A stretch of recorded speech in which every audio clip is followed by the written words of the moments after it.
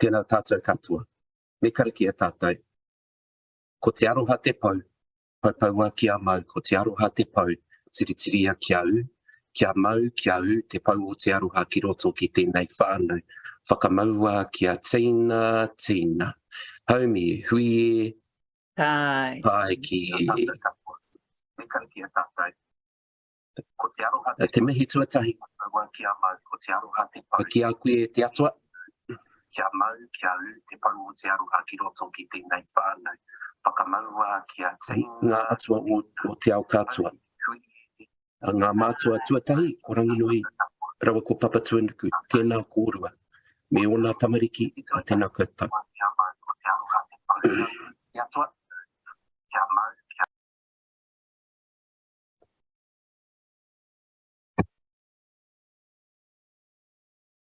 Ki tō tātou mate o tēnei rā, tēnei marama, tēnei tau. Haere atu rā. Ki Hawaii ki nui, ki Hawaii ki roa, ki Hawaii ki māmā. Moi mai rā. Ka piti hono, tātai hono, hunga mate ki te hunga mate. Rātou ki a rātou, ka piti hono, tātai hono, hunga ora ki te hunga ora. Tātou ki a tātou, nō reira i te whānau, tēnā koutou katoa, nau mai, hoki mai, ngā ruruhi, ngā māre kura, ngā manu kura, e kui mai koro mā, ngā pau kaiako, ngā pau hapori, te katoa, nau mai hare mai ki tēnei kaupapa tino hira, te kaupapa o whakamani i tō tātou tamaiti, whakamana o tātou tamariki, tō tātou rangatahi, nō reira i te whānau, nau mai, haere mai, tēnā koutou i te whānau. Tēnā koutou, tēnā tātou katoa. Whakamana o tātou tamariki, Ko tahi tonu te hiringa I ka kei a tane nui arangi Ki te ki te ki o rangi ko te hirina I te mahara, ki te ki o rangi, ko te hirena I te mahara.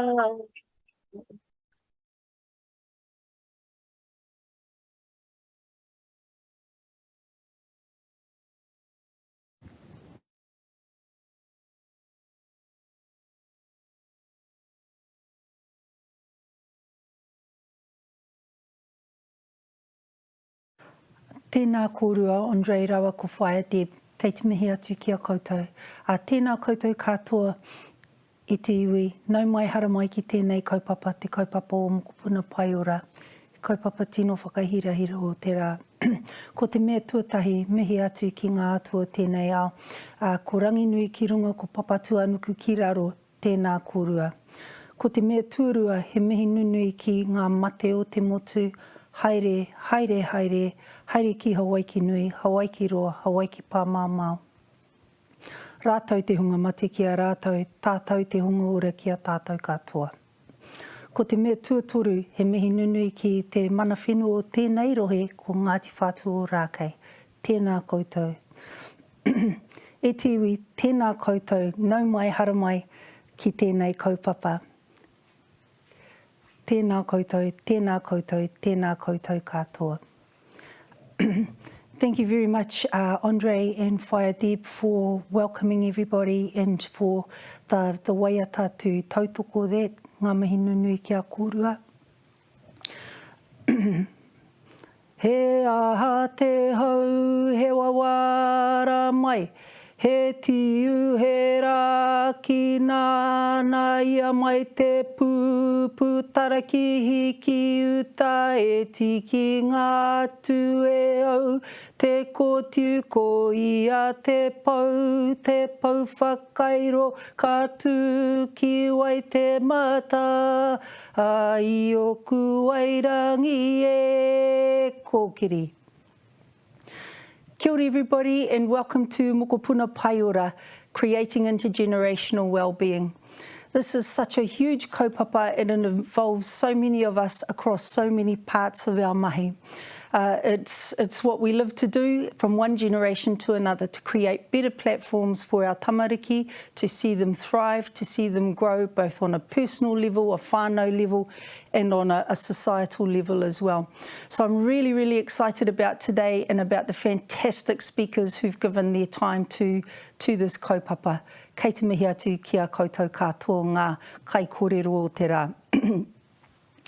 Over the last 2 years, it's been 2 years since we hosted our last Brainwave conference, and that one was our first ever online conference due to the arrival of COVID on these shores. And while that's taken up a lot of time, it's been eclipsed by other things as well. And I'd like to acknowledge today, being March the 15th, our Muslim whānau in Ōtautahi and across the country who were deeply affected by the events that happened in 2019 with the loss of 51 of their whānau. Kei te mihi atu ki a koutou katoa.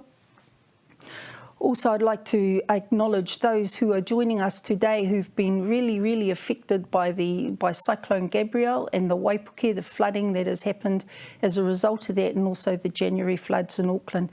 We have someone who's joining us from Te Wairoa, Te Ngāpō, and also a couple of others from the Gisborne, Tairāwhiti and Ahuriri areas.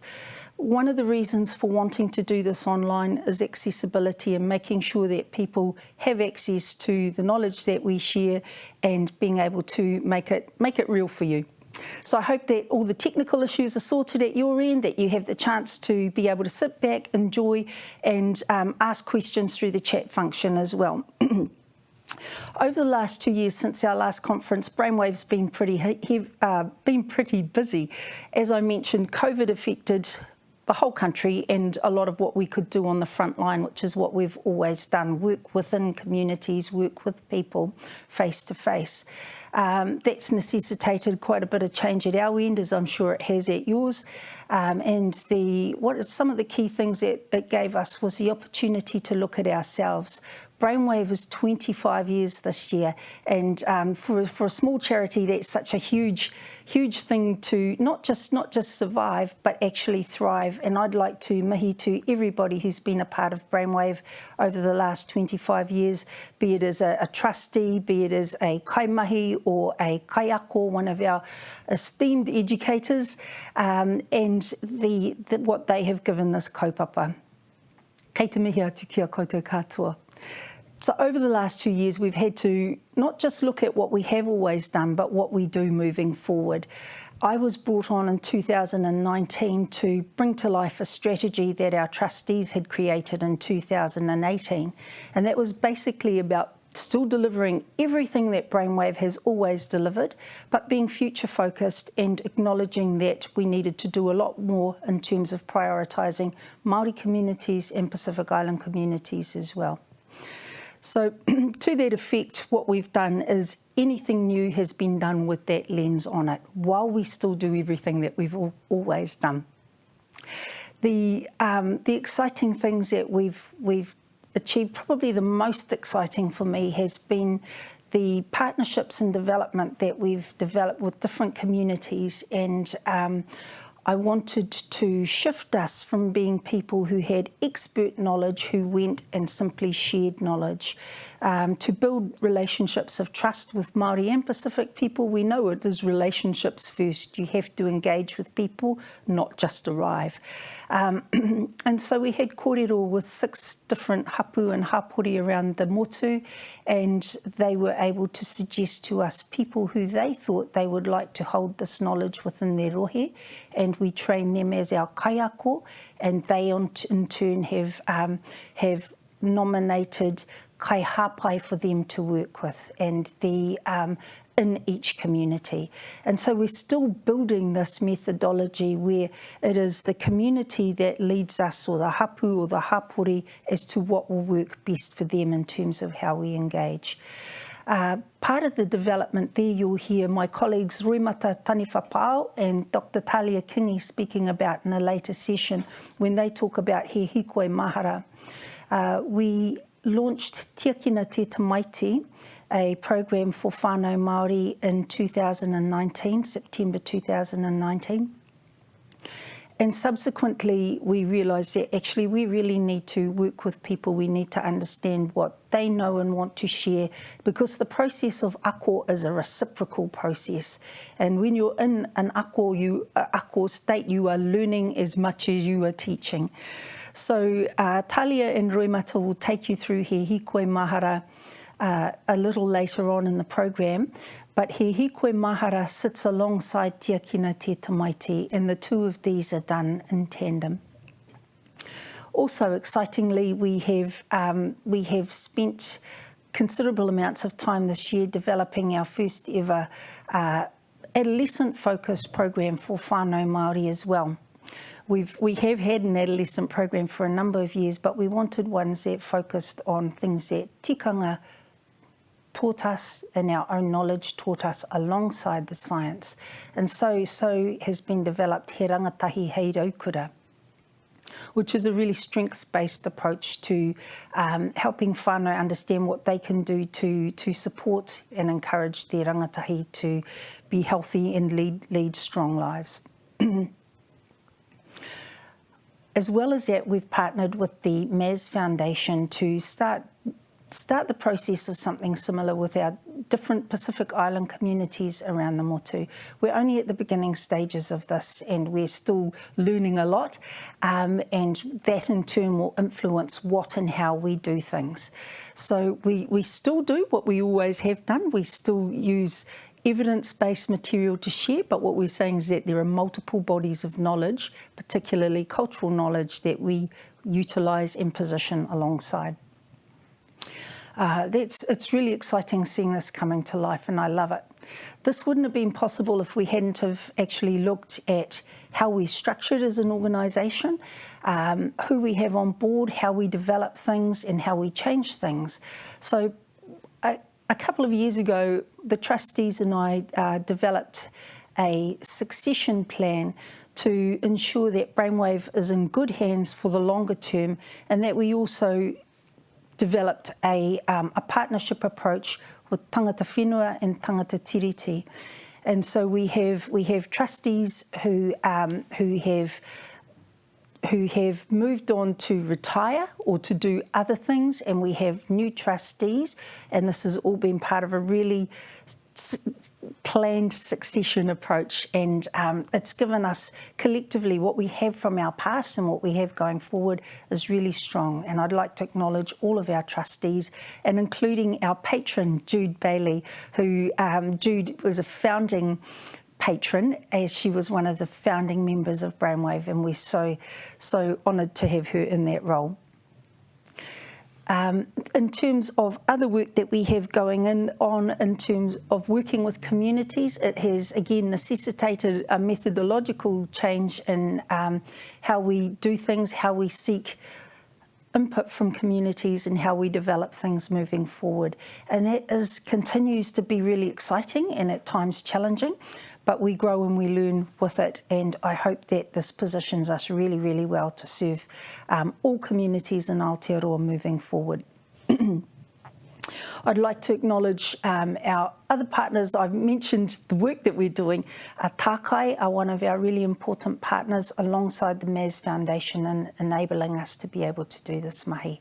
So the space continually changes. We hope that it serves the needs of what we offer to people, and also the Duncan Family Trust and the Wright Family Foundation helped us to redevelop our schools program that we offer to schools around the motu. Many of you who are here today will work in widely ranging professional capacities, and some of you will work directly in the community. Others of you are focused in the justice sector, the social services sector, education and health and hauora. So we have a wide range of audiences and stakeholders who we love to work alongside and hope that what we contribute continues to strengthen what you are able to do as well. So kei te mihi atu ki a koutou katoa. Thank you so much for joining us today. It's a real pleasure. I'm going to introduce my colleague, Jason Tiatia, who's alongside me, and Jason is your host for today. Dr. Emma Espiner, who was advertised as our host, is a doctor at the busiest hospital in the country, Middlemore, and unfortunately she was unable to get leave to be able to participate in that, and I'm sure we'd all agree that having doctors in hospitals is actually really important. So I'm really, really grateful to my colleague Jason Tiatia, who stepped in. Jason is a Brainwave kaiako in Ōtautahi, Christchurch. As well as that, he works for the Ministry of Education, and Jace was formerly a rugby sevens player for Aotearoa, New Zealand. And Jace brings along a huge range of skills to the Brainwave team. And Jace, kei te mihi atu ki a koe. Over to you, Ehua. Kia ora. And tārofa, and so mai whio mai tāla mai au, and ngā mihi kia koutou katoa. It's a privilege to be here. It's an opportunity to share the work that Brainwave, 25 years, I think that's an amazing achievement. So rā whānau, kia tātou, kia koutou, who have been part of that whānau. So well done. A couple of things we need to go through before we introduce our keynote speaker, and she's going to be amazing, by the way. But housekeeping, just for the viewers out there, and the participants out there, who thought you had to find a car park? Yeah, if you did, you can park yourself in front of your screen, and you can actually participate. You don't have to find a car park. It's the best car park at home, or in the office, or in your lounge, or wherever. You can sit at home and listen. The other thing is you can participate by asking questions, putting in the chat. We have the beautiful Kieran to my left, but it's on the right on my screen, and she's going to be sort of moderating the questions and fire them through to us as we go through our panels, etc., etc. Okay, so we've got an amazing lineup. We're looking forward to your questions and your insight in terms of what you've been hearing and what else we can contribute to this space. So welcome to Mokopuna Pae Ora, creating intergenerational wellbeing. Brainwave Trust. All right, should we get into it? All right, we have our first keynote speaker, and it's my privilege to introduce her to this space, Dr. Sarah-Jane Paine, keynote speaker. Our first keynote speaker hails from Tūhoe. She is a research director of Growing Up in New Zealand. She is an experienced kaupapa Māori epidemiologist. Wow, that's a long word. And then we've got this wahine has been involved in an extensive range of projects investigating ethnic inequities in health and determinants of health across the life's course. A senior kaiako lecturer at Te Pūkenga Hauora Māori Faculty Medical Health Science, University of Auckland. She's Māori health, teaches Māori health kaupapa research methods across a number of undergraduate and postgraduate courses. Her whakatauki is for this research is ka titiro ki muri, ka haere ki mua. We are going to remember the past for you and your whānau, and we look forward and stepping into the future with you, your tamariki and rangatahi. Let's welcome into our Brainwave online hui, our first keynote speaker for 2023, Dr. Sarah-Jane Paine. Whawhitai. Tēnā koutou katoa.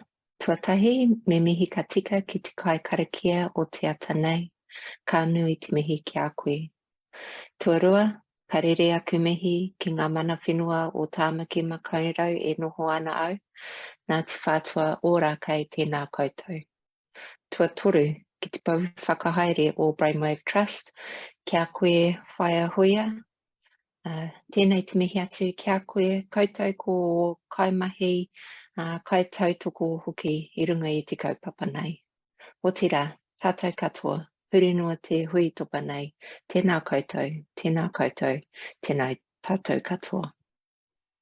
Ko Whai, ko mātātua te waka, ko maunga pōhatu te maunga, ko waikari moana te roto, ko tauarau te marae, ko Ngāti Rongo te hapu, ko tūhoi te iwi, ko Sarah-Jane tōku ingoa, he kai rangahau hauora Māori, I waipapa taumatarau. O morena, and thank you for that warm introduction. Before I begin my session, I do want to thank everyone who has brought us here today under a kaupapa that I think is going to ignite our curiosity, our compassion, and our commitment to flourishing futures for mokopuna here in Aotearoa. In particular, I want to give special thanks to those that have created a safe space for this conversation today. This space will ensure that our aspirations are able to come forward in all of our presentations today. Tēnā tātou katoa. In 2019, the New Zealand government released their vision for Aotearoa to be the best place in the world for children and young people. For those of you who have read my synopsis, you would have seen that part of my intention today was to reflect on this vision and to explore the opportunities that Mokopuna Pae Ora might create for tamariki and rangatahi wellbeing. I think there's real value in spending some time today doing this kind of work. As a Māori health academic and kaupapa Māori researcher, I believe that monitoring the Crown with respect to its obligations under Te Tiriti, including Māori rights to equity, is a fundamental part of my role. In this way, monitoring requires me to engage with Māori health data using a structural analysis, all the while critiquing the assumptions that are often left untested and unspoken, but which shape what we believe to be true. In preparing for this talk, I found myself wondering about all of the other vision statements, strategic documents, and the evidence-based programs that we draw on every day. In particular, I was curious as to what it was about them that seems to inspire us and sometimes require us to work together towards a better future for all.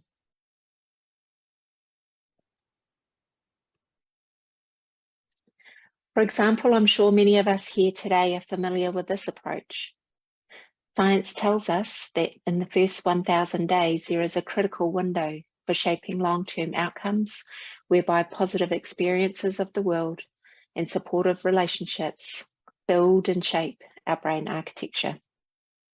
In contrast, when children are exposed to toxic stress, particularly over long periods of time, then there can be serious consequences for future learning, behaviour, as well as physical and mental health.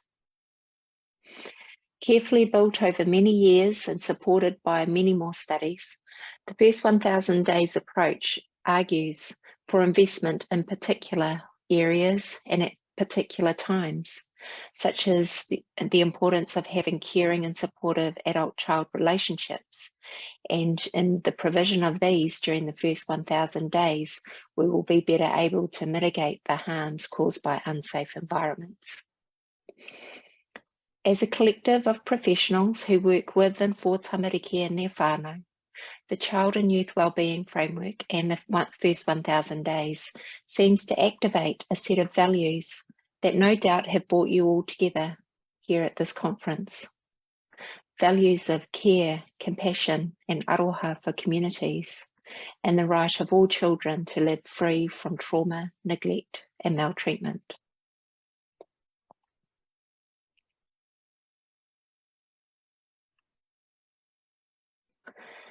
However, I think it's important to also question the values and beliefs that underpin these frameworks, and to ask questions of the science and evidence that build what we describe as our causal frameworks. Kaupapa Māori scholars always remind us to question the power that exists within knowledge, to have knowledge, and to be positioned as knowers. Kaupapa Māori epidemiology in particular has taught me to question the power that exists within data and evidence, and how quantitative methods can be used to construct new truths about the causes of ill health and dis-ease, and therefore who or what is to blame. Applying the first 1,000 days framework to Māori health statistics, for example, might suggest that the causes of tamariki Māori health inequities are due to cultural factors or risky lifestyles and behaviours, or perhaps even misguided parenting decisions. The consequence of holding these beliefs includes heavy-handed interventions into the lives of whānau Māori and our children. In contrast, a kaupapa Māori view of the same data raises questions about the role of structural factors, by which I am referring to the systems, processes and policies that have been built to uphold colonialism and white supremacy here in Aotearoa. It is these same systems that seek to oppress Māori children's humanity and change their trajectories for well-being in quite radical ways. Kaupapa Māori epidemiology then reminds me not only to question the data, but to ask questions of ourselves and the way in which our disciplines have built reductionism into the evidence and narrowed our perception of what we believe matters most for well-being.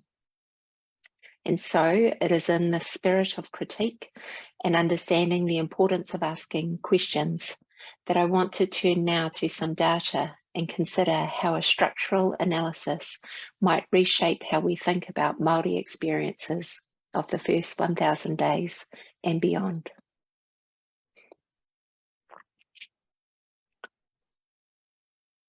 The first example I have here is from a study conducted with colleagues from Te Kupunga Hauora Māori and the Irupōmare Māori Health Research Centre. In this study, we examined patterns of deprivation between Māori and New Zealand Europeans over time.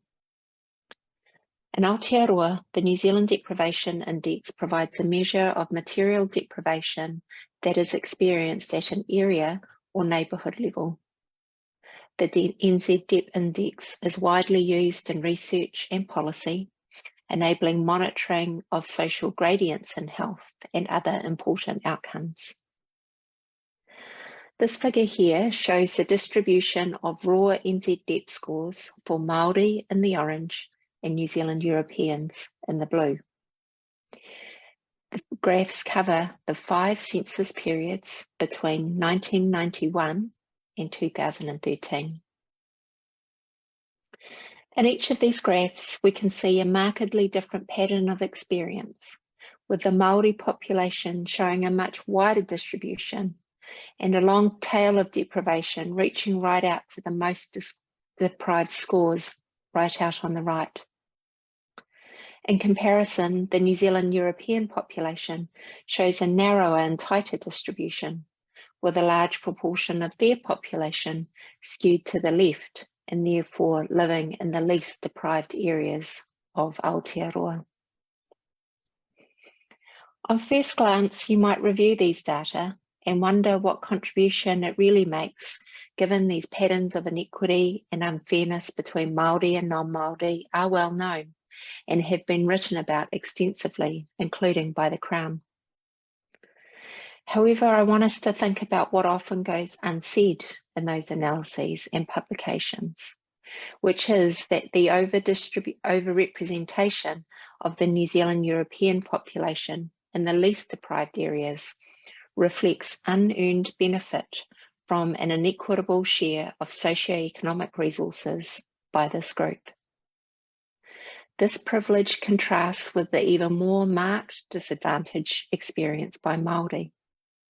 Despite over 170 years of te tiriti o Waitangi, most Māori in 2013 were still living in the most socioeconomically deprived half of this country.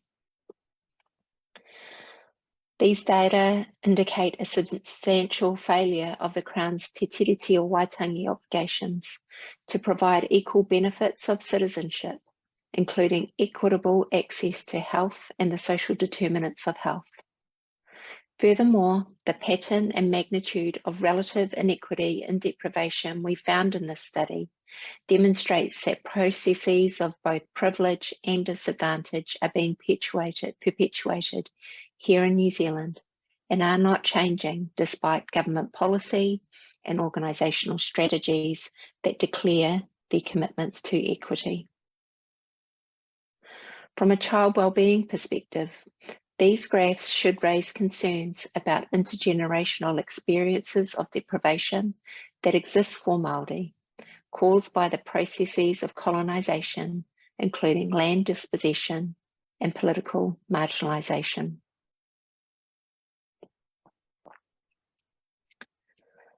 To build on this idea, we are now looking at some more recent work, this time undertaken by colleagues from the Growing Up in New Zealand study, which is a longitudinal cohort study following the lives of approximately 6,000 tamariki and their whānau since before they were born. In this analysis, we are interested in families' access to resources such as income and stable housing, and how this has changed over time from pregnancy through to when their children were 8 years of age. Although more than half of children in this study experienced trajectories that we considered to be indicative of having a high level of resource or advantage, 1 in 10 children in this cohort experienced persistent disadvantage for most of their childhood, with these children more likely to show higher levels of internalising and externalising behaviours and poorer health compared to those children who experienced persistent advantage. Like the study of deprivation, childhood experience of advantage and disadvantage were not evenly or fairly distributed, with children whose mothers identified as Māori or Pacific, who were younger, who had lower educational qualifications, who lived in more deprived areas, who moved to Aotearoa in adulthood, and who spent less time living in 2-parent families, were more likely to experience this persistent disadvantage observed in our study.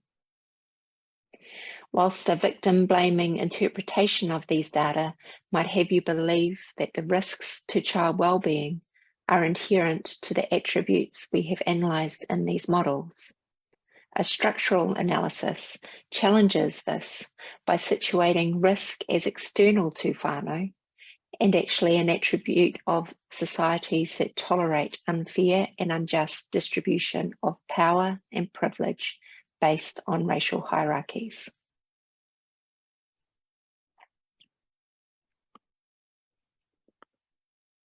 The next study I have here has really helped us to think about theories of toxic stress, which is defined in the first 1,000 days literature as a response that can occur when a child experiences strong, frequent, and/or prolonged adversity without adequate adult support. The data I am showing now is from a second longitudinal cohort study called Moikura, which is hosted by the Sleep-Wake Research Centre at Massey University. In this particular analysis, we examined inequities in the patterning of stressful life events between Māori and non-Māori women, measured in late pregnancy, at 12 weeks postpartum, and when their children were between 3 and 4 years of age. The stressful life events inventory asked women to report whether they had experienced any of the 13 events listed in the right-hand side of this table. What we found in this study was that up to 60% of Māori women experienced stressful life events in the first 1,000 days. We also found that Māori women were more likely than non-Māori women to experience emotional, financial, partner-associated, and traumatic stresses at every point in time.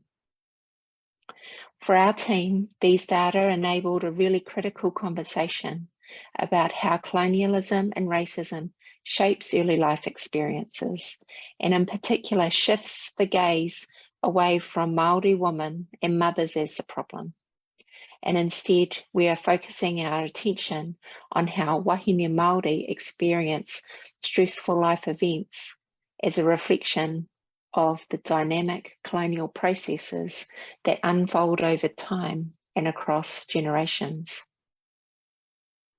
Again, from a child wellbeing perspective, thinking in this way prompts us to ask important and different questions, including about whether epochs for intervention that are based on a narrow 2-year view of the life course are really well suited to respond to what we believe to be intergenerational and multi-generational toxic stress.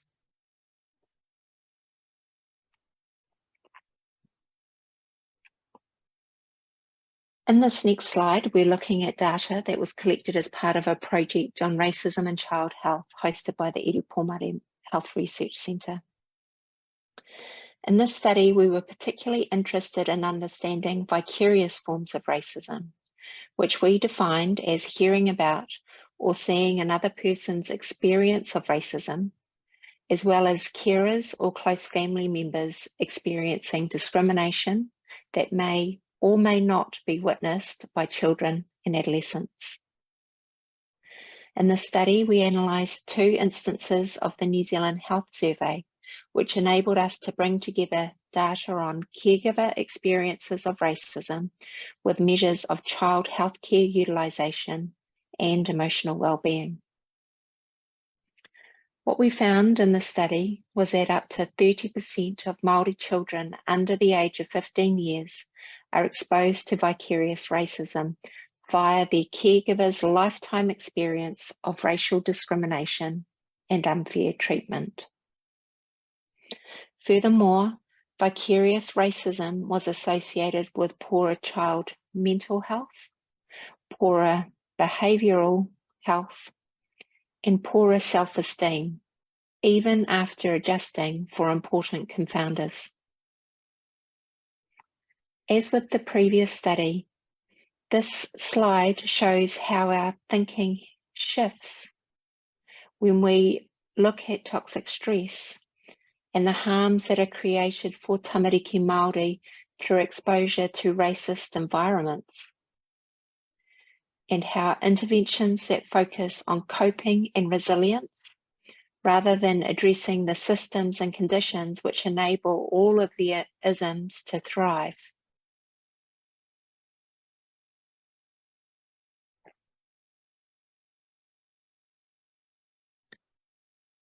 In this final study, Te Kupunga Hauora Māori updated prior research that used a cost of illness approach to investigate Māori child health inequities using a range of routinely collected administrative health data. What we found was quite shocking. Firstly, we showed that Māori child health inequities are costly at approximately $170 million per year. Of greater significance to us was the finding that the costs of Māori child health inequities are not shared equally across society, with the majority of costs borne by whānau, while the government's health system benefits from net cost savings of approximately $4 million per annum.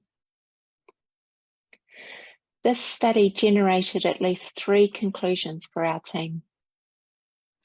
First, that the under-provision of primary care outpatient consultations and ACC claims, for example, result in higher rates of hospitalisation among Māori children, and that the cost of this is cheaper for the government than addressing the racism that exists within the health system.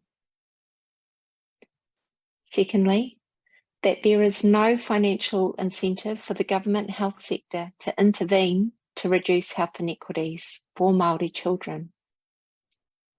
And finally, that doing nothing to change current child health inequities has a high economic cost and burden for whānau Māori.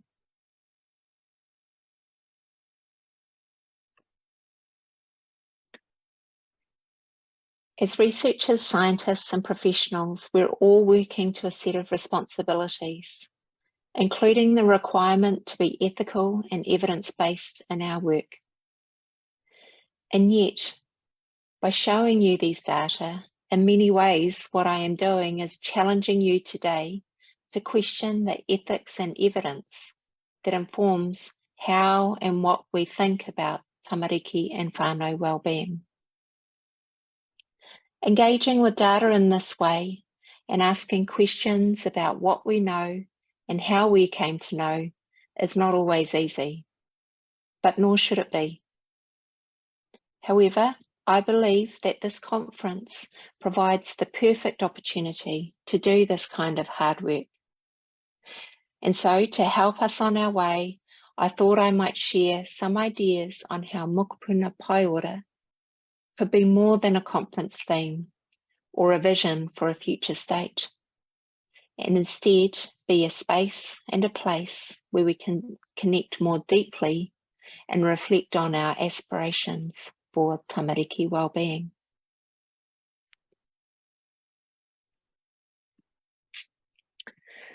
For example, when I imagine Mokopuna Pae Ora, I am reminded of the importance of trusting in our Indigenous wisdom and honouring our own knowledge systems. In her paper, Oranga Mokopuna, our colleague Paula Toko-King cites the work of Ngāropi Cameron, who wrote, "We are all Mokopuna and we are all tupuna. Mokopuna will in future generations take the place of tipuna. All grandchildren in time become grandparents. We are a reflection and a continuance of our ancestral lines." Mokopuna Pae Ora then should remind us that the inequities we see in child wellbeing today are but a reflection and continuation of the intergenerational trauma that has been caused by colonisation. Supporting children and whānau in the first 1,000 days is important.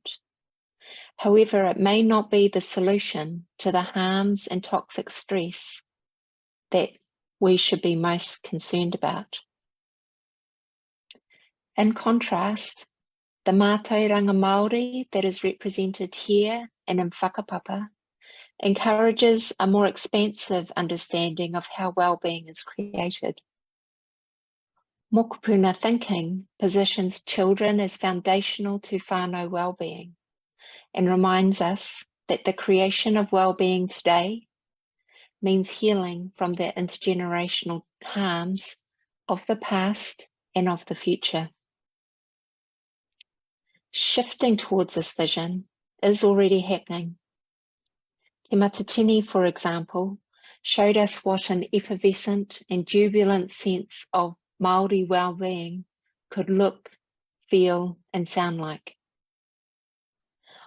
Whilst a single event can't undo almost 200 years of colonial violence, I believe that part of our whakapapa is healed when we are in environments where our reo, our tikanga, and our being Māori is freely and warmly celebrated.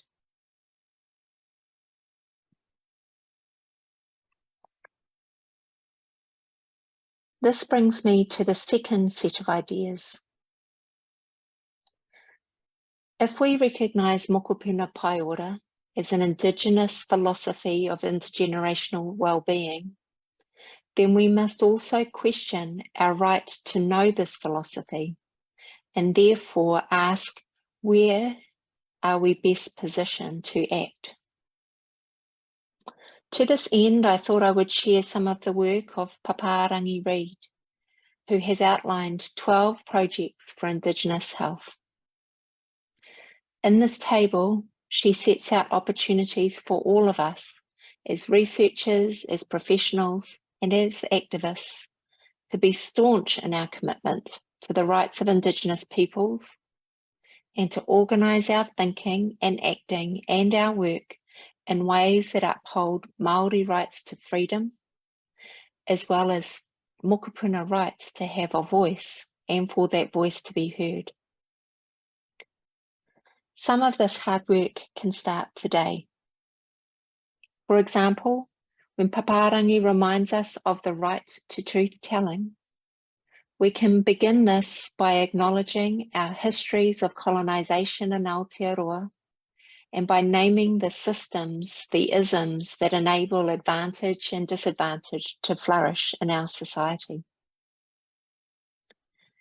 We can also start to unlearn what the science and evidence has taught us about the causes of ill health for Māori, and instead learn and relearn about how the trauma experienced by tamariki Māori today is deeply and inextricably linked to the trauma experienced by our tipuna, including the harms that capitalism continues to inflict on our spiritual mother, Papatūānuku herself. We also have to reconcile that in enforcing Western evidence-based practice and evidence, even from a place of care and compassion, risks stifling the knowledges and solutions that exist within whānau Māori and within Māori communities. And so we should always remember the right to self-determination, which includes the right for mokopuna to imagine and create their own Pae Ora, past, present, and future.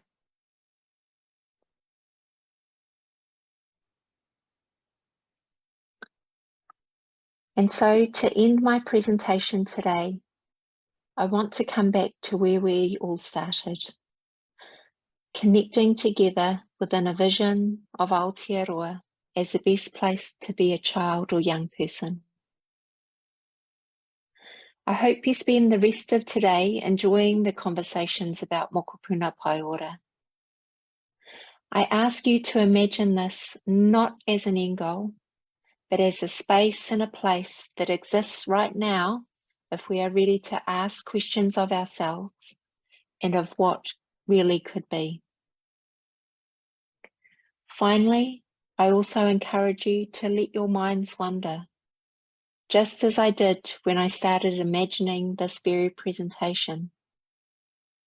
And whilst it might not have been the keynote you expected or thought it might be,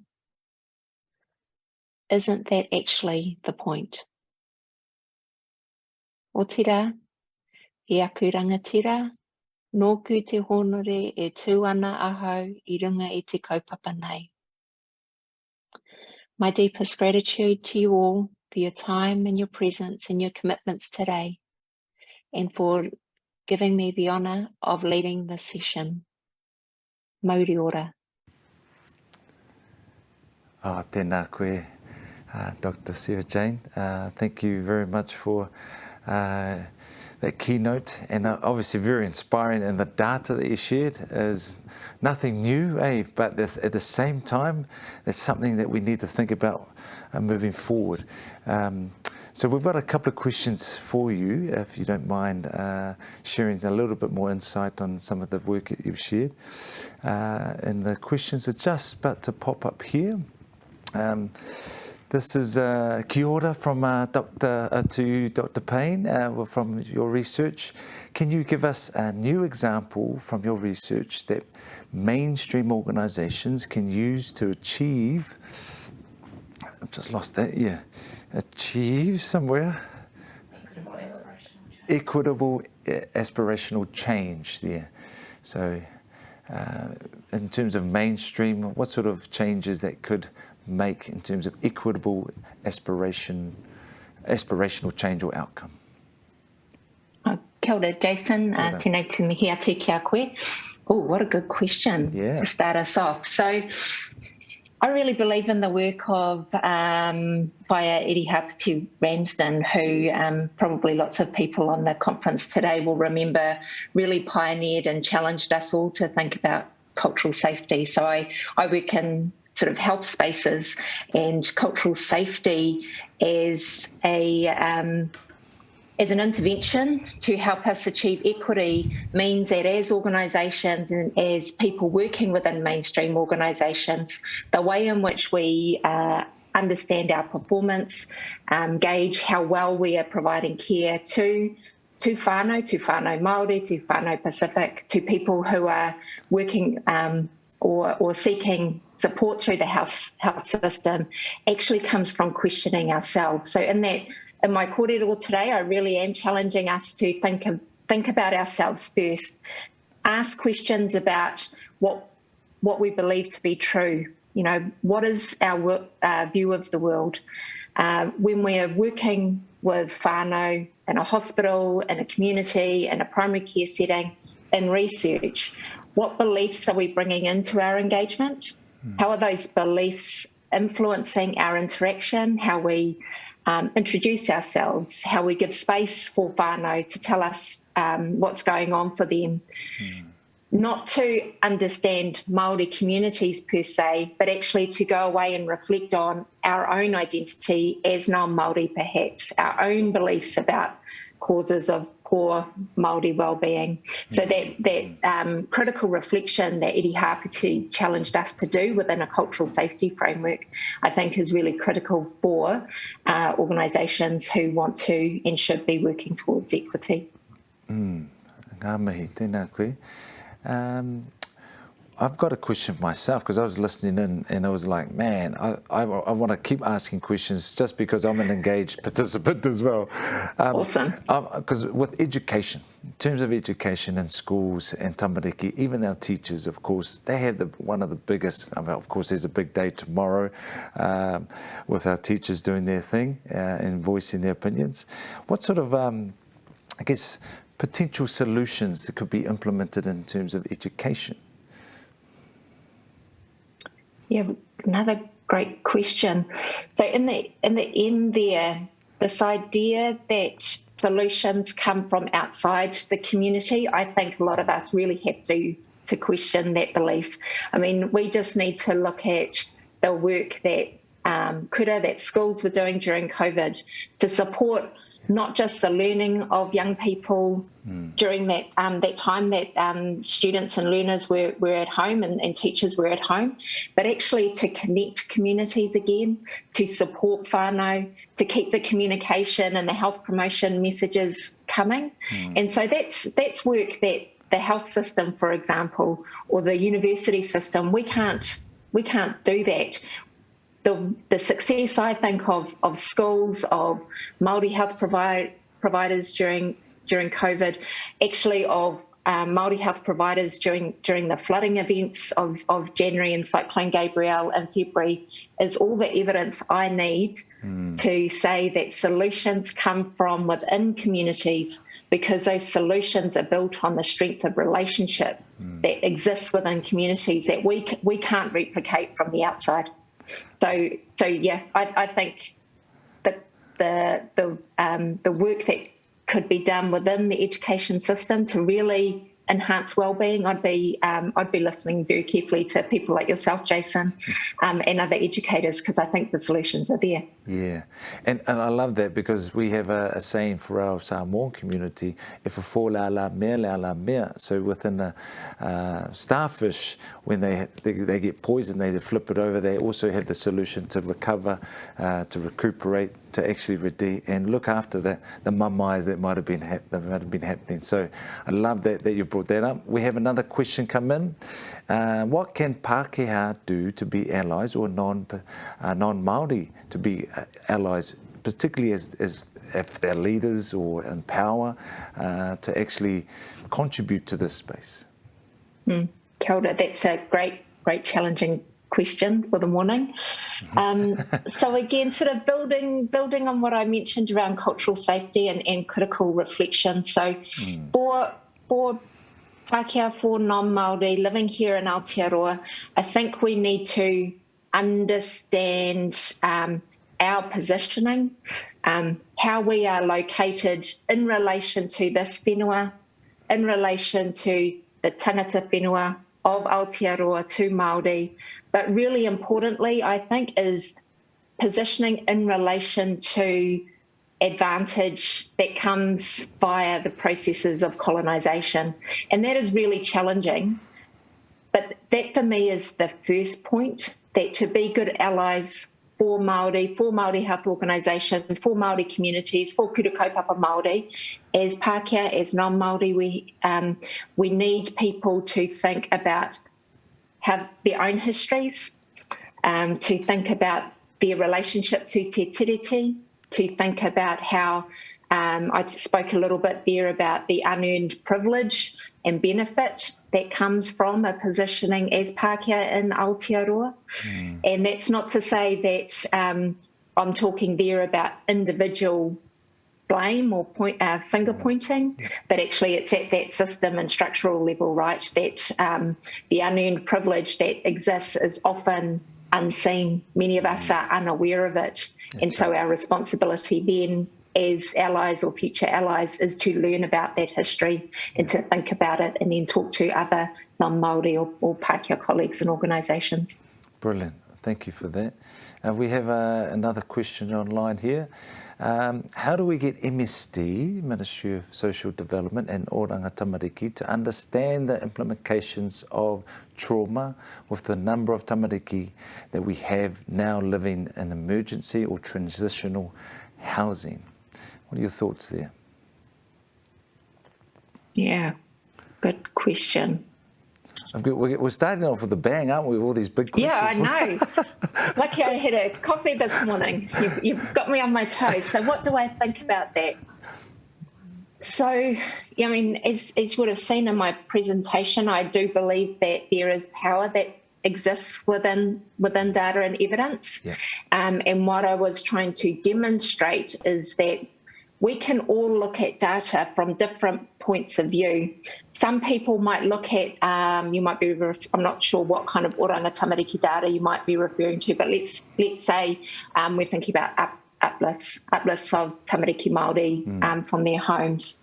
If you come to a statistic with a belief that the problems with tamariki Māori wellbeing are due to their culture, their communities, their whānau, then you might look at tamariki Māori harm data and you go, okay, the solution to the problem I see here in this evidence exists within that family. So you're more likely, perhaps, to uplift a Māori child out of that whānau. However, if you take more of a structural analysis, which is what I use as a kaupapa Māori researcher, but maybe even just this idea of understanding how intergenerational trauma is perpetuated and caused by colonisation, you can look at the same data and go, actually, what I'm seeing today happening in this whānau is actually about the harmful experience they have in our society, is to do with generations of disadvantage and poverty, to do with colonisation.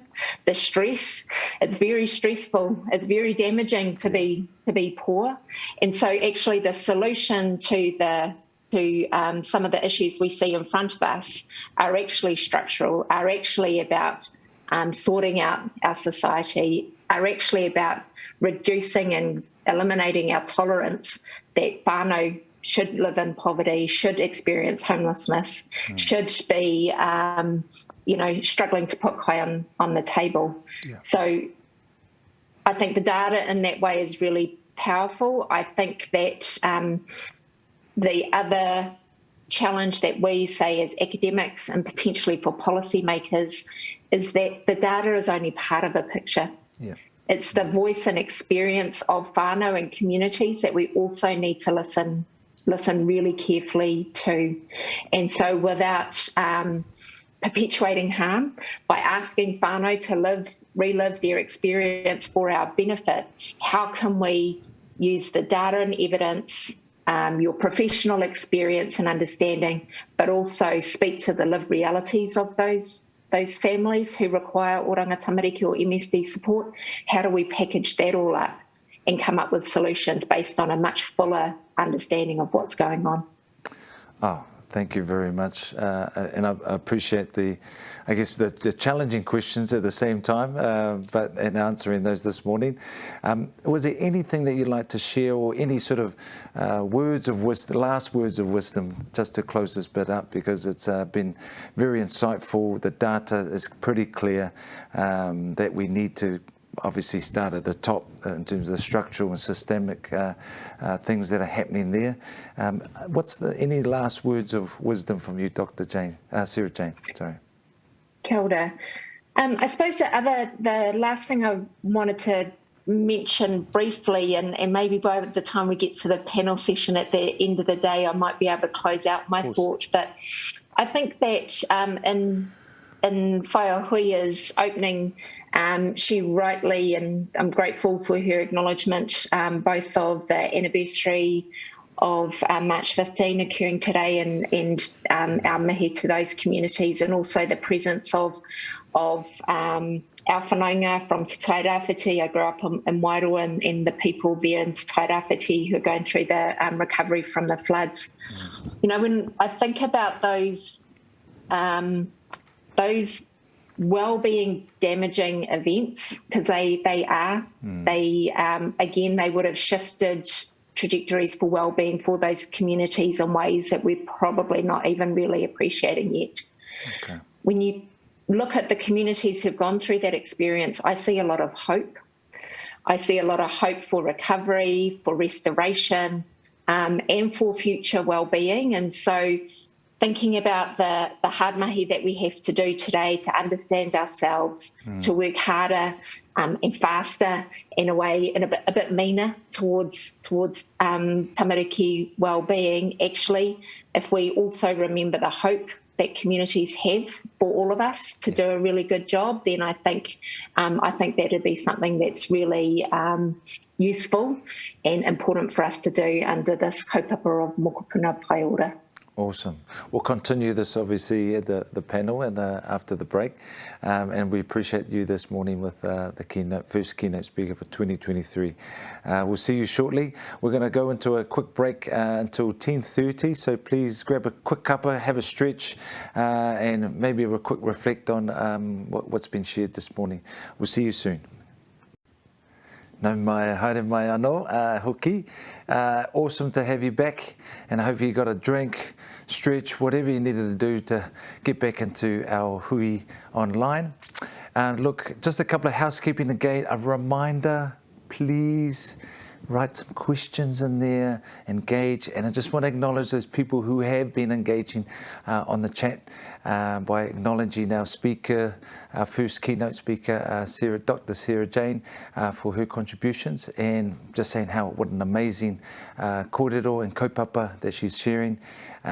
So just a reminder, please keep writing in those chat. Kieran's going to be moderating and putting them on screen for me to ask our panelists and our keynote speakers today. Okay, right. So it's exciting for me to share introduce our next speakers. We have Dr. Tahlia Kingi.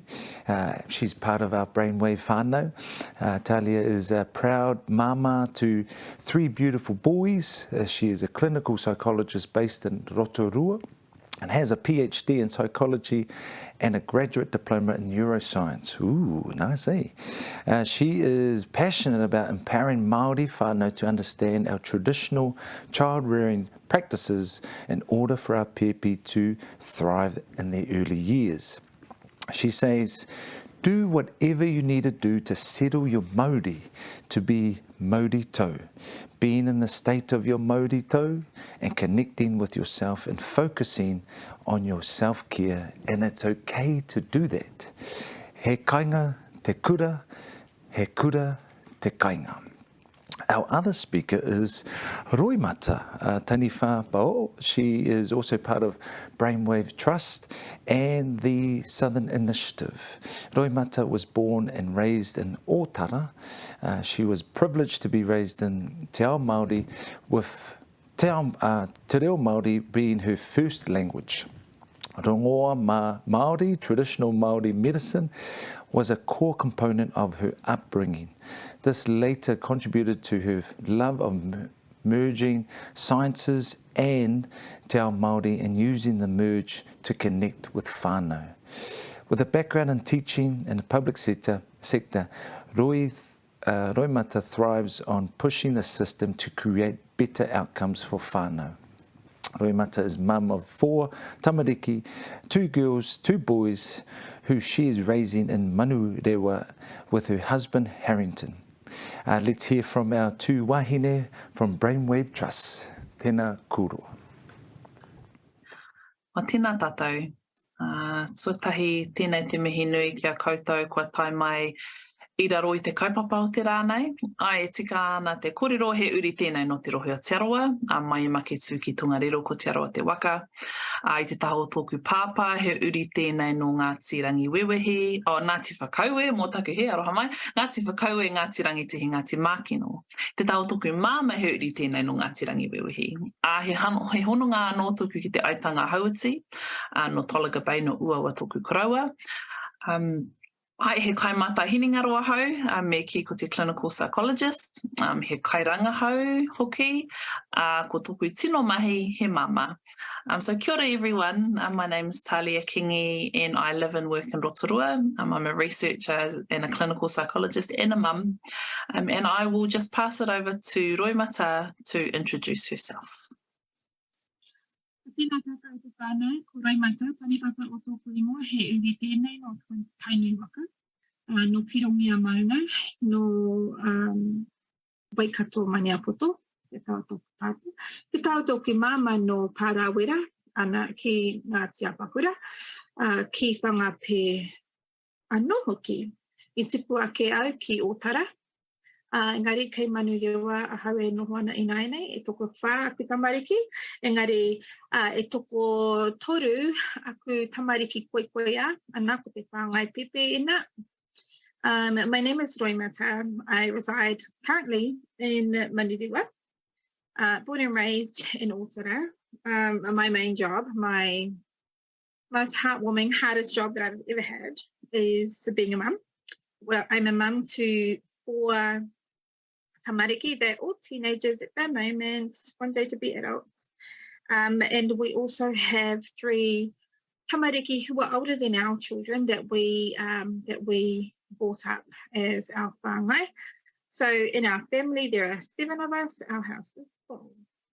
I hold mahi inside of Brainwave as a kaiako, and I work inside of the Southern Initiative nestled inside of Auckland Council, where our mahi there is we have innovative ways to stretch the system and to agitate the system to create better outcomes for whānau. And the mahi that you'll be looking at today is started off inside of the mahi that we're doing with whānau and Manurewa, and then slowly transferred over, but we'll talk about that a bit later. I'm going to give it back to Tahlia.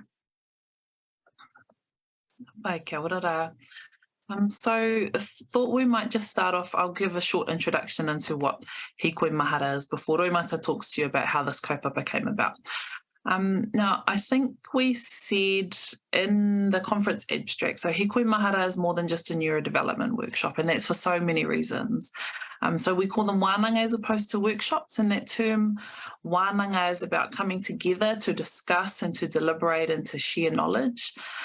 These wānanga are run by us as kaiako for Brainwave, and so we come together with community groups and we wānanga, and we frame these wānanga, I guess by framing them as wānanga, it fundamentally shifts how we operate because it places the emphasis on the fact that we, as kaiako, we don't hold all of the knowledge on this kaupapa, and it acknowledges the knowledge and the experience, or what we call the mātauranga, that's held within the room, that whānau bring when they come along.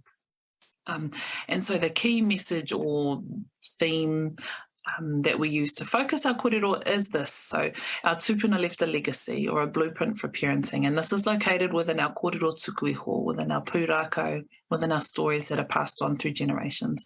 So basically what whānau realised by the end of the wānanga is that our ancestors, they were the original, the OG neuroscientists, but without all the fancy technology that allows us to see inside the brains of our tamariki, our tupuna, before all of that technology was available, they were able to understand and meet the needs of our tamariki through all the stages of development.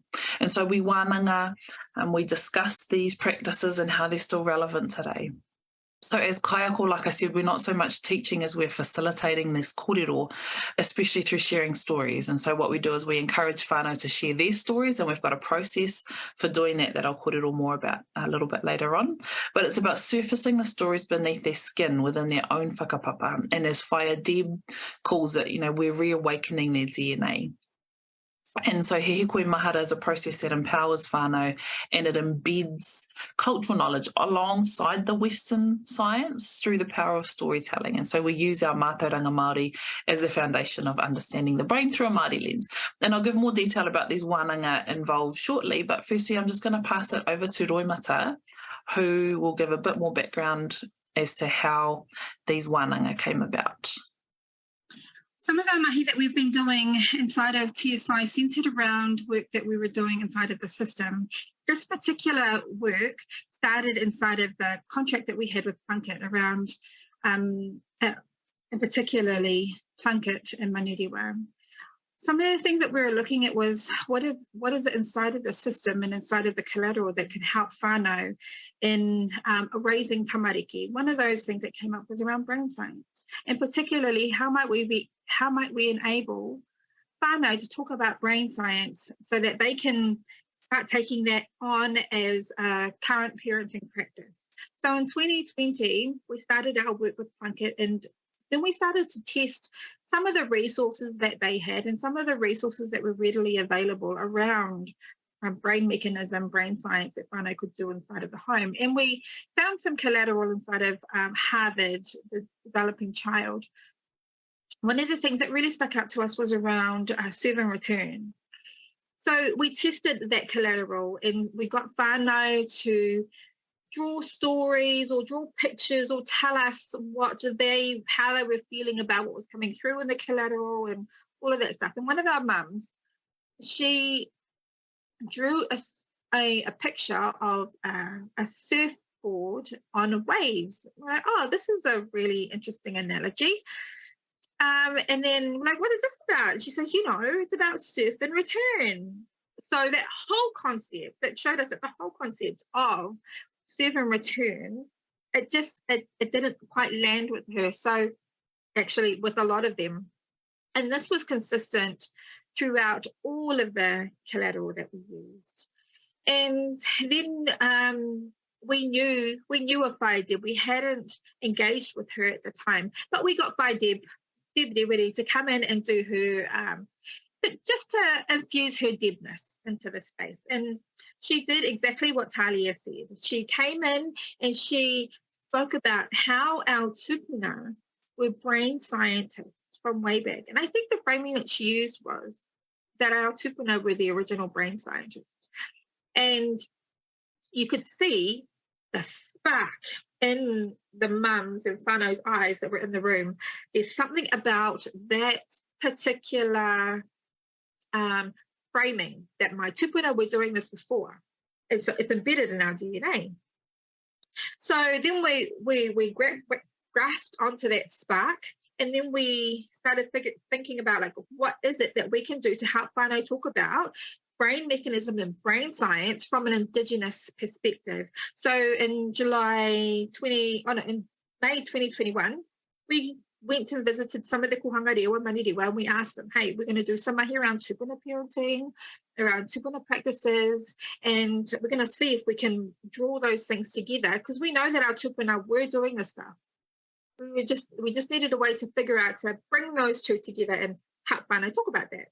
And so we had heaps of mums turn up, which is it's not normal. We didn't want that, but thankful that they did turn up.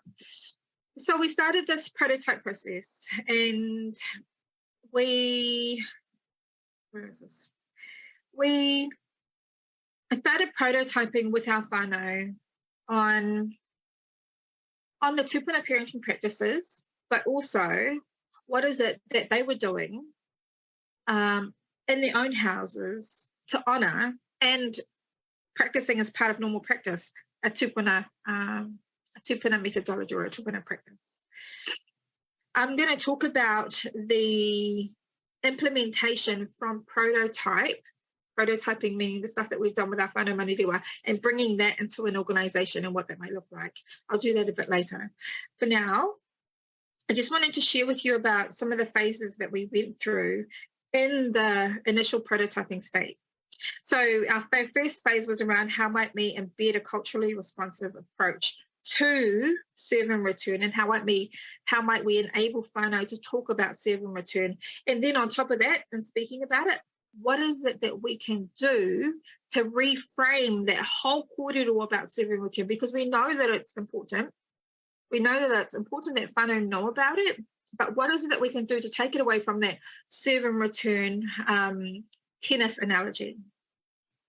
So we partnered with Liz Hart and Pepe Pena Pena, and she came in and she taught our whānau, she talked with our whānau about some of the practices that our tupuna were doing, mainly about like that our all baby are born tapu and that all baby are born with mana. So we did 2 cycles of a learner thing. So the whānau would come in, Liz would teach them a knowledge bomb, and then we'd ask them, what are the things that sit of utmost importance to you, like what's of highest priority to you? Then we would start building something, so help them talk about that. Then we would test that builder thing.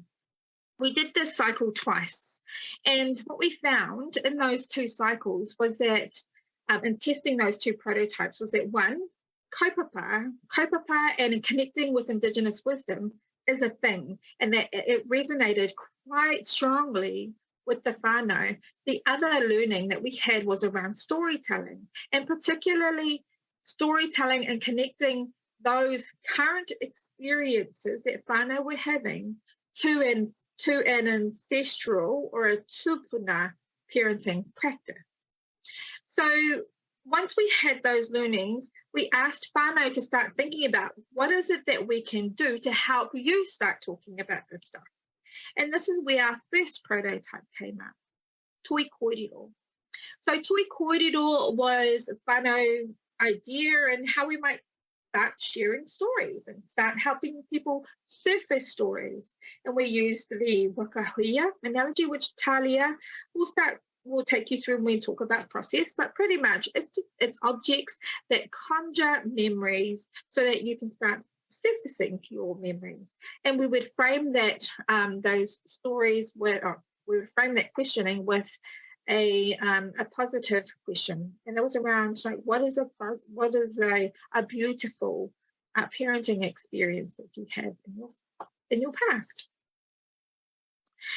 So we tested toi kōrero, we had toi wānanga, we invited 25 people, we ended up with about 105 or 106, which is a lot more than what we bargained for.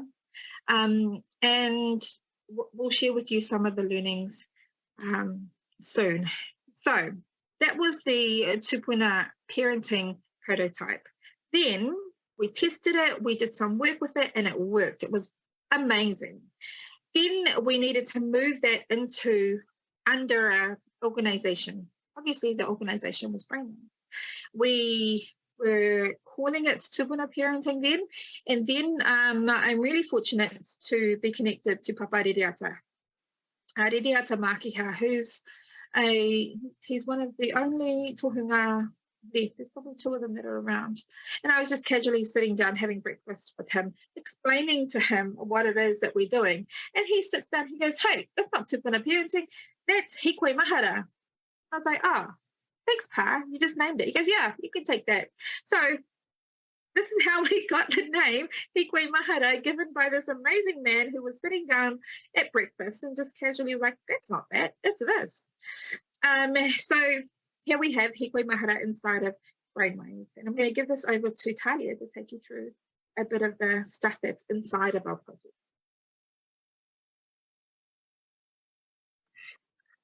Hapai. So these wānanga, they come about organically in that we have community groups or kohanga who reach out to us and ask if we can come in and facilitate these wānanga, and then we make it happen. So for me personally, within the rohi Aotearoa, I see a lot of kohanga. I work with kaiako and whānau from kohanga. We have community groups, organisations that do amazing work in the community, and we go to them, so usually at their kohanga or office or community rooms. They run for about a half a day, so we have whakawhanaungatanga, we have a cup of tea, and then we usually finish with a kai as well.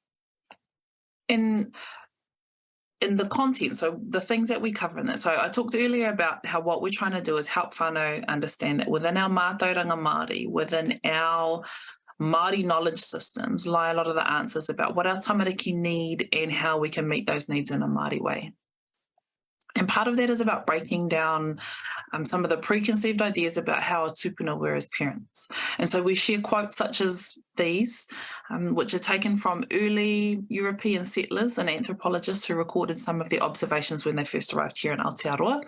And observations such as these are so important, I guess, because it provides an outsider's glimpse into how our tupuna were as parents. So this is not the once were warriors legacy that many of our whānau believe our ancestors to be. You know, this is our tupuna were tender, loving parents, especially the fathers, you know, who our tupuna raised tamariki in villages and in collectives, and the responsibilities of a parent were shared.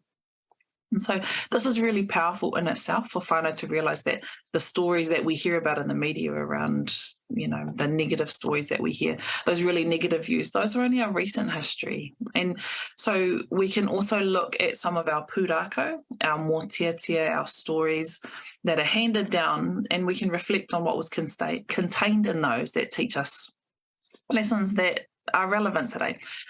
One example of that is that we can look at our reo.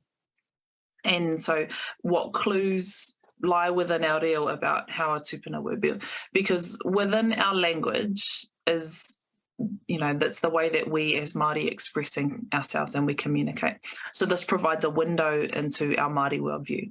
And so, for example, you know, if we take the word tamariki, we've got tama, ariki. So tama is a child, and ariki is an atua, a chief, a leader. And so a child was seen as a descendant from lines of greatness, to be nurtured, to be cherished, and to be protected. So these kupu, these words, our language, they reflect the way that our tamariki, our children, were seen. They were seen to be holding mana that's passed down through generations. And so as such, our tamariki mokopuna, they were born tapu as sacred, to be protected and treasured. And when we see our tamariki in this light, it fundamentally changes the dynamic and the way that we view our tamariki, and we interact and we engage with them. And it changes it, and it shifts it to one of mutual respect, one that acknowledges the wisdom that tamariki are born with as holders of whakapapa. Another example that often comes up in our hikoi mahara wānanga, and that's shared in stories around the pū motu motu or pū moto moto, or the fontanelle or the long flute. So this image on your screen, that's a pū motu motu, and that's the name for it. But the pū motu motu is also the name for the fontanelle, which is the soft spot on the top of a pepe's head, and it closes when they're around 18 months old. So our tupuna, our ancestors, viewed the pū motu motu, the fontanelle, as a direct channel to the highest realm of atua. Our ancestors believed that pepe would receive nourishment through this fontanelle. And so they would share tribal knowledge with tamariki from, you know, even before birth. They would be fed with this knowledge of whakapapa, of who their ancestors were, their achievements. They also shared their hopes and aspirations for that tamariki. And they were fed directly through this channel. So the songs, ori ori, were, so songs that were composed specifically for that tamariki were played using the pū motu motu, the flute, directly into this fontanelle, this pū motu motu, as a way of instilling the knowledge in this pepe. So through these practices, we see that tamariki, you know, they're worthy of that knowledge from a young age, which is very different to that notion that we often hear that children should be seen and not heard. Our tamariki were, again, worthy of that knowledge. So in our hikoi mahara wānanga, the main activity that we have is a waka Huia activity. So a waka Huia is like a treasure box, stores taonga, stores precious things. And this one here, or it's more of a kite, but this is the one that I use for our hikoi mahara one. And in here, I've got all sorts of random things. So like one of these, a bowl, knitting needles, hair curlers. I've got cassette tapes, all sorts of random stuff. And so what we do is we put these out on the table, and these are memory aids. So I place all of these out on the table, and then whānau are encouraged to pick them up and really connect with them. So talk about them, notice how they feel and what emotions and memories are stirred up when they see or they feel something. And then when whānau are ready, they share whatever the memory is that is stirred in them. So it might be something from their upbringing that's a positive memory, and we go around and we share these stories, these memories, and we laugh and we cry as we share. And then we ask whānau to take one of those memories, to choose one of those memories, and we ask them to write it down. And so they fill them out on these sheets here. And then we take these stories, and we've got a group of kaitoi, of artists, who then turn these stories into pieces of art. And then these pieces of art are then gifted back to the participants as koha, as a way of thanking them and to acknowledge the kōrero that they've shared. And these are some of the amazing pieces that we have. So our roles as kaiako are then to extract the themes from those stories that they shared, and then we link those with the neuroscience practices. So, for example, stories like this one, and this beautiful taonga, this beautiful art. So we can learn about the importance of being tau, nohopuku or mindfulness practices, and the learning and the understanding that can be achieved through stillness. Ones like this, where you can talk about music and the way that it can bring generations together, building those really strong attachment relationships. We can talk about the ways that music can positively impact different areas of the brain. And so we're bringing in that neuroscience into these memories that whānau are sharing as we wānanga. We can talk about the importance of free play and the intergenerational connection, all sorts. So we can talk about language and storytelling and how exposing growing brains to language in different languages can help a developing brain. So many different things that we can relate to the kōrero that is shared. Another powerful kōrero that I don't have an image for, but it's around, loving touch, and people share stories and memories about how our tupuna were always seen carrying pepe with them. And I think many of us can recall some of these images of a kuia or a karaua with a pepe wrapped in a blanket attached to them. And they're walking around, or they're working in the marakai in the gardens and just carrying pepe as they go. Again, emphasising that our tupuna, they knew how to build those strong attachment relationships, and there wasn't that fear of creating a clingy or a hiki baby. Our tupuna were able to meet the needs of our tamariki in a way that acknowledged the mana and the tapu of our pepe. So again, it's about empowering whānau to realise that within our whakapapa, within our history, our stories, these are the blueprints for parenting that we can use to guide us as parents today.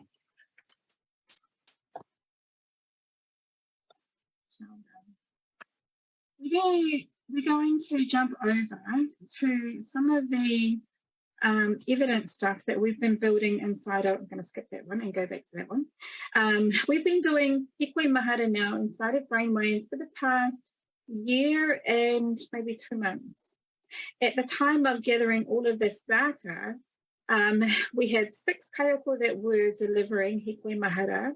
We've been able to surface 102 stories inside of the workshops. We've had around about 25 sessions. We've got 5 kaitoi and we've got 5 kaihapai. The kaitoi and the kaihapai are really key in this sense, more so the kaihapai, because the kaihapai are people nestled inside of the community who hold a piece of the mihi in here. And this was a way to devolve mātauranga, to take the professional realm and so to enable whānau to be able to surface and capture these stories. So some of the evidences that we used in here to gather all of the stuff that I'm going to share with you is around, we gathered all the information from the feedback forms. We do organiser feedback forms. So we got all of those things together. There was a lot of paper in this room, I tell you that. Kaiauka reports, reflections from Hikoi Mahara operations team, reflections from the kaihapai themselves, reflections from me, reflections from other kaiako, all of that stuff. So we had a lot of stuff to work through. I just wanted to share with you some of the stuff.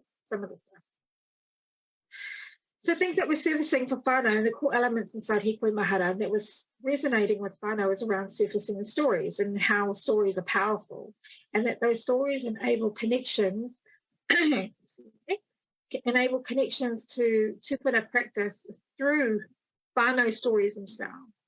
There's something around connecting the whānau stories with brain science as well that really resonated with our whānau, and that the whānau could choose the time and the day and the where and where it happened. There's something also around tuakana taina, and that's not just having the facilitator there, but also having a community person who is embedded in the space just there around as a model to show them, like, this is how you do it, and we're already doing this stuff. And again, the kaihapai, having a stake in the kōrero. This next piece I thought was pretty cool. So these are some of the things that the whānau was saying. Particularly, I like looking at, whānau saying brains are sexy. That's a pretty cool thing to come back.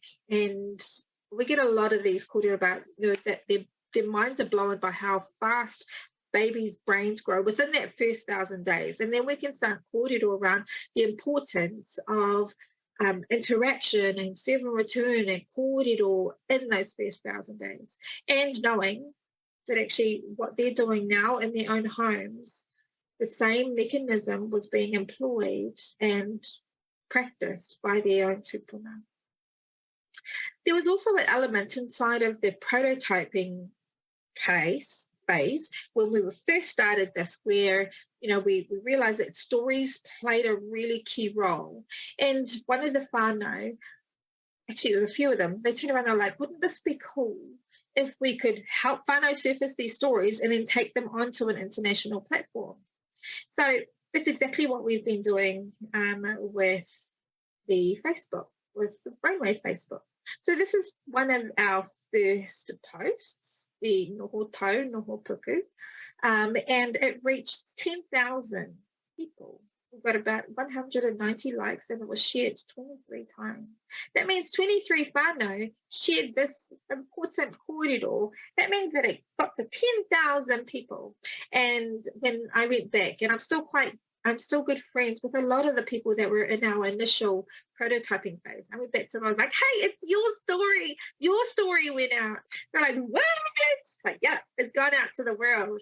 And so they're also watching our journey and privileging this mātauranga and pushing it forward as a mechanism for other whānau to be able to engage with as well. I also wanted to have a kōrero with you guys about our kaihapai. So this is a rōpū that we engaged with. This was probably one of those, no, it was.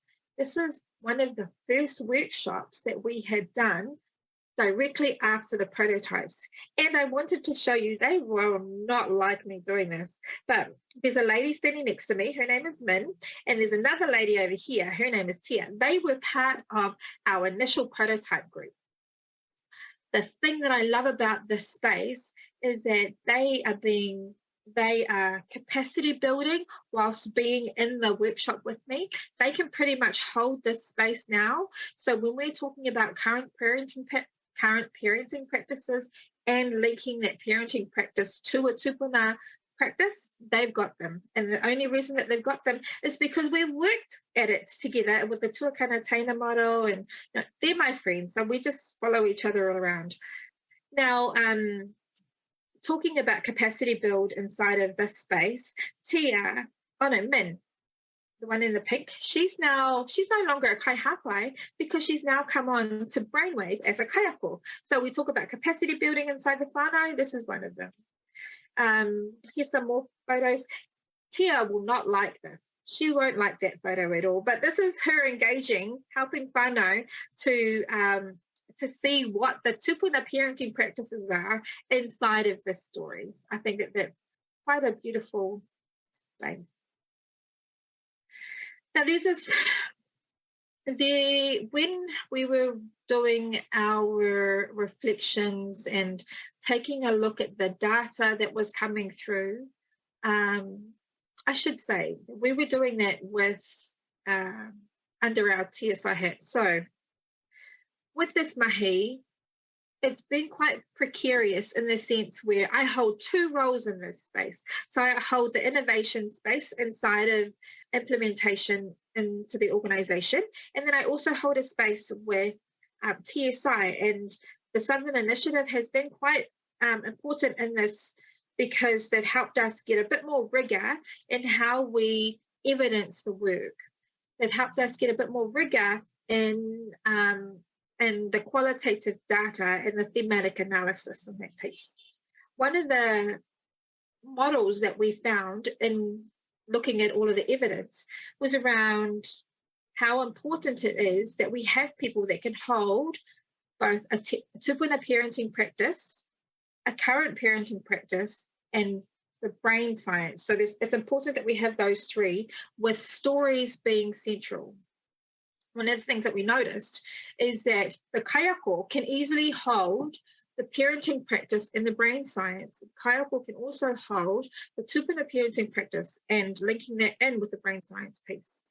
What can be quite difficult at times is to be able to hold all of those three pieces, the connection between current parenting and tupuna parenting. And this is where it's been really important for us, for myself, to have a kaihapai there with me, to have someone just as a mate that can just hold that piece. So we know that when that triangulation is complete and works really well, then it creates this really beautiful environment where, one, whānau is safe to share their stories. Two, we can definitely link those stories back to a current parenting and a brain science practice, and that there's just this amazingness that comes out of our space. We've reached the end of our kōrero. So I'm going to hand this back to Tahlia. Mana he whakakapi I tō mātai kōrero. Ngā mihi hoa. Yeah, I don't have a lot to add, only just to say that in such a short space of time since this kaupapa began, it snowballs and it's taken off. And one example of that is with the social media posts that we began sharing. We only started sharing those in I think it was October or November last year, and in that short space of time, it's attracted so many whānau here. So you saw the reach, 10,000 or more than 10,000 people seeing those posts and hearing about this hikoi mahara kaupapa. But then what we don't have data on is the number of whānau who have reached out to one of our kaiako around the motu wanting more of these. So there is that hunger and that real drive for communities to really want to be a part of this kaupapa and want to know more. So it takes off, and it's just beautiful to see this kaupapa grow, and it's exciting to see where it's going to go in the future as well. So it's been a privilege to be able to share what we do and how this kaupapa has come about. Nō reira, tēnei te mihi nui kia koutou, a tēnā koutou katoa.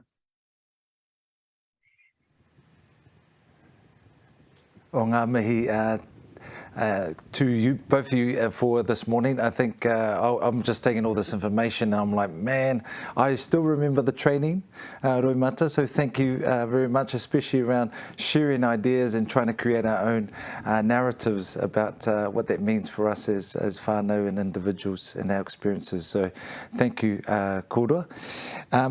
We have a couple of questions, if you don't mind answering some of them, if you can, the best you can. So we have one coming up here. What do we got? What have your biggest learnings been from this mahi? That's one part of the question. And what could be applied by others in their work? Should we go for that? Those two for now. How's that? Yeah? Do I get this one? You can. Of course I can. Some of the learnings that we've been having in two fronts, one of them with the Kaihautu, the first one is with the Kaihautu, is the effectiveness and the change that this mahi can have in their own parenting lives or in their own examples that they're setting for their whānau. I'm in constant communication with our kaihautu, and as a reminder, the kaihautu are the people that are embedded inside of the community.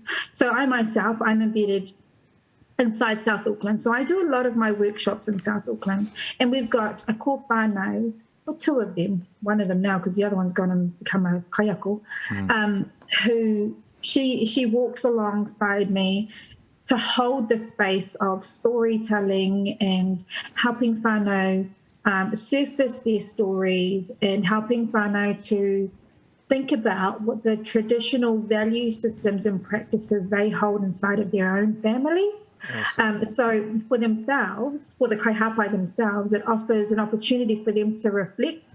And so it becomes not only just a mahi, but a reflective practice in practice as an everyday thing for them. I think some of the other learnings are about how we're able to, and I loathe to say quantify, but how we can evidence that, that our tupuna, we're doing this stuff way before Western science came into play, way before Western science was even there. And one of the things that I love about the mahi that we get to do on a daily, when we're delivering, is that we get to help whānau look at those traditional narratives, but not only just use the stories, but use more tiatia. In particular, I think of a more tiatia called Pōpō e tangi ana tama.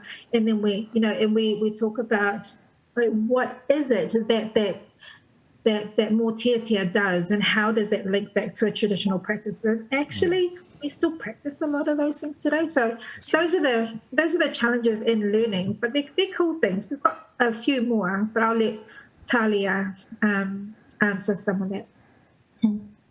Yeah, and I think similar to what you've said, Roimata, I think the most powerful thing that I've found out of these workshops is the empowerment that, you see the whānau who are there. So it's not so much about sharing knowledge that isn't out there in there are so many amazing resources, and there's heaps of knowledge out there about I guess parenting and child development, but it's more about surfacing what's in your whakapapa, and it's so powerful when you see whānau understand that and that light bulb come on and they realise that, it's like I said, empowering it is the biggest word, and you see that change in whānau when they realise that within their whakapapa there are the answers, and that's where our solutions lie. It's an amazing thing to be a part of on that journey with whānau. Awesome. And I appreciate that. You've empowered me as well, because just from some of those workshops and those key things that you've shared, trying to implement them into your own communities, which is a really important thing. Once you learn something, try something, and actually keep unpacking it for yourself. We've got a couple more questions here. The impacts you already mentioned, some in terms of the community, and what are the different, I said, in terms of the outcomes from the workshops that you're doing, and what are the things that have enabled this work within the mainstream organisations that for you to continue this work? Sorry, I didn't quite catch it. Did you catch it, sorry? Yeah, sorry. So what impacts do you see in your communities that are different to running a workshop, and what are the things that have enabled this work within mainstream organisations?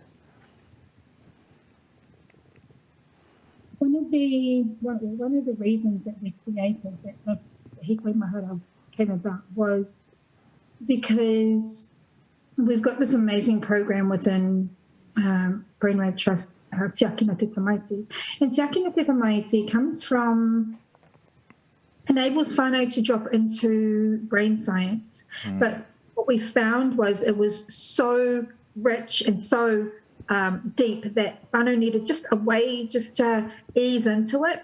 Hikoi Mahara became that ease. Well, that was how we started it. But what we found, though, is that Hikoi Mahara became the conduit to helping people drop into the brain science. So we surface the traditional practices, we surface all of that stuff first, and then we talk about, hey, this is what the brain science looks like. So it's been able to get this correlation between the two.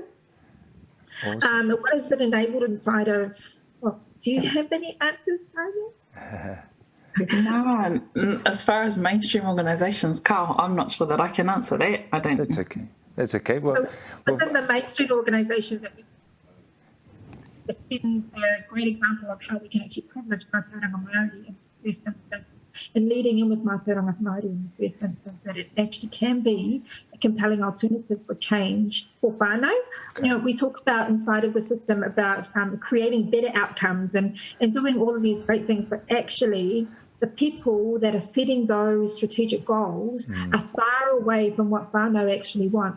So when we privilege these stories and when we use these stories to push up into the system and say, this is what's been happening on the ground floor, then it's become a lever. If anything, it's become a lever for it's becoming a lever for creating just agitation in the system. Awesome. I like agitating the system. Ka pai. Roimata, this is for you as well. What are the innovations that you have been able to create? Because is there a follow-up question there? So separate there. So what are the innovations that you have been able to create? I mean, we can look at innovations in so many places, but I think the best question I'll answer it in mindsets. So, when you do something different, it creates an opportunity but also creates opportunity for discussion. But what it does is it challenges people's mindsets. So we've had whānau, or people, not whānau, people come back at us and saying, actually, that's not brain science, that's not science. So the learnings that we've had in there inside of the innovation front is that actually, who cares what science says? Because our tupuna were doing this from the get-go. And how we quantify that science should not be quantified by a westernized system or a westernized way of thinking, but rather bring it back to the way our tupuna saw it and bring it back to an indigenous way of thinking. Awesome. And this has been a compelling lever for whānau, for people worldwide, First Nations people. I know that there's been a call worldwide around going back to indigeneity and looking into your indigenous practice. This is just one mechanism. It's not the mechanism, but it's one way that we've been able to challenge those mindsets to think about how might we frame up science in an indigenous manner to challenge the Western way of thinking. Kia ora, kia ora. We'll put this out to Tahlia because, hey, we are talking to you too, Tahlia. Roimata's taking all the limelight right now, eh? Look, we've got, sometimes we have whānau that don't have positive memories to pull on. How can we turn a negative into a positive for these whānau, please? Ai, tika tau. And it is something that I've come across maybe once or twice. So it's a process. It's all about the process that we lay down, and it begins right from the get-go with our wānanga, with the whakawhanaungatanga, and bringing everyone together and creating that really safe space where people can be vulnerable and share their whakapapa, their whānau and their experiences. And there have been times when initially whānau members will say, I don't have anything to contribute, I don't have any positive memories, but then and we just sort of say, well, kei te pai, we'll come back to you, we'll start, and through the process of the other people sharing, they actually, by the time we get back around to them, they're actually like, there's heaps that come up, and it's just about just that manaaki and that awhi to them to encourage them and to jog their memory in different ways through hearing the stories. And quite often, you know, there are a lot of laughs and there are a lot of tears that come out when we have these kōrero.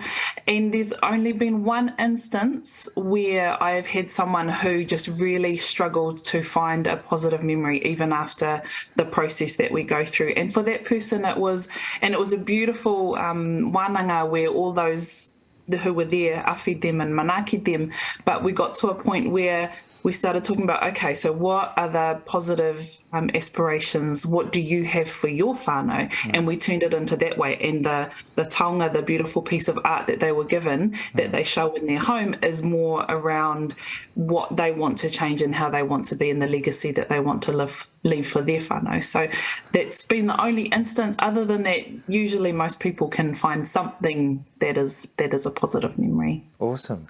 And I've heard, obviously, there's a quote there: "Brains are sexy," and it's more meaningful and easier to comprehend and work through in terms of your wānanga. How do we get to one of your wānanga?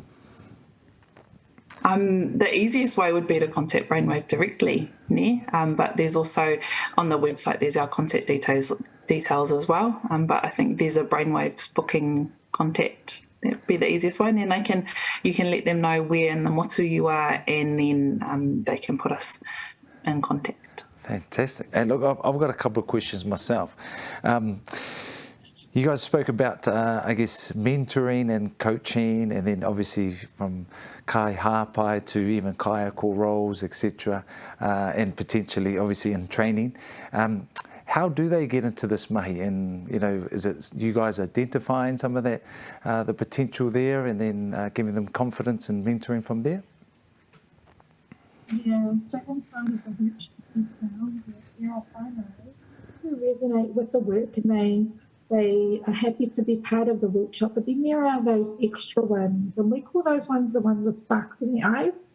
They are so engrossed in the work that they just want to know more. Yep. Sometimes we have them, we have at least, and I've seen them once in every workshop, and it's difficult for us to be able to bring every single person on, but there are opportunities for them to come back into workshops.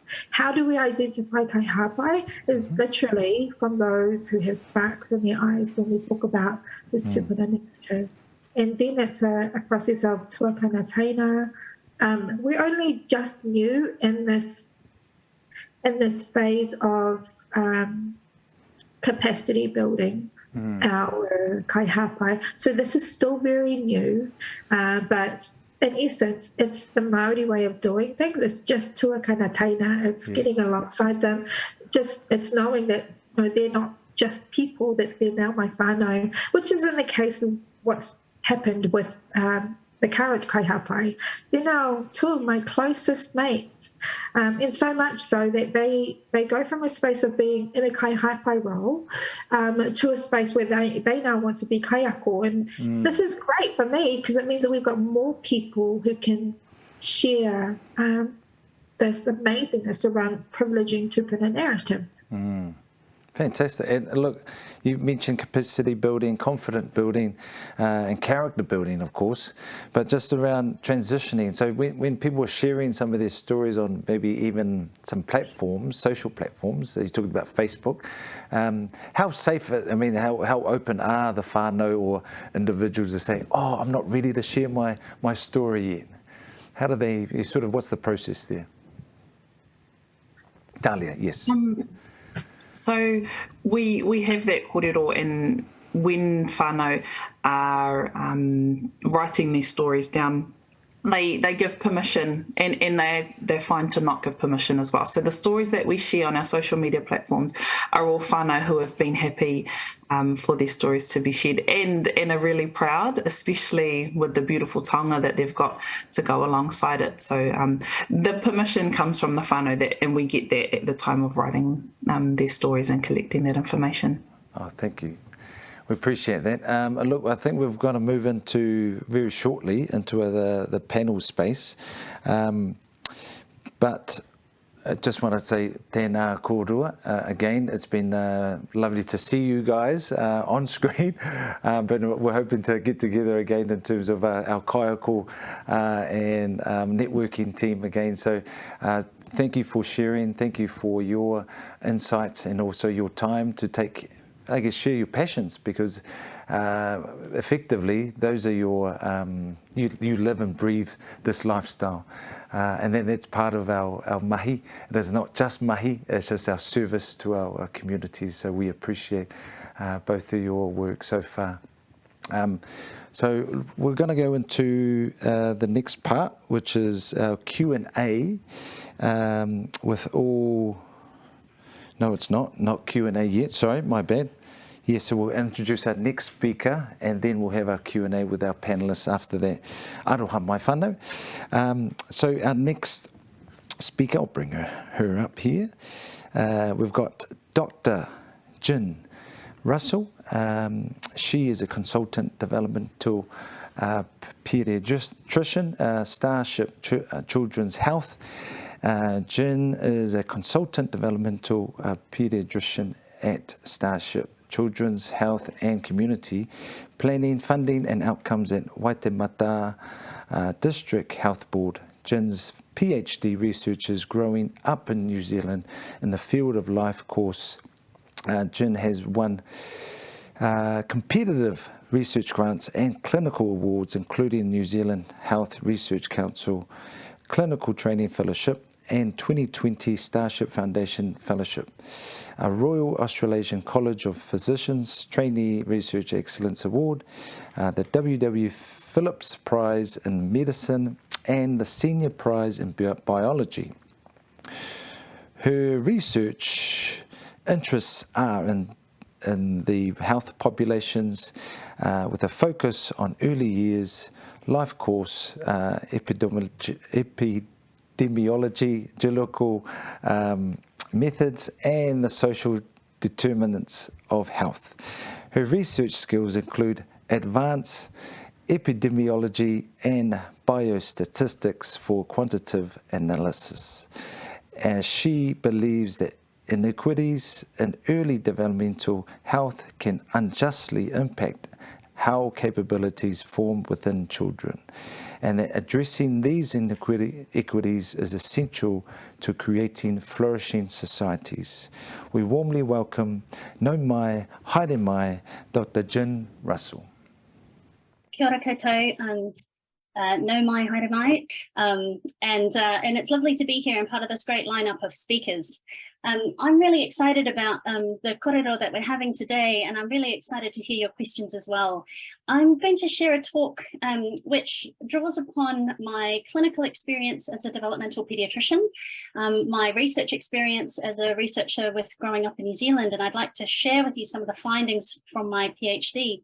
But I also want to talk about where we are now with children in Aotearoa and the sorts of challenges that we're facing coming out of the pandemic, and what children today in Aotearoa actually need so that we can secure their flourishing.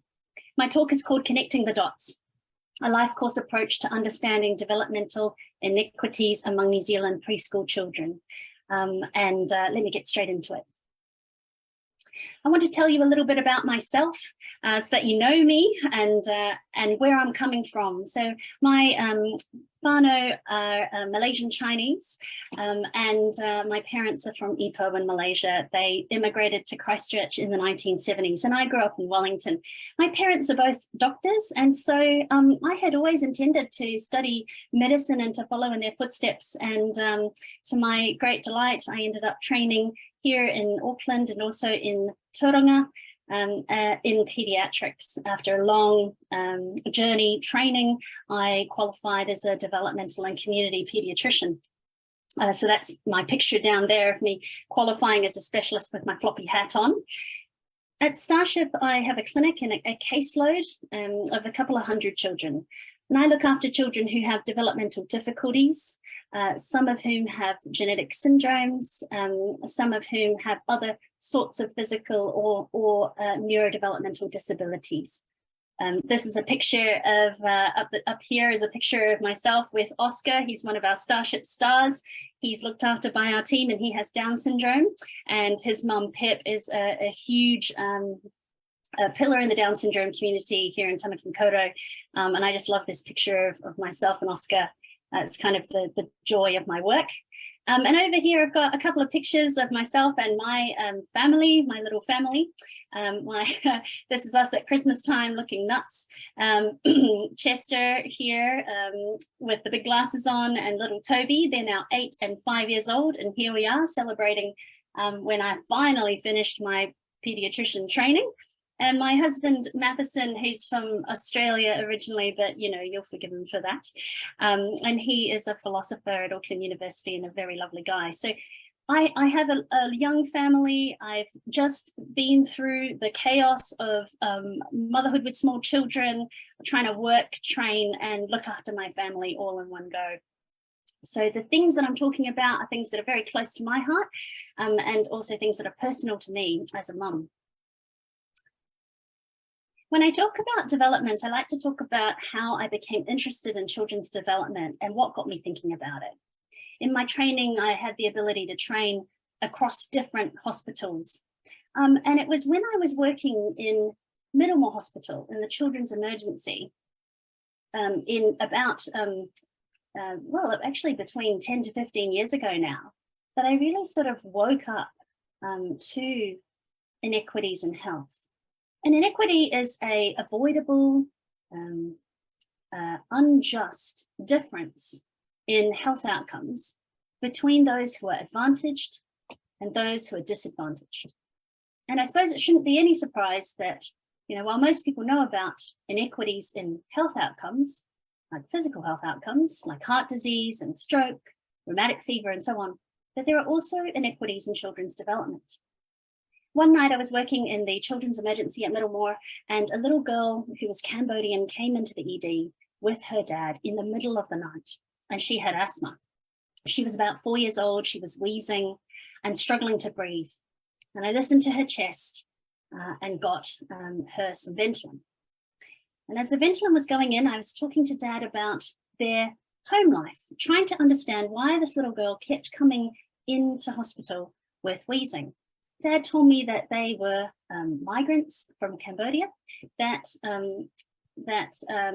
both him and Mum were working really hard to support their family, and that the home that they were living in, which they were renting at the time, was damp, and it wasn't great actually for their health. They knew it because there was condensation on the windows in the morning, mold on the walls.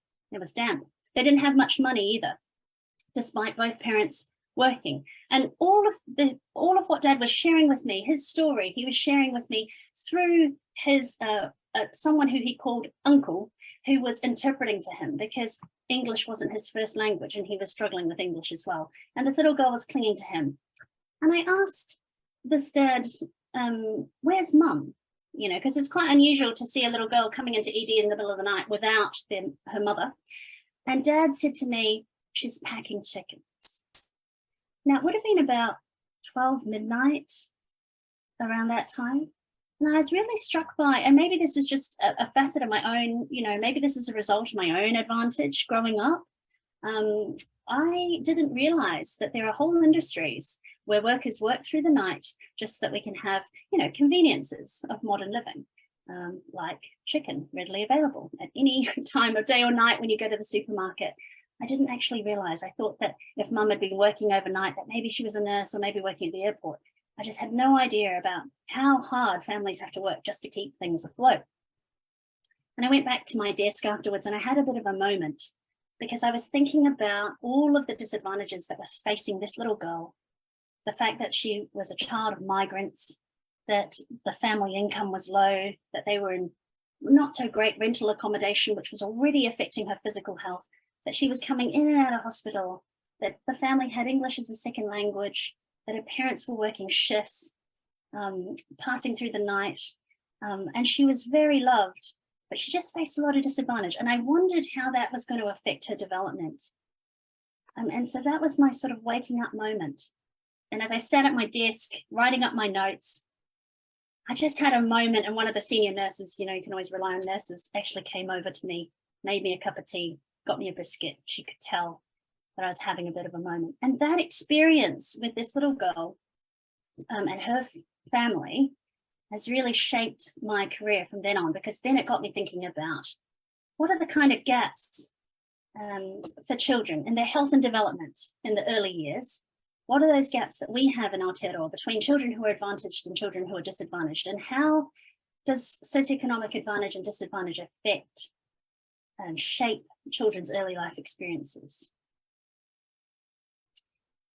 So like I said at the start, and I'm not going to go through this slide in detail, but this slide is really just here to represent lots of things that we know about child health inequities in Aotearoa. We have lots of studies and nice data showing how Māori and Pacific children and children from lower income families are disproportionately impacted by disease and health conditions such as asthma, acute rheumatic fever, infections, respiratory infections, and so on. I take all of this as known. But what I was interested in and what I was tracking back then was how in the international literature, there was a growing growing documentation around how socioeconomic position was affecting children's development. And this is a graph taken from Australian data, from the Australian Early Development Index. And in Australia, they actually conduct a survey or a census of children's development. Every single child in the country who is in their first year of school has a questionnaire completed by their teacher every 3 or 4 years. They do the census. And from that, they actually derive a population sense of children's development across the whole country. And what this graph shows is that children who are growing up in the most disadvantaged neighborhoods in Australia are much more likely, a much higher proportion of them are found to be developmentally vulnerable in one domain in blue, one domain of development, and in 2 domains of development in the red, compared to children who are in the most advantaged neighborhoods. And in fact, if you look at the gradient here, you can see this socioeconomic gradient, whereby children in the most advantaged neighborhoods, only 15% of them might be developmentally vulnerable in one or more domain, and that's okay because it's quite common for children to have, for instance, a bit of speech delay that catches up. But look at how steep this is now, how high this is in children who are growing up in the most disadvantaged neighborhoods. It's up to almost 1 in 3 children developmentally vulnerable in one or more domain. Developmentally vulnerable in this context just means children who are in the lowest 10% or so of their entire national cohort. They're thought to be vulnerable and they need some extra input to make sure that they achieve the level of their more advantaged peers. So look at that socioeconomic gradient, and I was concerned that this is the sort of thing that we might have in New Zealand as well. And as I moved between Starship Children's Hospital and Middlemore Hospital, I noticed differences in children's development between these 2 regions. You could actually see it. The differences in the way that the children who were from more disadvantaged backgrounds, where perhaps there were gang affiliations, where there was not much money, just families struggling, the way that they interacted with slightly less confidence sometimes, with a lower level of language development, compared to children who were very advantaged, who were coming into Starship Children's Emergency, who spoke with real confidence, who were really advanced in their language skills. And that gap was very noticeable, despite these hospitals only being 17 kilometres apart. And you know, we should expect that developmental difficulties are actually quite common for New Zealand children, and we should expect that they're socially patterned. There was a study done in 2011 by Patterson and colleagues using children in the Pacific Island Families Study. They administered a developmental screening test and found that 1 in 3 children in the Pacific Islands Family Study actually had developmental delay in 1 or more domain on that standardized questionnaire at age 2. So 1 in 3 children perhaps having developmental delay in at least 1 domain. That's quite a lot of children. Developmental outcomes in early childhood are really important. And I probably don't need to convince anyone in the audience here, but they're really important because they are predictive over later life outcomes. They're predictive, they're not deterministic. This is something I'll come back to again later on. What happens to a child in early childhood and the developmental outcomes that they achieve and the health outcomes that they achieve are predictive over later life. And this is a very famous study from the Dunedin cohort team led by Terry Moffat and colleagues, which showed that childhood self-control, the level of self-control that a child exhibits early on in life was actually predictive over their adult physical health status, their substance dependence, their level of wealth as adults, the amount of savings that they had, the relationship status, and also whether they had any criminal records at age 32. So that self-control early on in childhood was predictive over many life outcomes later on. And this study was published in 2011 in Proceedings of National Academy of Sciences, a US journal. And it, isn't it tremendous, those gradients that you can see here in terms of children's self-control here on the x-axis and then their adult health outcomes. You can just see that as self-control increases, we get these steep gradients. Amazing. And there's been more studies now. We are starting to see studies like this come through, looking at subtle changes in brain structure, in brain development that are associated with household income. This is a study published in Nature Neuroscience in 2015, where they looked at a cohort of just over 1,000 typically developing children and young people from age 3 to age 20. And they found that here, if you just focus in on the early part of this graph, you'll see this slight curve. They found that when children were growing up in poverty, in very low levels of family income, that small differences in income were actually associated with quite large changes in the brain. So for those most disadvantaged children, just a little bit of extra money seemed to make quite a big difference in what their total brain surface area was doing. And the most prominent differences between children's brains, according to income, were seen in brain regions supporting language, reading, executive functions, and spatial skills, which are all the kind of skills, the brain areas that you need to learn and thrive and to be ready for school. But really important to note that although they found this relationship, the authors were really keen to emphasize that children's ability isn't fixed or determined. There's actually marked variability in brain surface area at all levels of family income. Sorry, I just had a glass of water.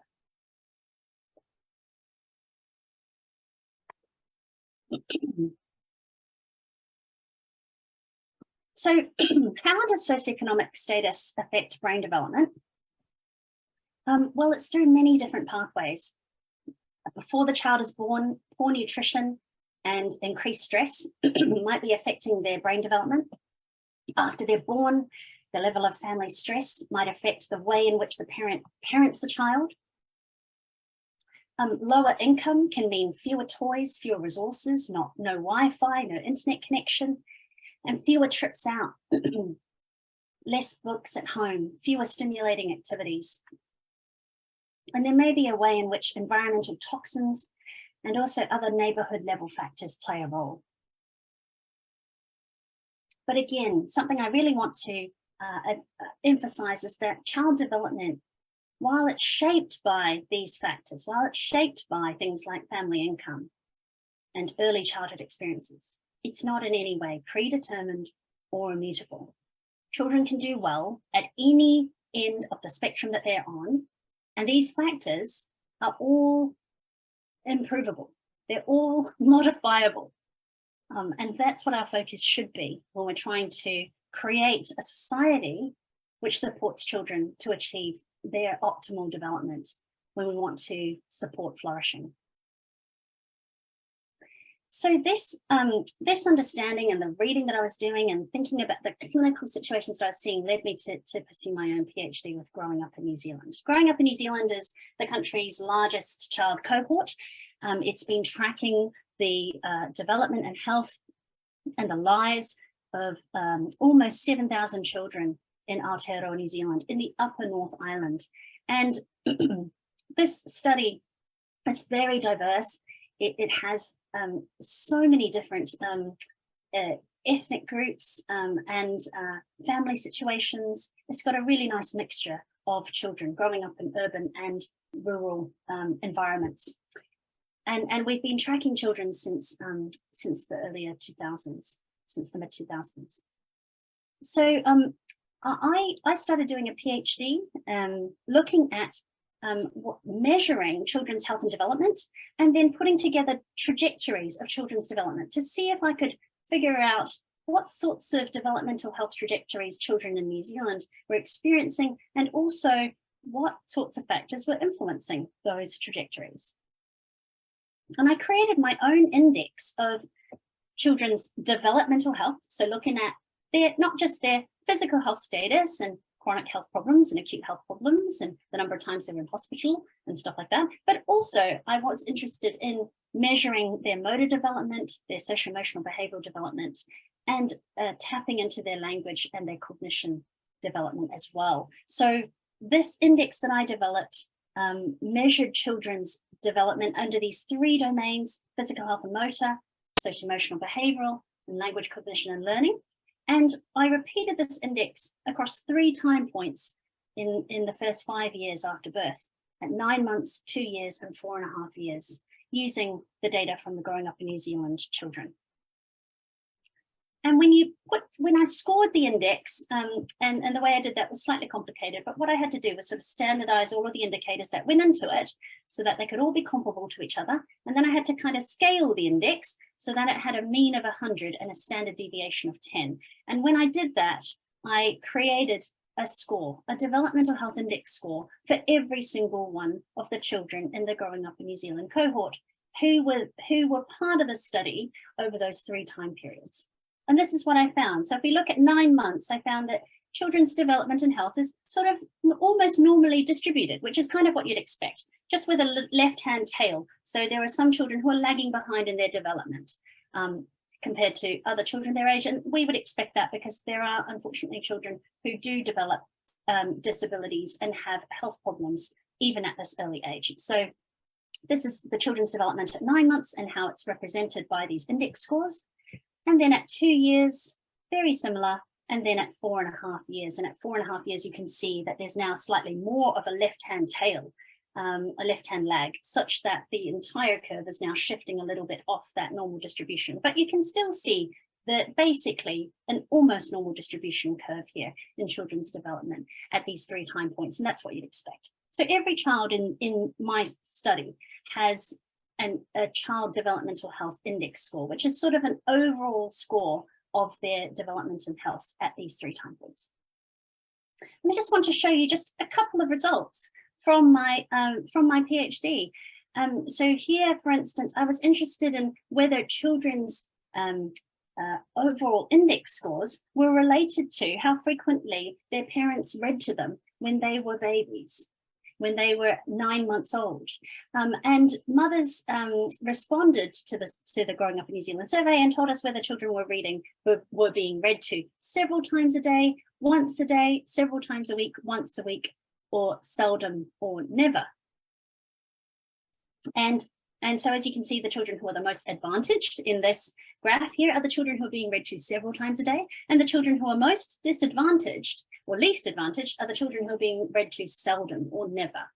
And you can see here that at 9 months, at 2 years, and at 4.5 years, there is an obvious socioeconomic gradient here. There's a gradient according to how frequently the babies were read to, such that the difference between children who were read to several times a day and those who were read to hardly ever was up to an average, of 4 index points or so lower.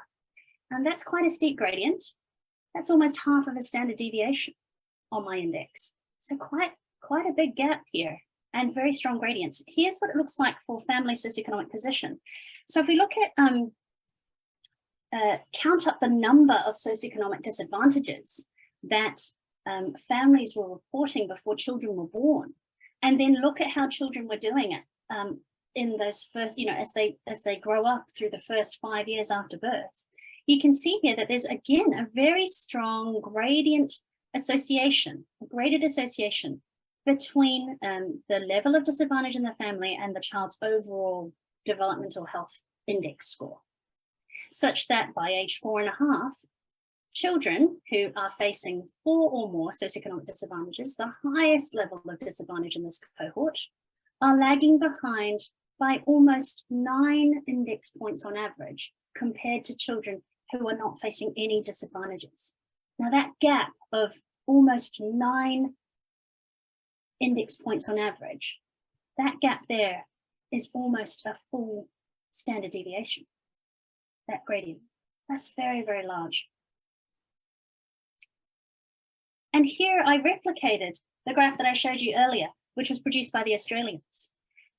And on my index, I scored each child and figured out whether they were developmentally vulnerable in 1 domain, 2 domains, or 3 domains of development. And developmentally vulnerable was, I defined that as children who were in the lowest 10th percentile of the entire cohort.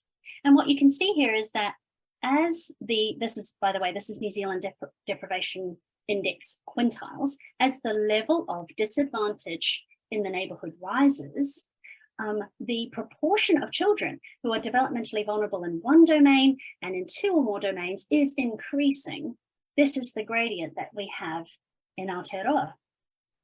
Again, almost in the most deprived neighbourhoods, almost 1 in 3 children are developmentally vulnerable in 1 domain.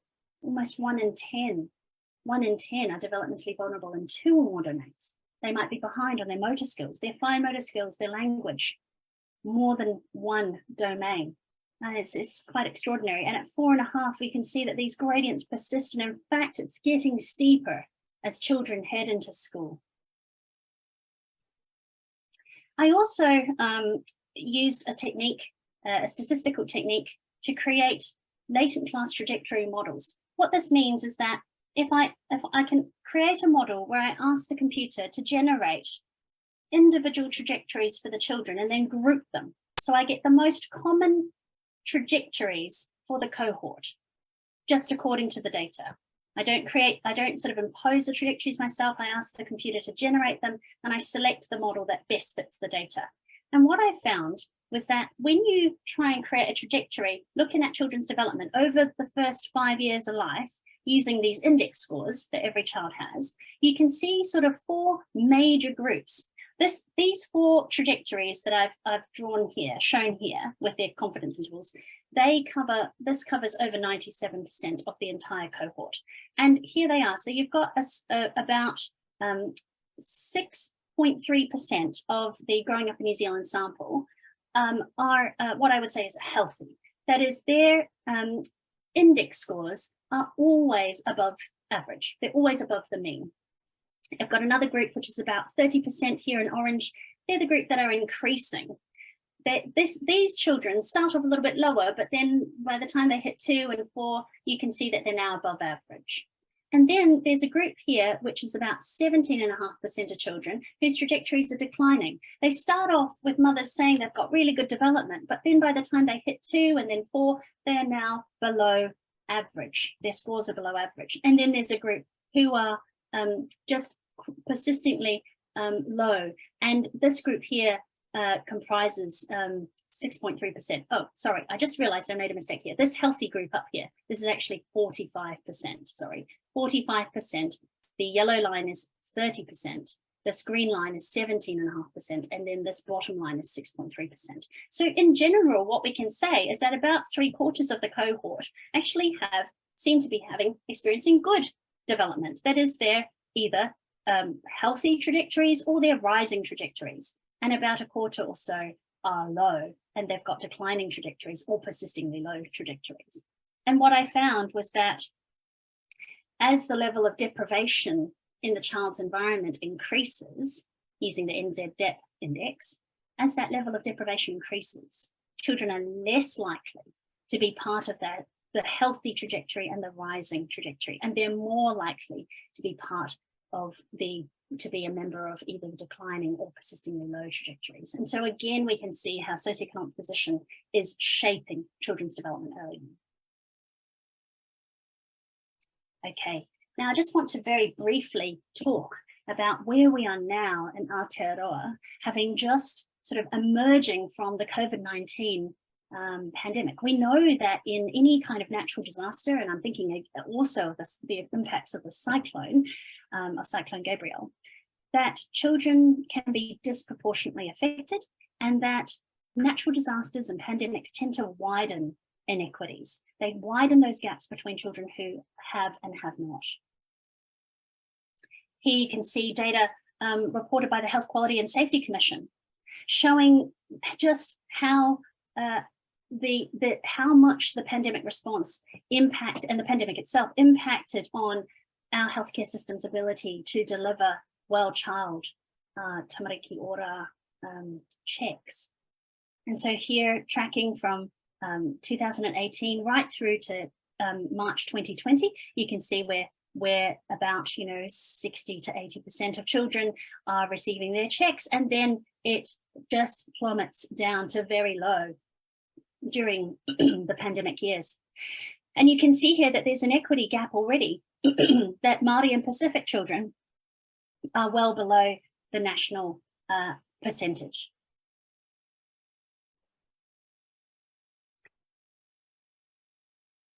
And at the same time, you can see that the number of calls to Plunkett Line relating to mothers' mental health just skyrockets during the pandemic. And that's going to impact upon children's development as well. This graph is also from the Health Quality and Safety Commission report on the impacts of the pandemic. And there are now studies emerging showing that children who were born during the pandemic are more likely to have communication difficulties compared to pre-pandemic children. And that it doesn't really matter whether the mother had COVID in pregnancy. This seems to be a kind of a cohort effect affecting every child who was born during the pandemic. Now, this is a meta-analysis and systematic review which draws upon studies overseas. I think there were, I can't actually remember the exact number of studies, but there were several studies that were used in this. I think it encompassed Israel and the United States and Canada and other international studies. And here they found that children who were born during the pandemic were almost twice as likely to have communication difficulties on the Ages and Stages questionnaire compared to children who were born before the pandemic. We think about, why is this, And I think it, the authors have thought about this as well, but why is this? I think it's because children who were born during the pandemic weren't taken out quite as much. Families were shielding at home. And this was even more so in overseas, where they didn't have, unlike us in New Zealand, where we had bouts where we had successfully eliminated COVID-19 and we were able to be in level 1 and almost back to normal life. Overseas, families with young children might not have gone out very much at all. Daycare centres were shut, schools were shut, and families were inside. And that put a lot of pressure on parents and caregivers, and also led to fewer opportunities for infants to be exposed to a wider lexicon of words compared to children who were born before the pandemic. And I want to show you this preprint result. And I have to be very careful about this because this is a preprint released towards the end of last year. But the results are very concerning, and that's why I'm going to show it to you. Just hold it with a grain of salt. Hold it with a grain of salt because it is a preprint. But this is a study from called the Resonance Study. These are results from the Resonance Study, which is on Rhode Island, where they've been tracking the neurodevelopment of healthy, typically developing children in the first 3 years of life ever since 2010. And they've been continuously enrolling children since 2010 and measuring children's development and following them right through to adolescence. And what you can see here is that you see on their standardized scales of infant development, you can see here for overall cognitive development, verbal development, and non-verbal development, using the same questionnaires for successive cohorts of children over time, you can see that children who were born during the pandemic and growing up during the pandemic just had this incredible fall off in their overall cognitive development, their verbal development and non-verbal development. Across all three primary outcomes, there was a massive fall off in children's performance on these cognitive development scales compared to children before the pandemic. And this difference here amounts to more than 1 standard deviation. Now that is a huge and significant drop. And this is a cohort effect. And this is why I refer to the COVID-19, the children who are growing up during COVID-19 pandemic as the pandemic generation, because we're seeing cohort impacts on this generation. And we don't know yet how it's going to affect them later in life. We do know, though, that, as I said earlier, that development is not static, it's not predetermined. But what this tells us is that we need to invest, we need to focus on children now if we are to help children recover. And we should expect that something like this has also happened for children here in Aotearoa, perhaps not quite as pronounced because we did do quite well for the first 18 months of the pandemic. But for children in Auckland and Waikato and Northland who were in lockdowns for longer periods of time, we could expect something similar to this having occurred amongst our own children. And so there is a very clear role now for us to focus on early childhood development in the first 1,000 days. So what do we need now for children in Aotearoa? Well, the Children's Commissioner used the term Mokopuna-centric responses a while ago, and I really like that term. We need to think about, in terms of our societal responses as we have emerged from the pandemic, we need to think about putting children and their development first. Families need consistency. They need to be able to create stability, rhythms, routines, and they need to be able to give children that nurturing care that they need, where children are in warm relationships, being responded to by parents who have the time and the energy to communicate with them and to support their development. And we need to listen to what communities tell us they need. Another project that I'm working on at the moment is how we might invest to overcome these inequitable impacts of the pandemic on child health, development and wellbeing. We actually need to do this in a really dedicated way and focus on those upstream determinants. We know that poverty and socioeconomic position have these downstream effects on children's development. And so we need to look carefully at what we can do, not just to ameliorate the poverty itself, but also ways in which we can positively support children and families in home and in daycare environments and wherever children are. Just a couple of quotes to finish. One from Malala Yousafzai. One child, one teacher, one book, one pen can change the world.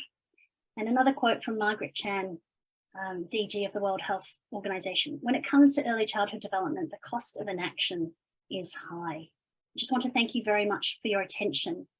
I hope that this talk has been stimulating for you and that you've enjoyed it and that you've also now go back into your work lives really aware of the sorts of gradients that children in Aotearoa are facing. So thank you so much for your attention and thank you for inviting me to speak. Kia ora. Thank you very much, Dr.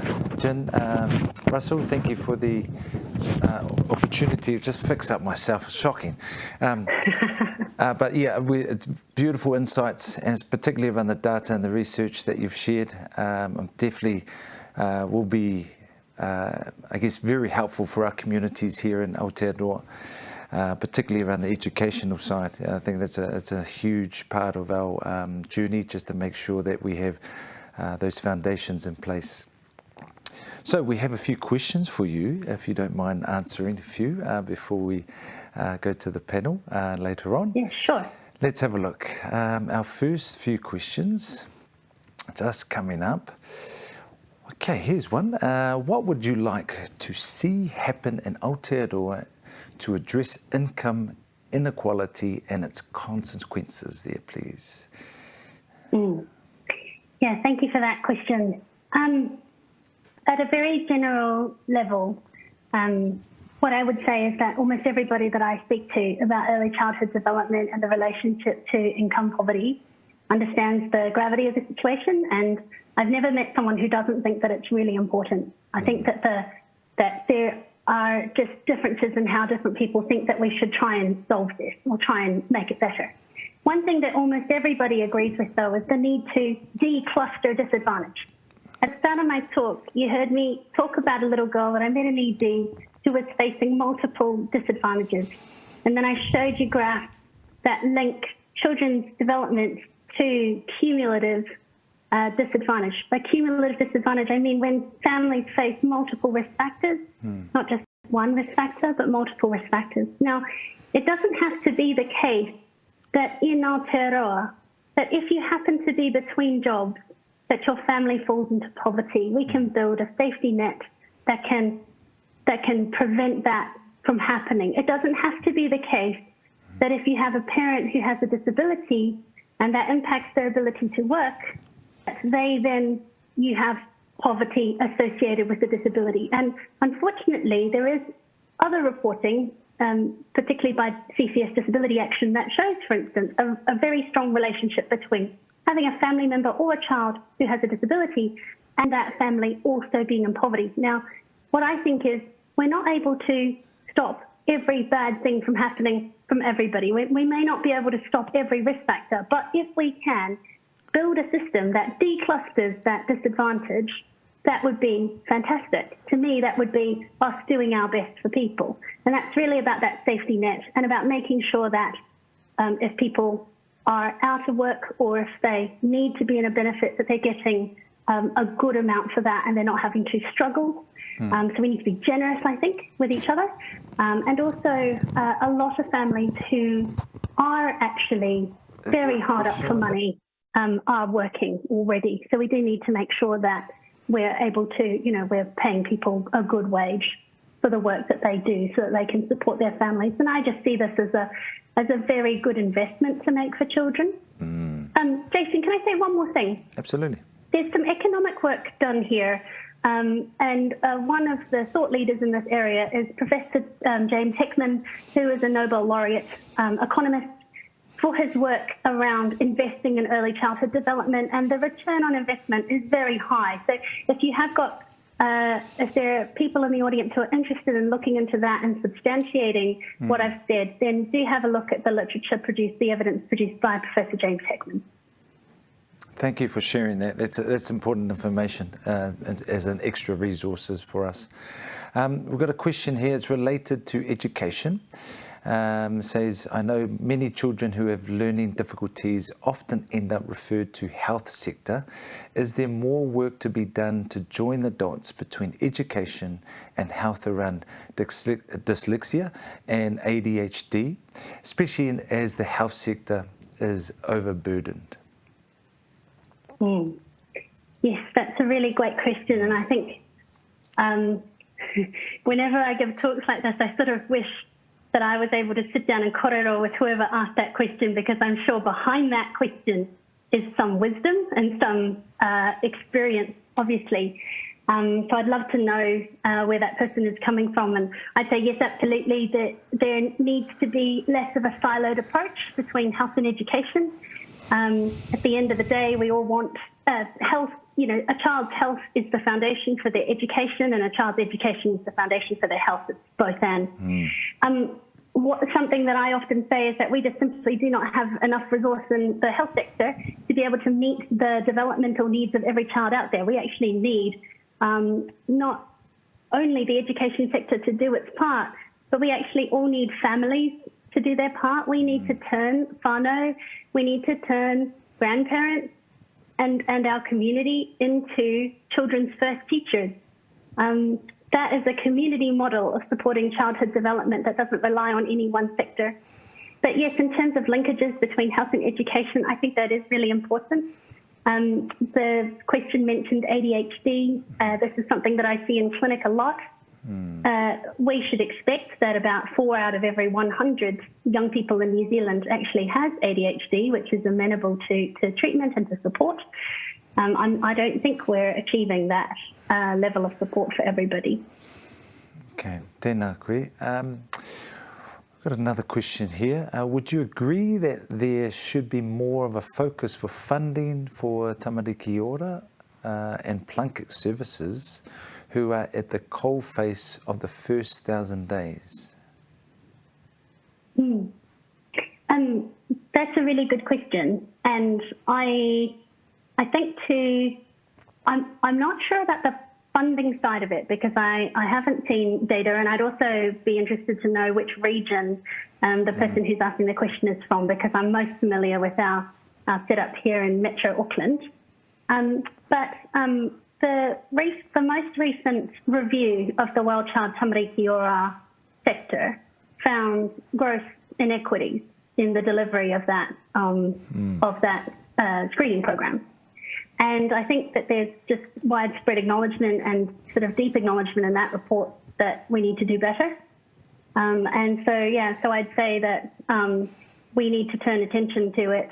And I'm looking forward to seeing what comes out of the Kaihautu work from the Ministry of Health around how Wild Child Tamariki Ora programs are supported. Awesome. And I think that some of these questions, they can be a bit more specific, I guess, but I'm glad you're sort of unpacking that yourself there. Thank you very much.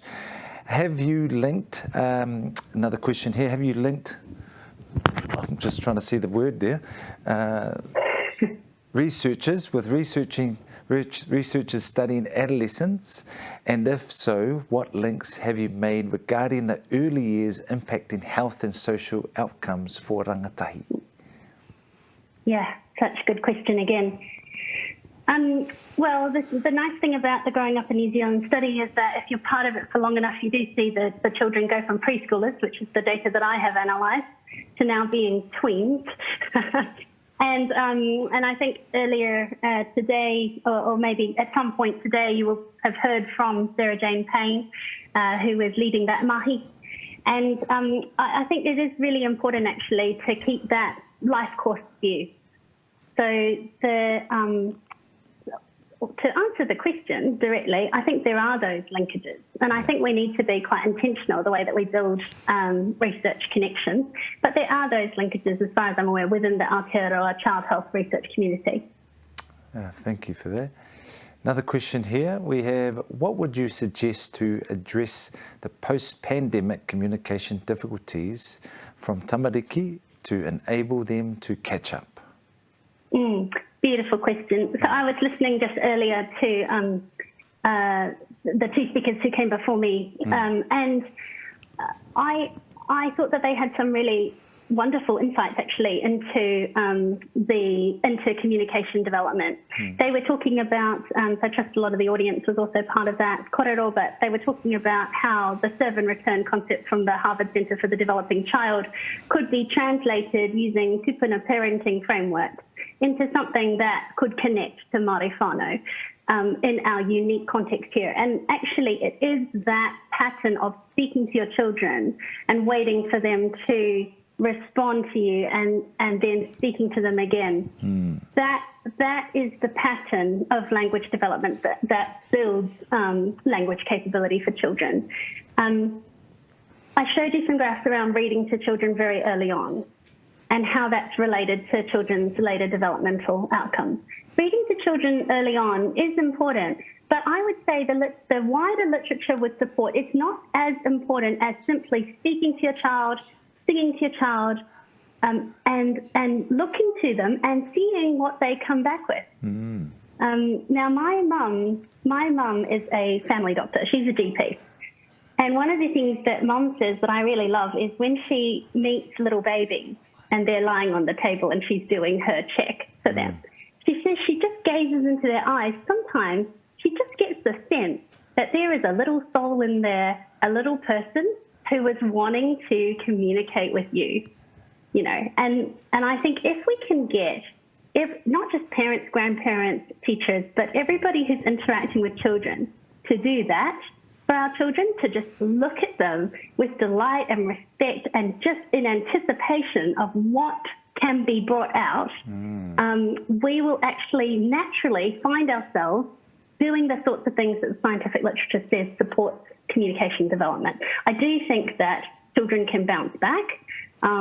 The other thing from a structural point of view is I'd love to see more speech-language therapy input, obviously. Oh, awesome. And I love the fact that keeping it really simple, just being present.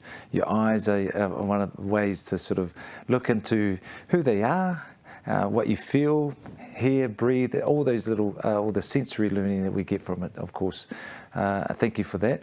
We have another question here. Given that professionals can't always bring immediate changes to social policy, what advice do you have for professionals working directly with whānau to support them to raise outcomes for tamariki? Yeah, and wouldn't it be nice if just professionals could actually just immediately influence policy? Wouldn't that be amazing? No, of course, we just have to work from where we are. One of the things that I try to do in clinic is to help parents feel, no matter what their child's starting point is, that sense of wonder and delight at what is going to emerge. And I should say, you know, in the context of my talk, where I've been talking about developmental difficulties and that socioeconomic gradient, I meet a lot of families in clinic, and I am honestly often in awe of how amazingly parents can ride through this, no matter what their child's starting point is. So celebrating your child's, whatever that is for you, so celebrating your child's progress along the way and delighting in them. And the other thing is, you know, there's quite a lot of literature around different parenting styles. Mm-hmm. You can be quite authoritarian, quite sort of wanting to control the outcomes. You can be quite sort of laissez-faire and not really feeling like you've got any control at all. Mm. But there's a nice metaphor from a professor of developmental psychology at Berkeley, Alison Gopnik, about being a gardener, not a carpenter. Mm. And the idea of being a gardener is the idea that your child is planted and rooted in your family, and you're just watering that seed, giving the right conditions, and just providing just enough structure so that that child can grow to be whatever shape they need to be. That's you're right. There, you're in a supporting capacity. You don't have to kind of stand them back or, you know, take your tools into task. This is about gardening and supporting. So if I can get parents to catch a glimpse of that and just ease up, you know, and go with it, then things go well. Wow, I love that analogy.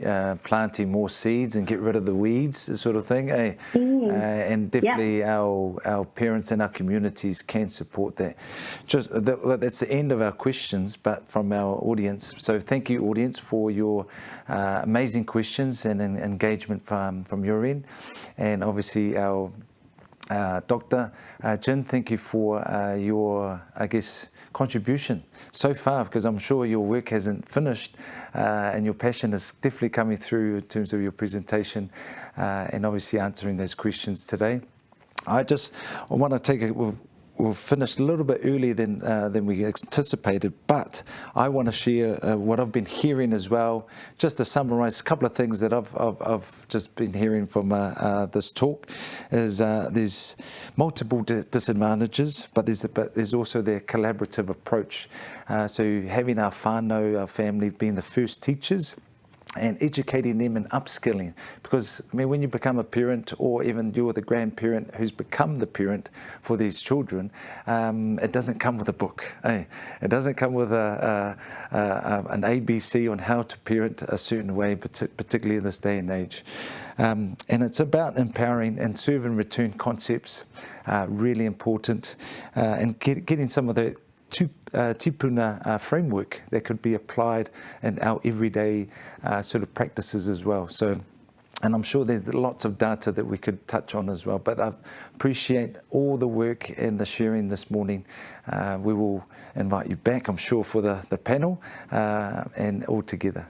So thank you again, ngā mihi kia koe e hoa, and we'll see you shortly. We will break for a lunch. And, sorry, is there any last comments from you? Oh, it's just a pleasure to be here. Kia ora, and thank you so much for inviting me. No, it's our pleasure. So we'll break for lunch and we'll be back. And what time we've got here is, I'll just double check, 1 o'clock. 1 o'clock is our starting time again. So please stretch your legs, grab something to eat, refresh, replenish, and make sure you come back at 1 o'clock. Tēnā koe. Tēnā koutou katoa, and welcome back. Hopefully you've had a nice little break and a lunch, but hopefully not too full. You might fall asleep, but we've got an exciting afternoon for you. We have a keynote speaker shortly, and then we'll have a bit of a Zumba break. So please join in into that. So we have Latu who will be doing that for us, and then we've got another speaker, and then we've got our panel for the Q&A opportunity as a group. So please be prepared, stay awake, stay engaged, keep asking questions. If you have specific questions for our panel, for later on, put panel and then your question, and then we'll obviously, we've got our normal Q&A for each keynote speaker, okay? So it is my pleasure to introduce the next speaker. Ilo Fionga Malai Tongia Jacinta Fa'alili-Fidow. She is a Chief Executive Officer, Moana Connect. Jacinta has extensive leadership and management experience in health research, public health and Pacific wellbeing in New Zealand. Her work aims to bridge government, academia and Pacific communities to champion authentic, positive change for Pacific. As the founding managing director of Moana Research, Jacinta empowers the importance of Pacific worldviews. Awesome. And then the prominence of self-determination in all Moana research work, including evaluation, research and advocacy. Jacinta has worked for Pacific Health provider West Whānau as manager of Pacific Health Research with the Health Research Council. As Senior Advisor, Pacific for the Public Health Group in Ministry of Health. After the Ministry of Health, Jacinta was shoulder-tapped to manage Taha Pacific Maternal and Child Health Service at the University of Auckland. Having completed her Master of Public Health Honours, Jacinta is undertaking a PhD at the Centre of Longitudinal Studies Growing Up in New Zealand Study, investigating the concept of resilience among Pacific families within the cohort. Let's welcome Su Mai, a Fio Mai, Lo Fionga, Jacinta. Tēnā koutou katoa, mā lore soi fua mau, ma langi mama, talo whalava, malai tuangia, Jacinta Fa'alili-Fidow. I'm CEO of Moana Connect. And it is a real honour and a privilege to be presenting among such a wonderful, esteemed panel. I'm here to speak to Pacific child wellbeing and also how we can better engage with Pacific communities. I guess, you know, for us here at Moana Connect, our focus has always been primarily on the early years, simply because we do believe that in order to ensure the health and wellbeing outcomes of Pacific peoples, it is so much better to start early and to have a good prevention focus as well. Further to this, Pacific peoples and our population are quite youthful. In the last census, more than a third of our population were under the age of 15. So hence the reason why it's important that we do think more consciously about how we can ensure optimum child development within the context of families and society. For us too, as Pacific, we need to also be more conscious of the diversity of Pacific peoples living in New Zealand. We aren't a homogenous group. We are each proud Pacific nations, Samoan, Tongan, Cook Islands, Niue, you've got Fiji, Kiribati, Tokelau, Tuvalu, all of these different Pacific nations that we are all proud to represent. And also we are seeing an emergence of a much more contemporary makeup and mix of ethnicities amongst our children. And we're now seeing a lot more children with 2 or more ethnicities. So for us, when we think about working in the early years space, there's quite a few things that we need to consider to ensure, you know, optimal Pacific childhood health and wellbeing. I guess for us, when we think about engagement, you know, we are always thinking of it from a very strengths-based approach. So we've seen all of the data, we've seen all of the disparities around Pacific child outcomes, but what we don't see are also a lot of the strengths and a lot of the resilience that we have within our communities. And so as researchers, a lot of us are always looking to try and reflect this. Here at Moana Connect, we are helping to facilitate a project, a study into Pacific child wellbeing. And this is very much a partnership approach with a lot of our community groups, funded by the Health Research Council. And on board, we have you know, some of our Pacific leaders from education, Dr. Raisi Ilata, for example, from Vaatele.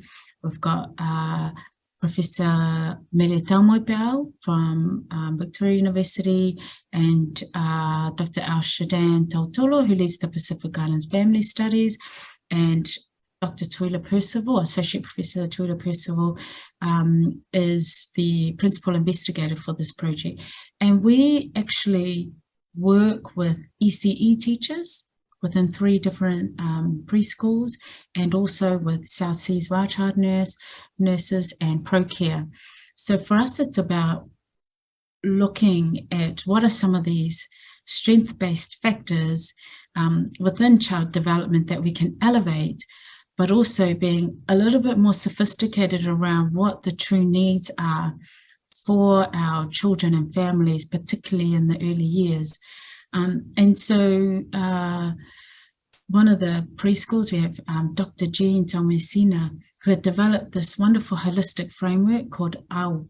And Aotearoa is really reflective of weaving. And in this weaving, and Jean will present on this so much better than I do, but she really talks about the importance of all of the different important elements that go into child development.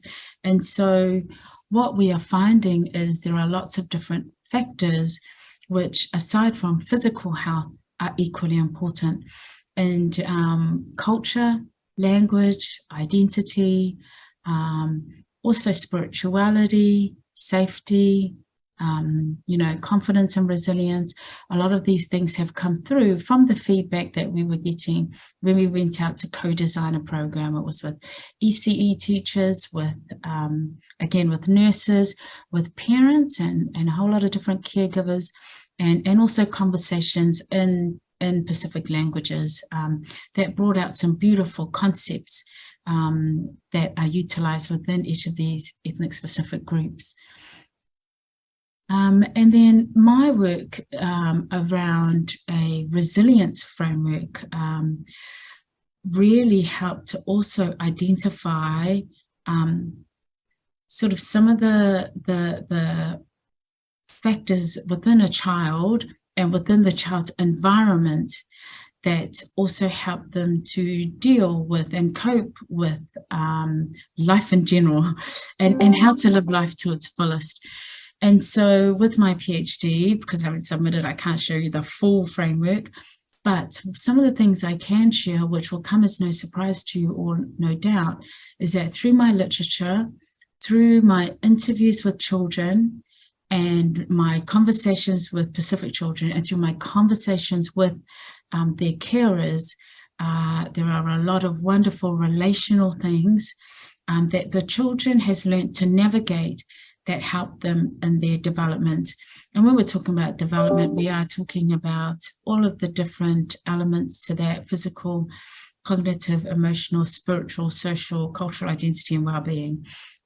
And so in all of these factors, family, you know, school settings, community settings, neighborhood, even the digital world and the outside world. And so I look forward to sharing these later in the year. But for now, these are all the different elements that we've found in all of our work, particularly through some of the research I've done in resilience, being it strengths-based, are incredibly important in child development. And here at Moana Connect, we've worked in this space for a while to know that in the prevention space, we really need to look at community development and family empowerment. And when we're looking at evidence, we do draw on a lot of data, including the Growing Up in New Zealand study, of which my PhD is part of. Also the Pacific Islands family studies, all of the additional health data and all of the data that comes from the IDI, the census. A lot of this data is really important, but we also find that some of it is devoid of context. And so what we also do is look at evidence through stories, and through the My Baby's Village program, we've actually identified that everyone's story is different, but a lot of similar themes. When we think about Pacific child development, we need to really acknowledge the importance of that village that surrounds the child, because some of this really does help with perhaps some of the stories of either grief, loss, some of the stories of struggle, some of the family stories just around, feeling disconnected even. We don't want to assume that all our families or all our mothers or fathers are living with, their parents, have grandparents around. We don't want to assume that there's cousins and aunties and uncles around, because for some of them they don't. But all of them have a kind of village network around them that support them. And so through My Baby's Village, we've been able to look at some of these stories, whether it be grandparents that are their village. Sometimes it's older children that are their village, or, aunts and uncles, grandparents, but also friends. And so for us, these stories provide very, very important context to a lot of the research and also to the data that emerges. And in order for us to meet the need, we have tried to develop a number of resources, a number of programs, and just approaches and community engagement that work for us. We did partner with Brainwave Trust and also the Harvard Center for the Developing Child around just some of the evidence around the neurology side of things with brain development. And of course, we've interpreted these, we've translated these in different Pacific languages, just as a way to, again, just get people interested, to help them think of some other questions, to engage in some follow-up talanoa around brain development as well. So this is just one part of a multimodal, broader strategy for engaging with our communities, but still important nonetheless. And also for us, it is about also trying to decolonize some of this, some of the jargon, some of the information that's coming through. That's work that we are still working on through the Pacific Child Wellbeing Project, through My Baby's Village, and through all of the other emerging research that's coming through. And so with My Baby's Village, this was set up too because of the concerns around SUDI rates and the need for us to try and find a much more balanced, nuanced approach to health promotion that is not judgmental of mothers, that does not force mothers to not have baby close to them, and to have them close to them but very safely as well, and to understand any risks around SUDI. So these are just different ways of framing, I guess, for us, the same message around ensuring connection, ensuring the relational aspect to child development. But for My Baby's Village too, it's about ensuring that some of our approaches are much more culturally anchored and connected than perhaps some of the past health promotion type approaches that have happened. So through My Baby's Village, we have been able to deliver engagements or, workshops, for lack of a better word, where we have to reconnect them to certain cultural practices such as fofo, which is like a massage, or rongoa. And also we have weaving, whalapepe, which is a baby mat, iepili, which is a Niuean baby blanket. A lot of these things are ways to bring parents together in a very non-judgmental way, and in a way that is simply about us being able to talk about infant care in a, while we definitely have curriculums and, evidence-based information isn't led by that, but is led firstly by listening to the mothers that come to these workshops. And so for us, this type of engagement where it isn't, it's not didactic, it's not top down, it's not I'm the teacher, you're the student, is probably first and foremost the pinnacle of the way we approach community engagement and family engagement. And again, it's complementing all of our frontline work, the work that midwives do, the work that GPs and nurses do, and so on. And so yeah, these are just some wonderful imagery of what it does look like when you go along to some of these workshops. And it's also very intergenerational, particularly around when you have the whalapepe, which is a Samoan term for baby mat.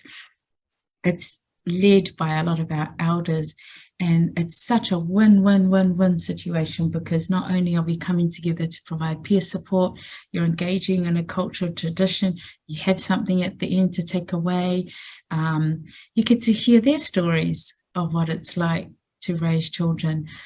So yeah, for us, these are sort of those mechanisms, modes, and just awesome ways of engaging that allow us to hear from them first, and then to respond in much more tailored ways to what they want to know. Because when you have a structured curriculum, you can also patronize, because you could be sharing information that they may actually know more about than you. And so, sorry. No. Yeah, so in terms of the feedback, we get a lot of wonderful feedback from parents about the engagement side of things. And for us, we do a lot of advocacy in this space. We currently have a Pacific Child Advocacy report that is on the way, that will be released before a conference at the end of this month. Sponsored by a number of providers, the advocacy sponsored by Mass Foundation. So in our work, we do research, we also do a lot of the training, community engagement type work and mobilization. But for us too, it's about advocating upwards. And at the end of March, knowing it's election year, there will be an MPs panel where we'll be asking them to respond to the recommendations that are being made in this report. Some of these recommendations are around housing, and they're also around income. And it's those sorts of things where all of those working in health, education, OT, and so on, they do all the, the wonderful work that they do. But often the broader determinants are outside of scope. So why can't we all come together to try and figure out how we can reduce a lot of this inequities in housing, in wealth creation, in income. And so this is a big piece for us that, we would certainly share with you if you are interested. And it's also about coordinating a lot of our services and supports to our communities, to Pacific families, to Pacific peoples.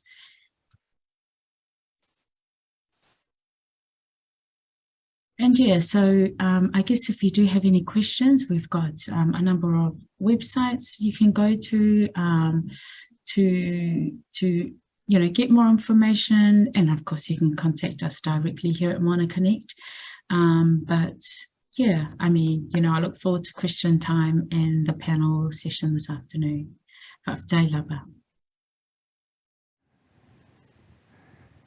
meitaki, tēnā koe e whawhtai lava I lau whionga, malai tungia, ia whawhtai fo I lau saunoanga. Thank you for your presentation. We appreciate those beautiful frameworks that Moana Connect have put together, plus I'm sure many of our communities have or are using them at the moment. And I'm sure you've got some amazing stories or impactful stories that people have used some of our work there with Moana Connect. So let's, I'm going to give you the opportunity before we sort of put the Q&A out to you, is maybe just if you want to expand or extend some of your knowledge around your presentation today, because it will then sort of create a little, hopefully a few more questions around it. So tuatu lava noa male mawhaalualu lava, if you have anything to add to that presentation. Thank you for, it's just great to have the opportunity to share just some snippets about what we do at Moana Connect, and also some of the evidence, some of the programs that we're working on, some of the ways in which we engage with our communities. And there's actually so much that sometimes you don't know where to start. But at the end of the day, for us, it's using the research in a way that is of utility for our communities, and not in a way that isn't all about a very traditional scientific approach. For many of them, it really is, how can I do the best by this child? How can I do the best by this baby? And often when we engage with them around some of the evidence and science and research, it may not land in the best way. So for us, it's taking all of the, we know that there's a lot of, there's a lot of work that we need to do within our communities, given some of the health disparities, the disproportionate burden of disease that lies with our children, for example, all of these things. But what I love about the work that Brainwave Trust does, and, some of our approaches are around that prevention, work, and it is around complementing all of our different, knowledge systems, and just for us to help achieve the aspirations of our communities. Thank you, and I'm glad you mentioned some of the communities or organisations who are trying to implement and embed our Pacific concepts as well, and not just for the tick box opportunity, but it's definitely with the right intentions. We've got a few amazing questions coming through. Kieran's put them up now, so let's have a look. We have, how can mainstream organisations and policymakers better support the village around Pacific children? Yes, great question, and something that we've also been, working towards, particularly in the commissioning space, knowing that in the commissioning space, it's usually, we go directly to providers who deliver healthcare, for example, or, directly to social service providers, but there isn't really a formal system for supporting the village network. It's just something that we're all expected to do, and we put in volunteer hours for that, and also some of that should be what we do, right? A lot of that absolutely is what we do anyway as communities. None of that needs to be formalized, I guess. But what we found in talking to our families is that we've lost some of those structures simply because of the way that we live. If you look at a lot of the housing now, they're small houses, they don't allow for intergenerational living. So we could start there, for example. We could start with some of the structural frameworks that allow us to physically be together.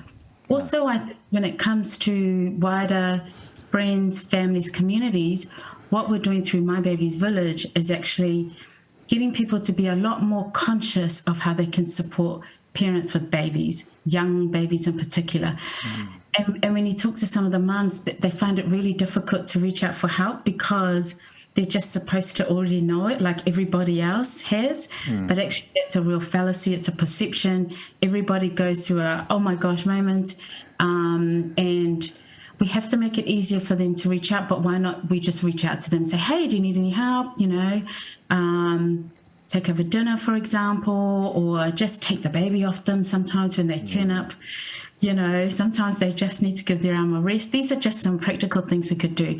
But what we're doing through Moana Connect is actually starting to formalize and recognize some of these systems as also systems that could be commissioned for some, you know, more practical work, some more systematic type supports. And they include some of these things like the workshops that I've been talking about, some of the traditional things where you just come together. Let's just make your baby a baby blanket and just talk, you know. And church communities, there's so many ways of doing that. But I think if all else fails, just start small and just reach out and say, hey, you know, how can I help? And that's a good tip, because sometimes our Pacific people are so proud that we don't reach out and help one another, especially with all the services and amazing communities that we do want to reach out. Even though we've been asked 15 times, maybe it takes the 16th time maybe to actually reach out. 40th. But it's true. I mean, even we saw through the emergency response, trying to get people coming along to accept the help that's currently available, but very prideful. They don't want to come through and people see that, you know, they're here to accept something. That's right. And that's a work on for us, and it's a give and take, building those relationships and understanding, hey, this is for us. We're not taking away from any other community. We're building our strengths here and within ourselves first. Look, hey, we've got another question for you, Jacinta. What idea or whakaaro can you share on the part that culture plays in promoting resilience within and around the tamaiti, including the ainga, the hapori, and the village? So, wāngi fōfuanga fō, lewa iei kako e mawhawhawai, whawhtai? Mai le whisili, whawhtai lava. So, it's definitely it's a significant element in child development, significant factor to both the child's sense of identity and belonging, because belonging, everyone wants to feel like they belong to something, not just children, We as adults like to feel that we belong. So culture, in a way, connects them through, you know, the sense that they come from a long lineage, and they represent a long lineage of people, family, heritage, connects them to, you know, even just a wider sense of family, inga, and village back home, you know, wherever home is.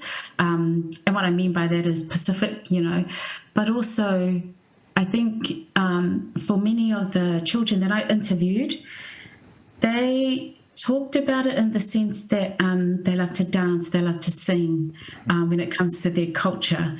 And it may be through church, you know, when they get up to a kauloko. For some of them, it's a dance group at school where they, you know, they're part of the Samoan Siva group and they get up and do, you know, a ma'uru'olo or a sa'sao, something like that. And you even saw through, you know, through the rugby league when it was 685 to the world, all over South Auckland, around New Zealand and you know, the diaspora. That sense of, you know, identity and pride, you know, a real sense of pride in who I am is really, really important. So I can't speak, you know, highly enough about the importance of culture, language, identity, and how they're all interlinked. And even if a child can't speak the language in a, you know, conversation, they can't hold in a conversation, boy, when you get them singing, they know every single word, you know. So yeah, it's incredibly important. Yeah, and I love that example because culture, identity and language, we've seen that what you mentioned around the global effect of our teams and reflecting us as in terms of success. That if that continues at the local level, at our homes, our churches, and adapting to those spaces even more, because it's empowering. Our kids want to hear, feel and see it. Totally. I love that. I mean, we saw when our cousin, The Rock, Dwayne Johnson. He's my uncle. He's my uncle. Your uncle. See, when he put out that video, you know, again, just the sense of pride, you know, amongst all our children around the world was just phenomenal. So absolutely. Mahalo. We've got another question here.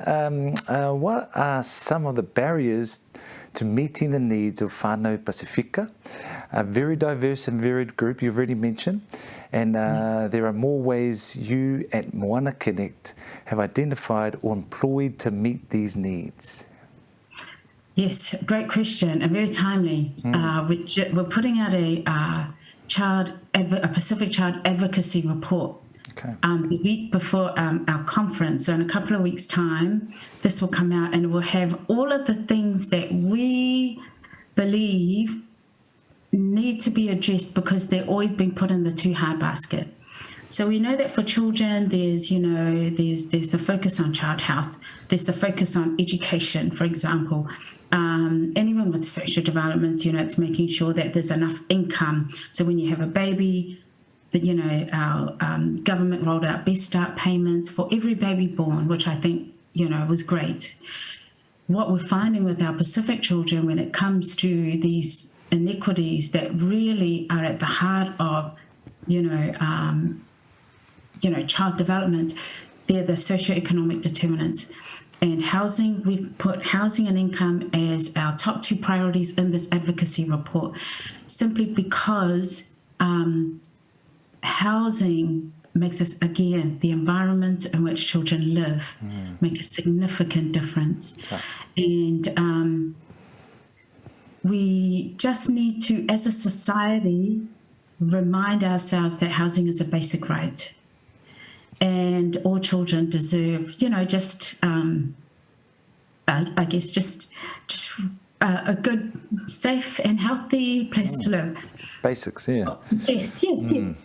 And so I think for us, there's a lot of stuff we can do on the ground, engaging with our communities around, specific issue type stuff, and even around, infant care. We can do a lot of stuff there. But when we look at some of the, some of the morbidities and even tragically mortalities, it still comes back to some of these intergenerational things, and housing sits right into that difficulty, and that category around it's difficult to build intergenerational wealth as well, and capital and things like that, of which housing is part of. And I'm no fan of a capitalist system, but we just need to somehow find that right balance where our families feel like, yes, I can provide for my child, I can make sure that there's enough for us to pay our bills and so on. But can I just flip it too to say that despite all of this, and in spite of, our families are still doing amazing things to make sure, and again in my interviews for children and families, to make sure that their child, can still get as much as they possibly can to succeed in life and to do well in life. And I feel that the problem with that is we're making it so hard for them, so hard. And so, I'll get off my soapbox, but I get that. Those are some of the things in the advocacy report, and would love it if everyone could read it and comment on it and help advocate. No, we appreciate that work, because those reports will actually, hopefully, policymakers and people of power will listen and learn and hear what our Pacific people are saying. So absolutely, those are really key things for us. We have another question here. Can you share how faith culture and traditions play a part in the developing brain of our Pacific children, especially how faith and church life is so embedded in our life of way of life. You mentioned obviously the tauloto, that's and dancing and singing, all those things. So what else is there? Well, when I did my literature review, and I looked at, just what people have found so far about church, but the issue we currently have is that a lot of that literature is overseas-based stuff, and some of it, though, is still relevant in the sense that church has some wonderful things about it, and we have to differentiate between spirituality and church, because spirituality is something that's developed not just in church. So I want to kind of make that distinction up front. Spirituality is something that you can get through some of the cultural practices. It's something that you can pick up just by being outdoors and seeing trees and just going, wow, we are connected through the earth and that sort of thing. But through church, what they found is, so a lot of the positives are around, there's another ready community there that a child belongs to. So, a child goes to Sunday school, they feel they belong there, they see their friends, and some of those friends can be lifelong friends when they grow older. And there's other adults there that care about them. So church is one of those things where there's a wonderful, loving community around them, the child and their family. The other positive thing about it is that some of the theology is very awesome, especially around the fact that God loves you. God loves everybody, and you are a child of God, So a lot of that narrative is wonderful. It really, for a lot of people, faith is the thing that has helped them to cope in life, because they know, okay, so I have a crappy house and I'm struggling to pay my bills, but in the Bible, particularly around the theology that you're blessed, I guess. You're blessed and Jesus lives in you if, and you're there, you're here on this earth as a lesson to everybody else, or as a test to everybody else to reach out and help you. So some of that theology is beautiful.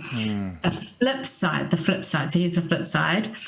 Being a Catholic, that was very relatable evidence. So some of it is around guilt and sin, and some of the negative theology that sometimes surround faith-based communities. So in a sense, it's drawing on the positives of being part of a faith community, and also knowing that prayer is incredibly healing and mindfulness for a lot of people.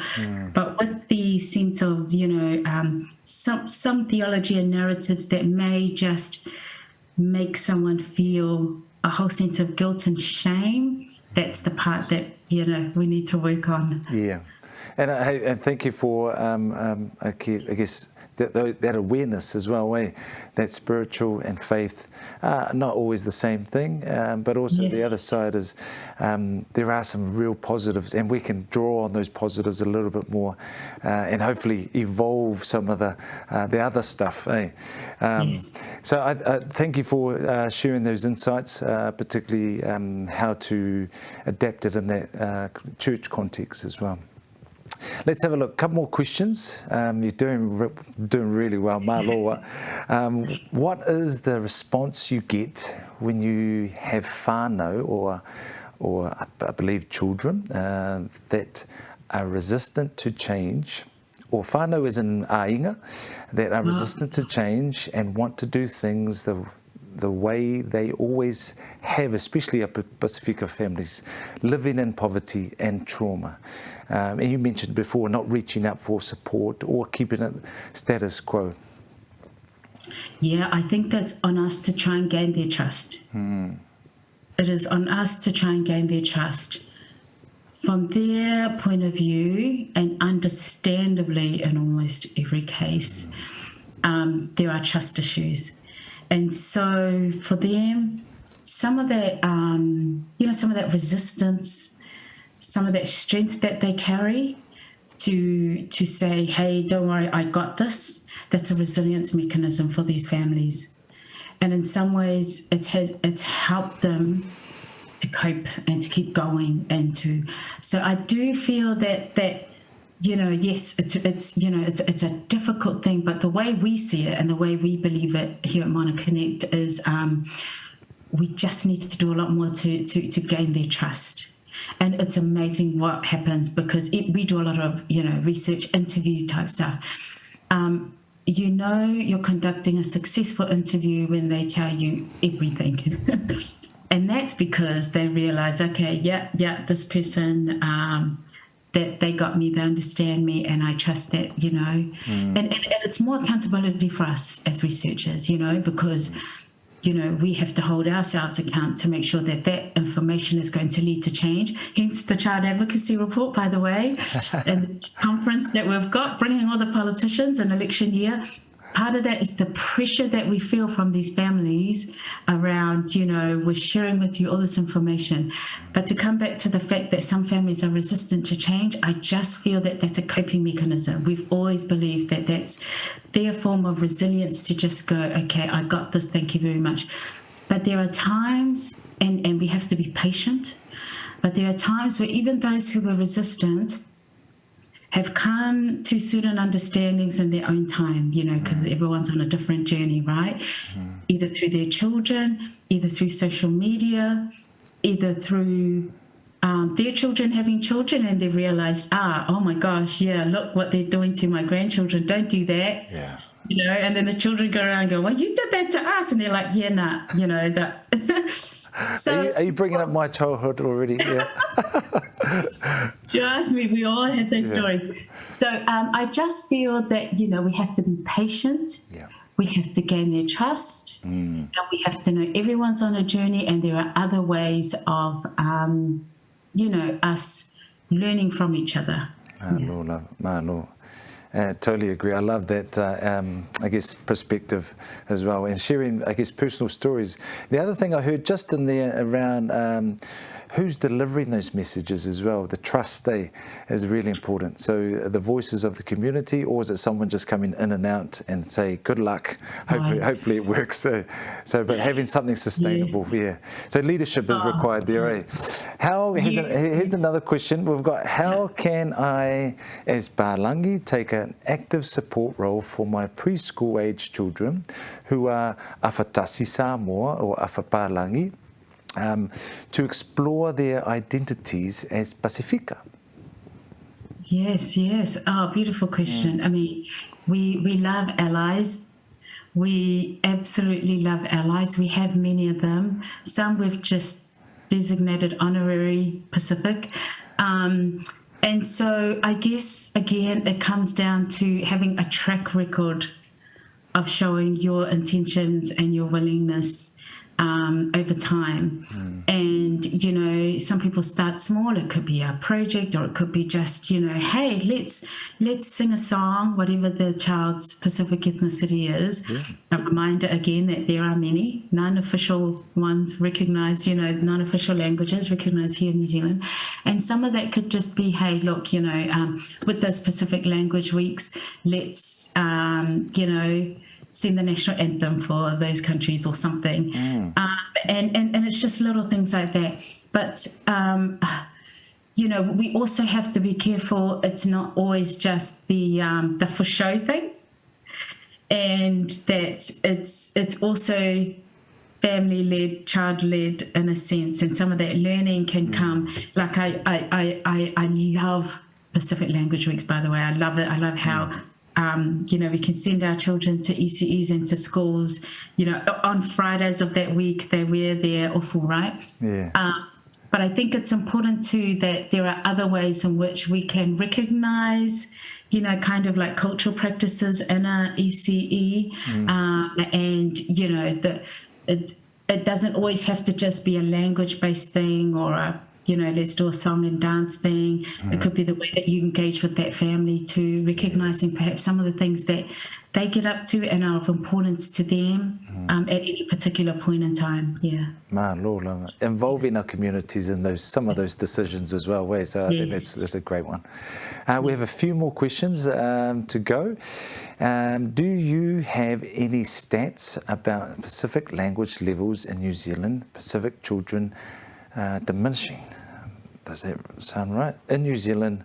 Yes, yeah, I've guessed that's what I'm reading anyway. So yes. Stats about Pacific languages.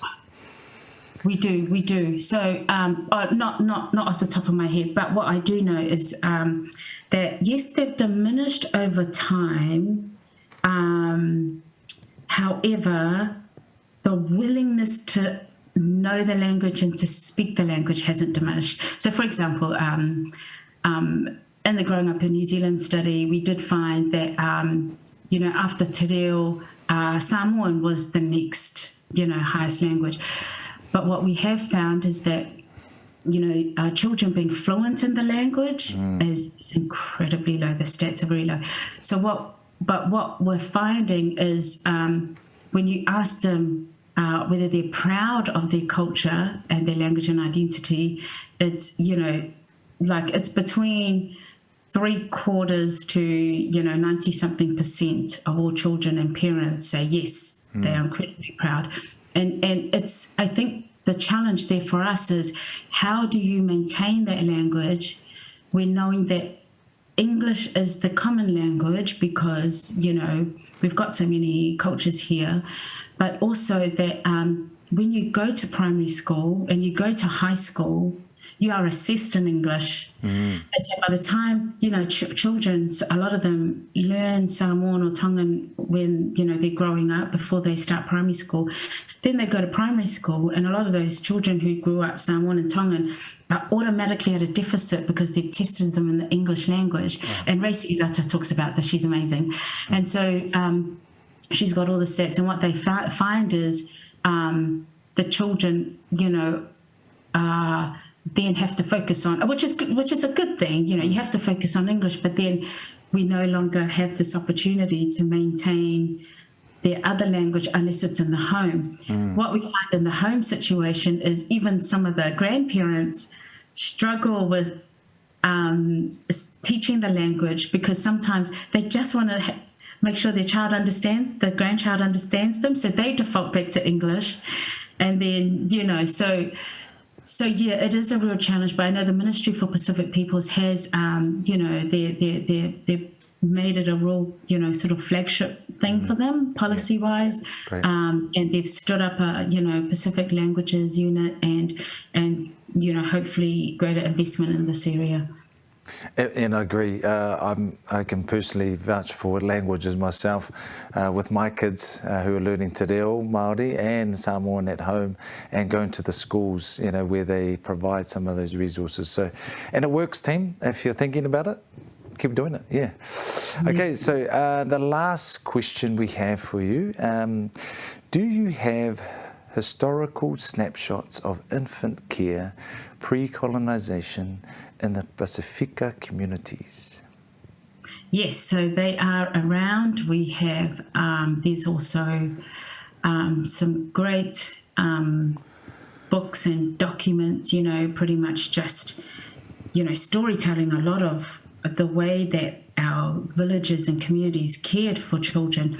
And the fathers played a huge role in the way that they cared for children, very similar to our, Māori communities and their stories of the way they used to raise children. And they talk about the fact that it was gentle parenting. It really was. It was gentle parenting. And we are wanting to remind our families of that. That's right. And people have, some people have put the blame on sort of the theology around, spare the rod, spoil the child kind of narrative, which is a real shame.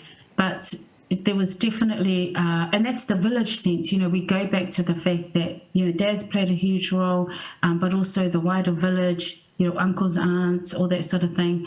And there was shared parenting, gentle parenting at the end of the day. And And of course, much better food. It was food off the land, off the sea, off, everything. And I don't want to over-romanticize because obviously, there are in some places, some stories that may remind us it wasn't so gentle. But for the most part, yes, it really was,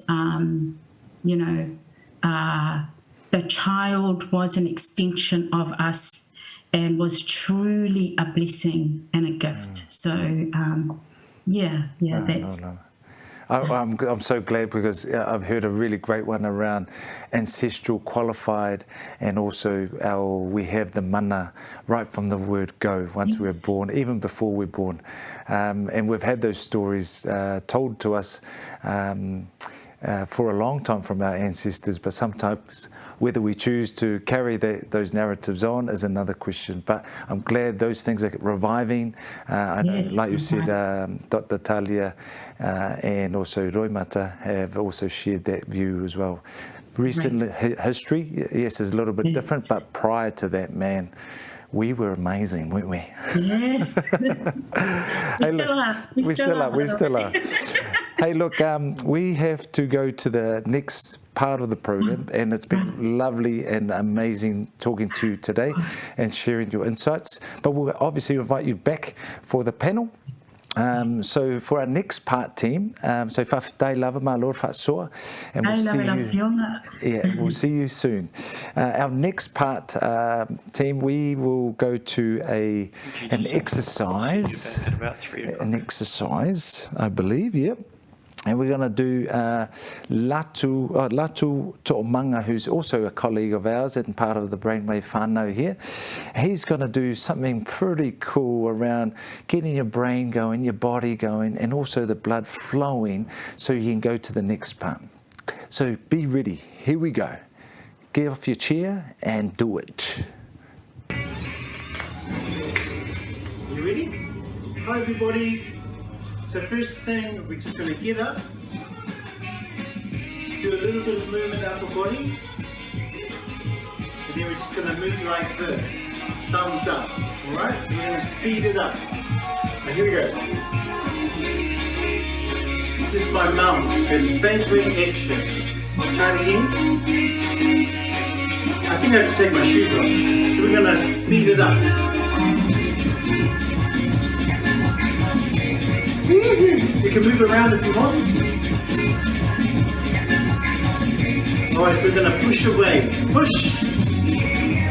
Front side here. Again. Push. Check, check. Pull. Okay, here we go. Knees, shoulders, up. Okay, we got it? Alright, here we go.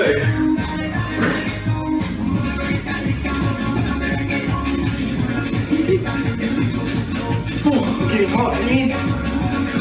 One more.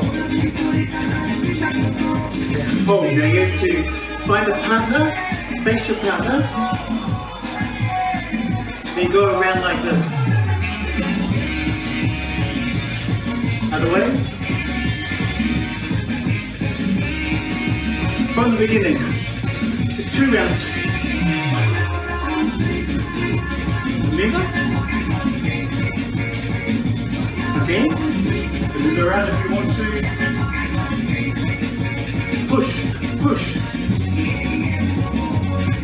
And shake. Woo! Riba, riba!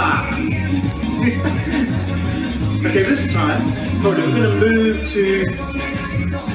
Yeah, you following me?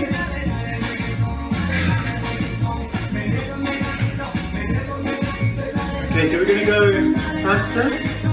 Right. Hey! Hey! Beautiful! Hold!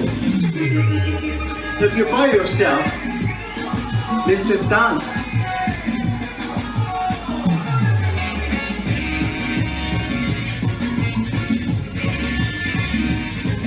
Okay, alright, let's finish it off.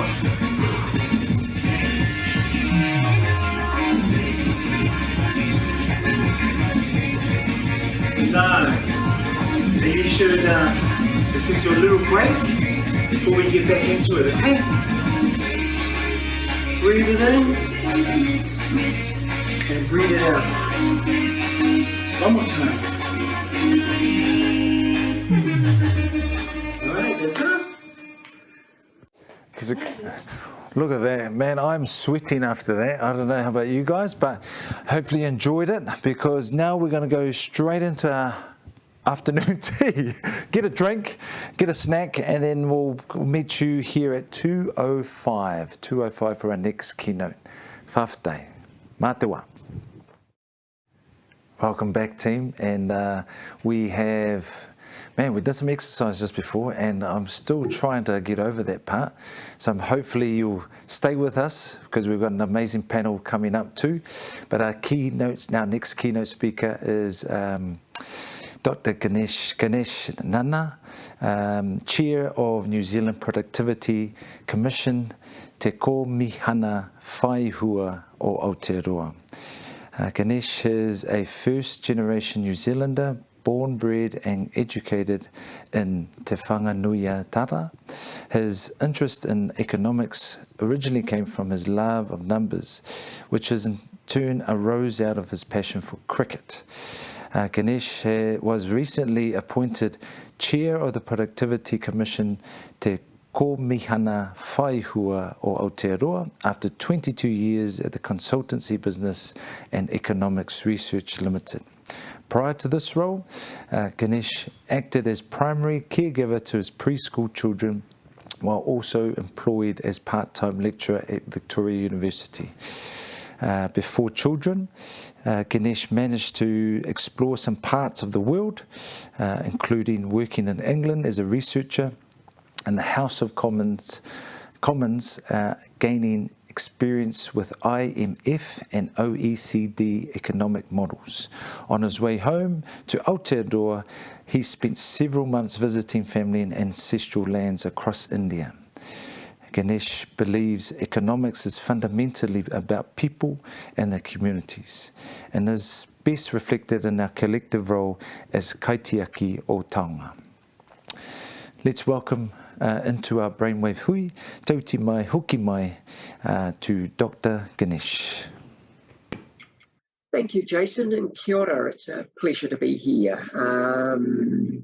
I'll just kick off with mihi and a recognition of those who have come from the past and those who are here now. Tēnā koutou katoa, kei te mihi o te kaupapa o te rā, i ngā waitapu, ngā mauna whakahi, ngā whare puni me, ngā whare wānanga o tēnei rohi. Tēnā koutou te ina nahi, te ina ia nei, me te apopo. Ko tēnei taku mihi ngā tangata whenua o te rohi nei. I ngā iwi, i ngā mana, i ngā reo, e rā rangatira. Tēnā koutou katoa. Kia ora, my name's Ganesh. I'm Chair of Productivity Commission Te Kōmihana Whai Hua Aotearoa. And a first-generation New Zealander, born and bred here in Te Whanganui Tara. And I acknowledge Māori as tangata whenua Aotearoa and pay my respects to your tūpuna, our tūpuna, and my tūpuna who have come here from lands and seas far away and done the hard yards and left us with these lands and I suppose treasures that are now for us to look after and pass on to future generations.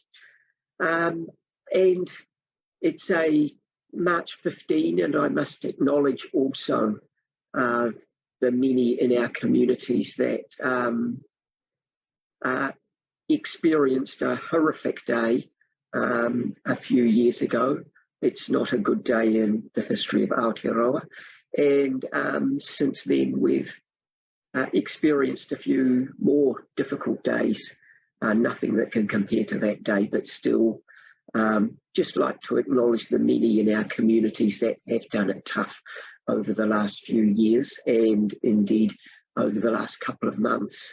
It is, I suppose, a sign of the times that we are going to have to quickly realise that the world is becoming a lot more difficult and a lot more unsettled for many of us. But I think the strength that we have shown over the past few years together as communities and indeed as a nation we should not take lightly. There are many other parts of the world that are in much more dire straits than we are currently. So it's from those strengths, I think, that we should look to indeed look to that horizon and try and secure a fair chance for all, which is the topic of my kōrero today. So just pressing forward, I know productivity is a bit of a nightmare word for many, and I think that's understandable because it is a word that's not well understood, and economists, and of which I am one, are not great at explaining, I don't think, at communicating just what productivity is and how important it is.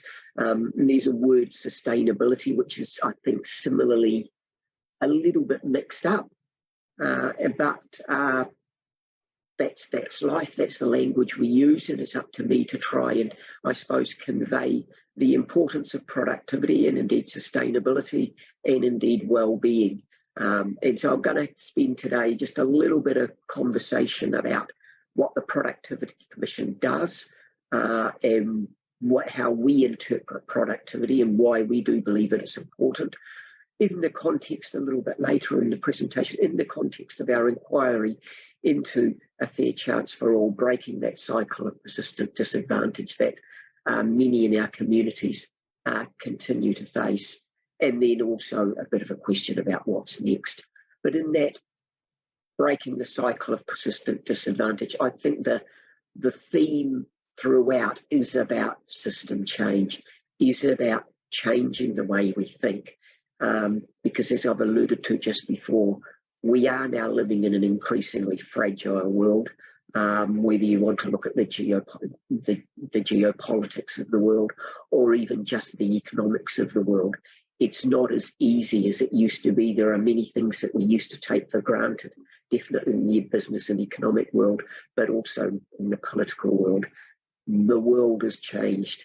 We need to think carefully about whether our old thinking is fit for purpose for the new world, or indeed are we courageous enough to embrace new ways of thinking. And just, I suppose, putting that down for a marker, the conventional economic world that many of us were comfortable with, I think, and it's sort of the world that I grew up in, and indeed is the textbook economics that I learned however many decades ago that was. And that word was around consumption, and it was around resources, if you like, and the old-fashioned resources, the land, the water, and how we use those resources, and indeed, dare I say, how we might extract some of those resources to use up to enable us to consume things that will deliver us stuff that we want to buy and deliver us a lifestyle that I think many of us took for granted. And I should add, many of us didn't have that opportunity to enjoy. But that's the world of, I suppose, yesteryear, that consumption of resources, the depletion of the resources.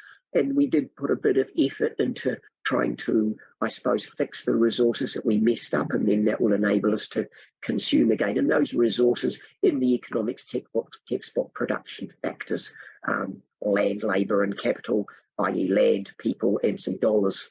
And that was a familiar economic model, and the curiosity of that is, or the point that I make when I put up the slide, is that the arrows go in one direction.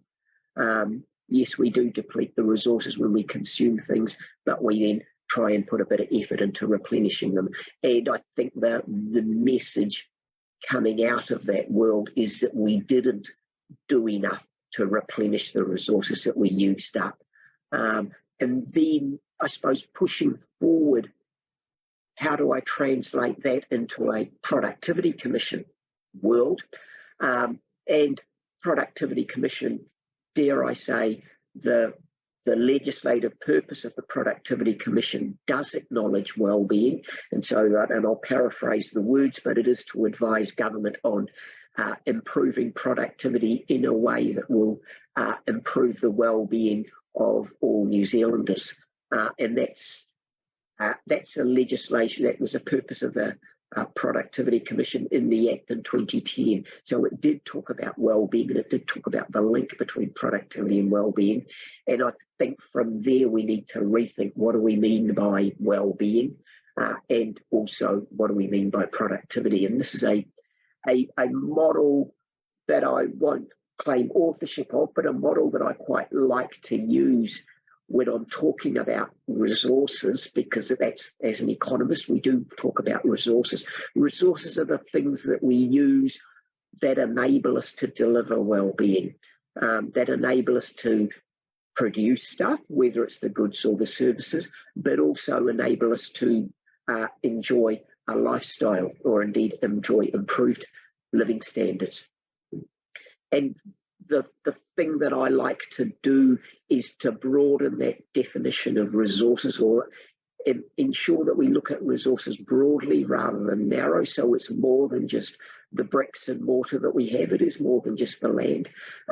We can call them assets, or I like the word taonga, the treasures that we have. The treasures that inevitably, I think it's important to point out, have been passed on to us from previous generations. And so we need to think about those treasures, the things that we value, things like community, things like networks, things like being part of a system that that we think being part of that system will deliver well-being to not just the people in that system, but also to us and our own families.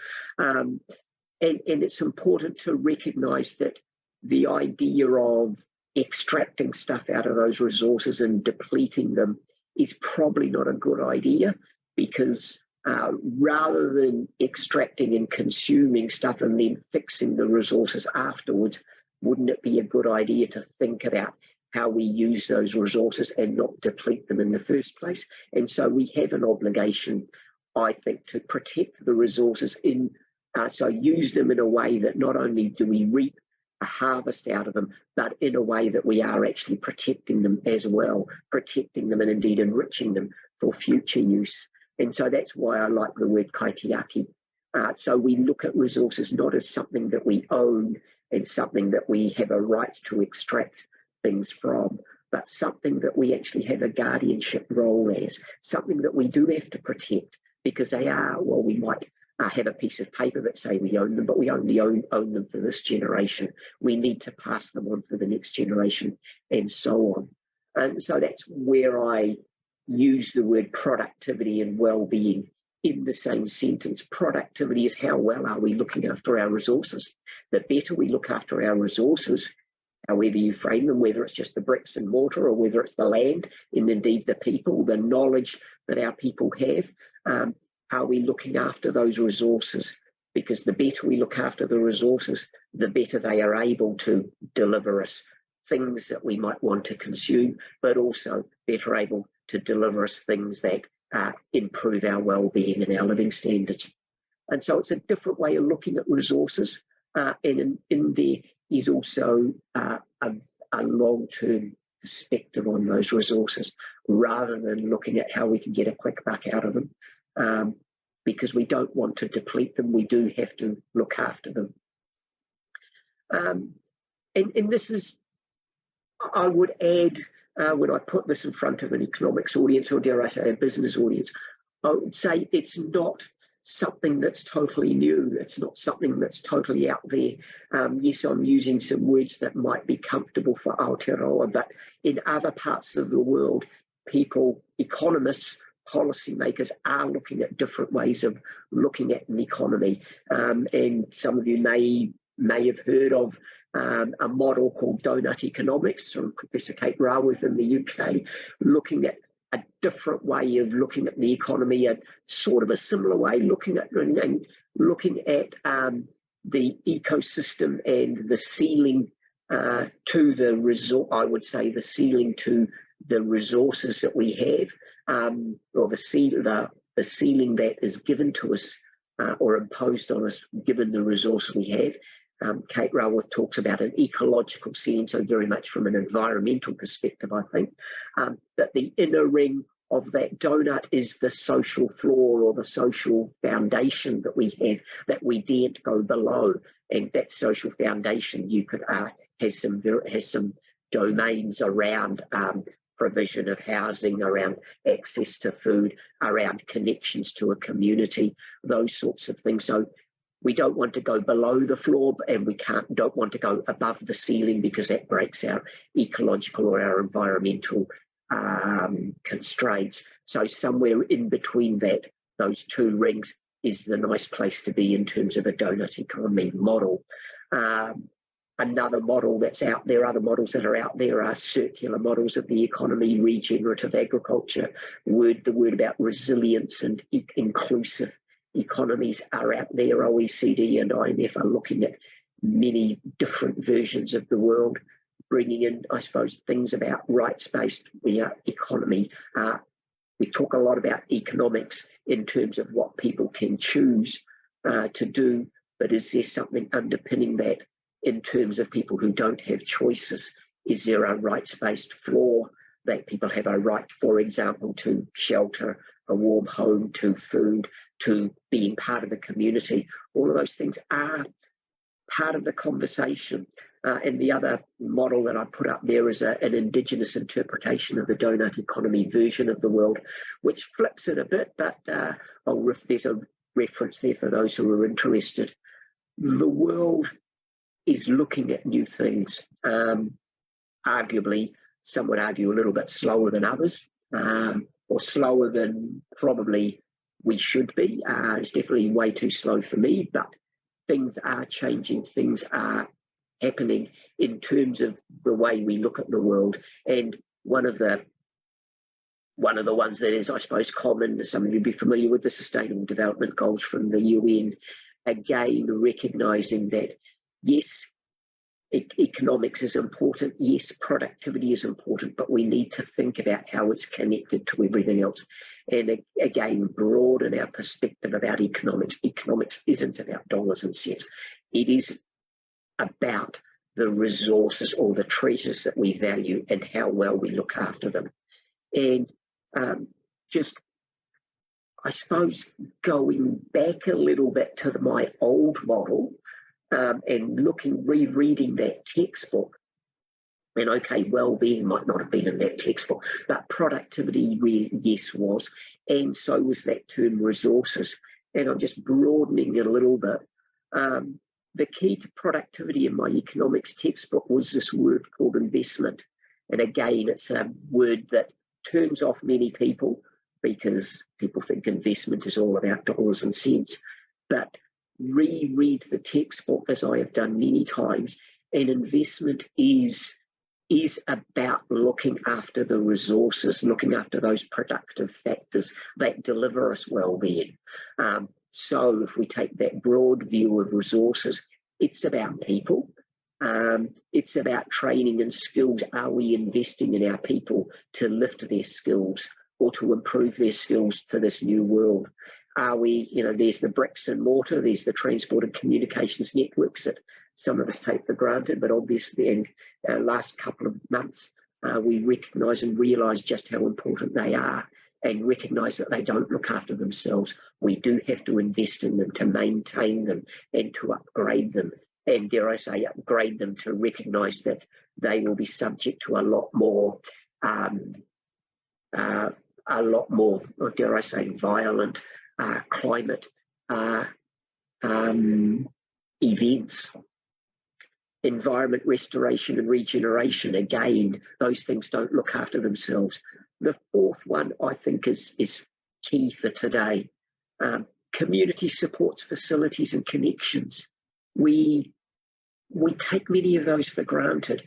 Again, we recognise, not just in the last couple of months, but in the last few years, just how important our community networks and our connections to communities and those supports, how important they are. I find it quite not enlightening, but somewhat ironic that at the depths of some of those events that we've experienced, the first thing that opened up to bring in communities were our marae. In many of our communities, marae were opened up to embrace the people who were hurt and needing support. And then there were those other organisations within our communities, whether it be Rotary, whether it be the council, whether it be our hospitals, whether it be our schools, beyond doing more than just those services that they are charged to provide. Another element and all of those things we need to invest in because they don't look after themselves. Invest in the true sense of the word, value them. Our innovation ecosystem, are we being creative in terms of new ways of doing things, embracing new thinking, R&D, knowledge, science? We have to invest in science. Science is core to getting us through the next next challenge, of which there are many. And I think one of the key examples that I put up just as a challenge for many New Zealanders who like to think that we do invest in the new world and that we are up to speed with everything. As an example, our spending on research and development has been pretty miserable.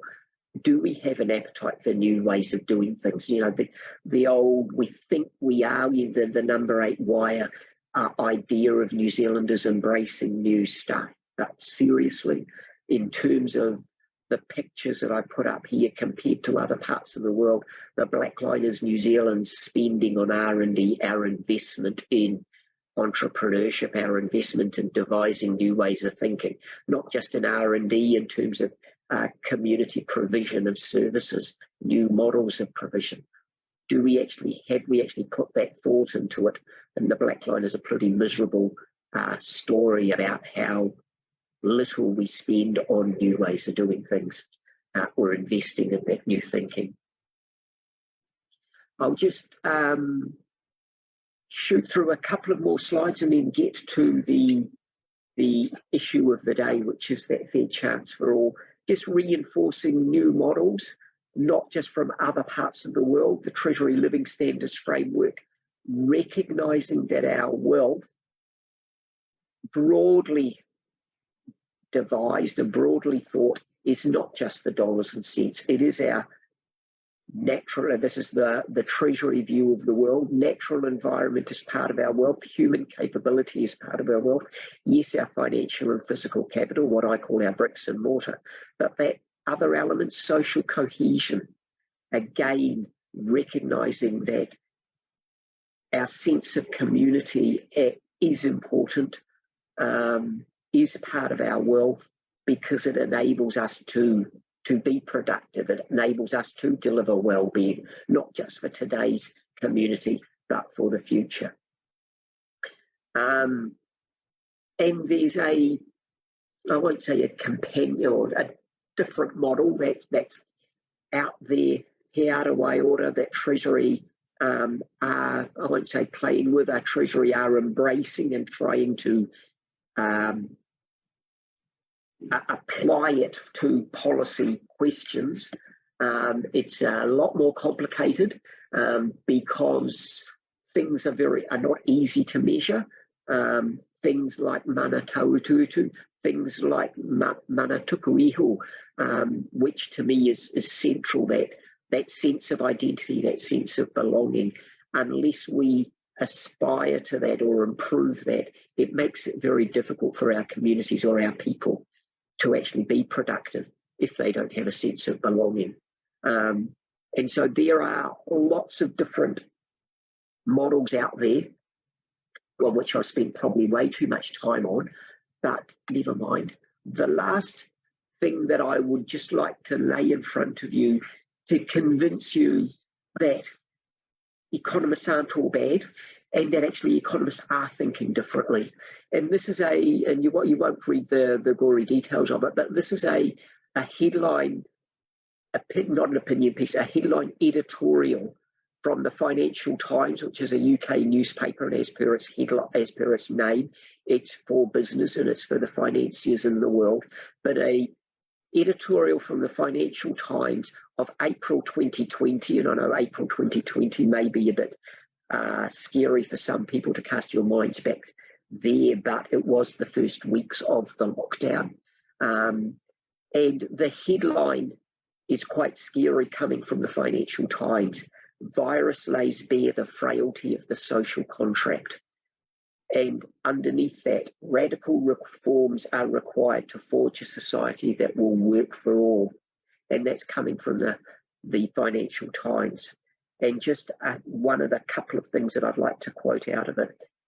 Beyond defeating the disease, the greatest test all countries will soon face is whether current feelings of common purpose will shape society after the crisis. As Western leaders learned in the Great Depression and after the Second World War to demand collective sacrifice, you must offer a social contract that benefits everyone. Today's crisis is laying bare how far many rich societies fall short of this ideal. And it's with that notion of a social contract that I and the Productivity Commission venture into this idea of a fair chance for all. It is coming from the Financial Times. We need to think of a social contract or reorient or even revisit that notion of a social contract and ensure that it does benefit everyone rather than just the few.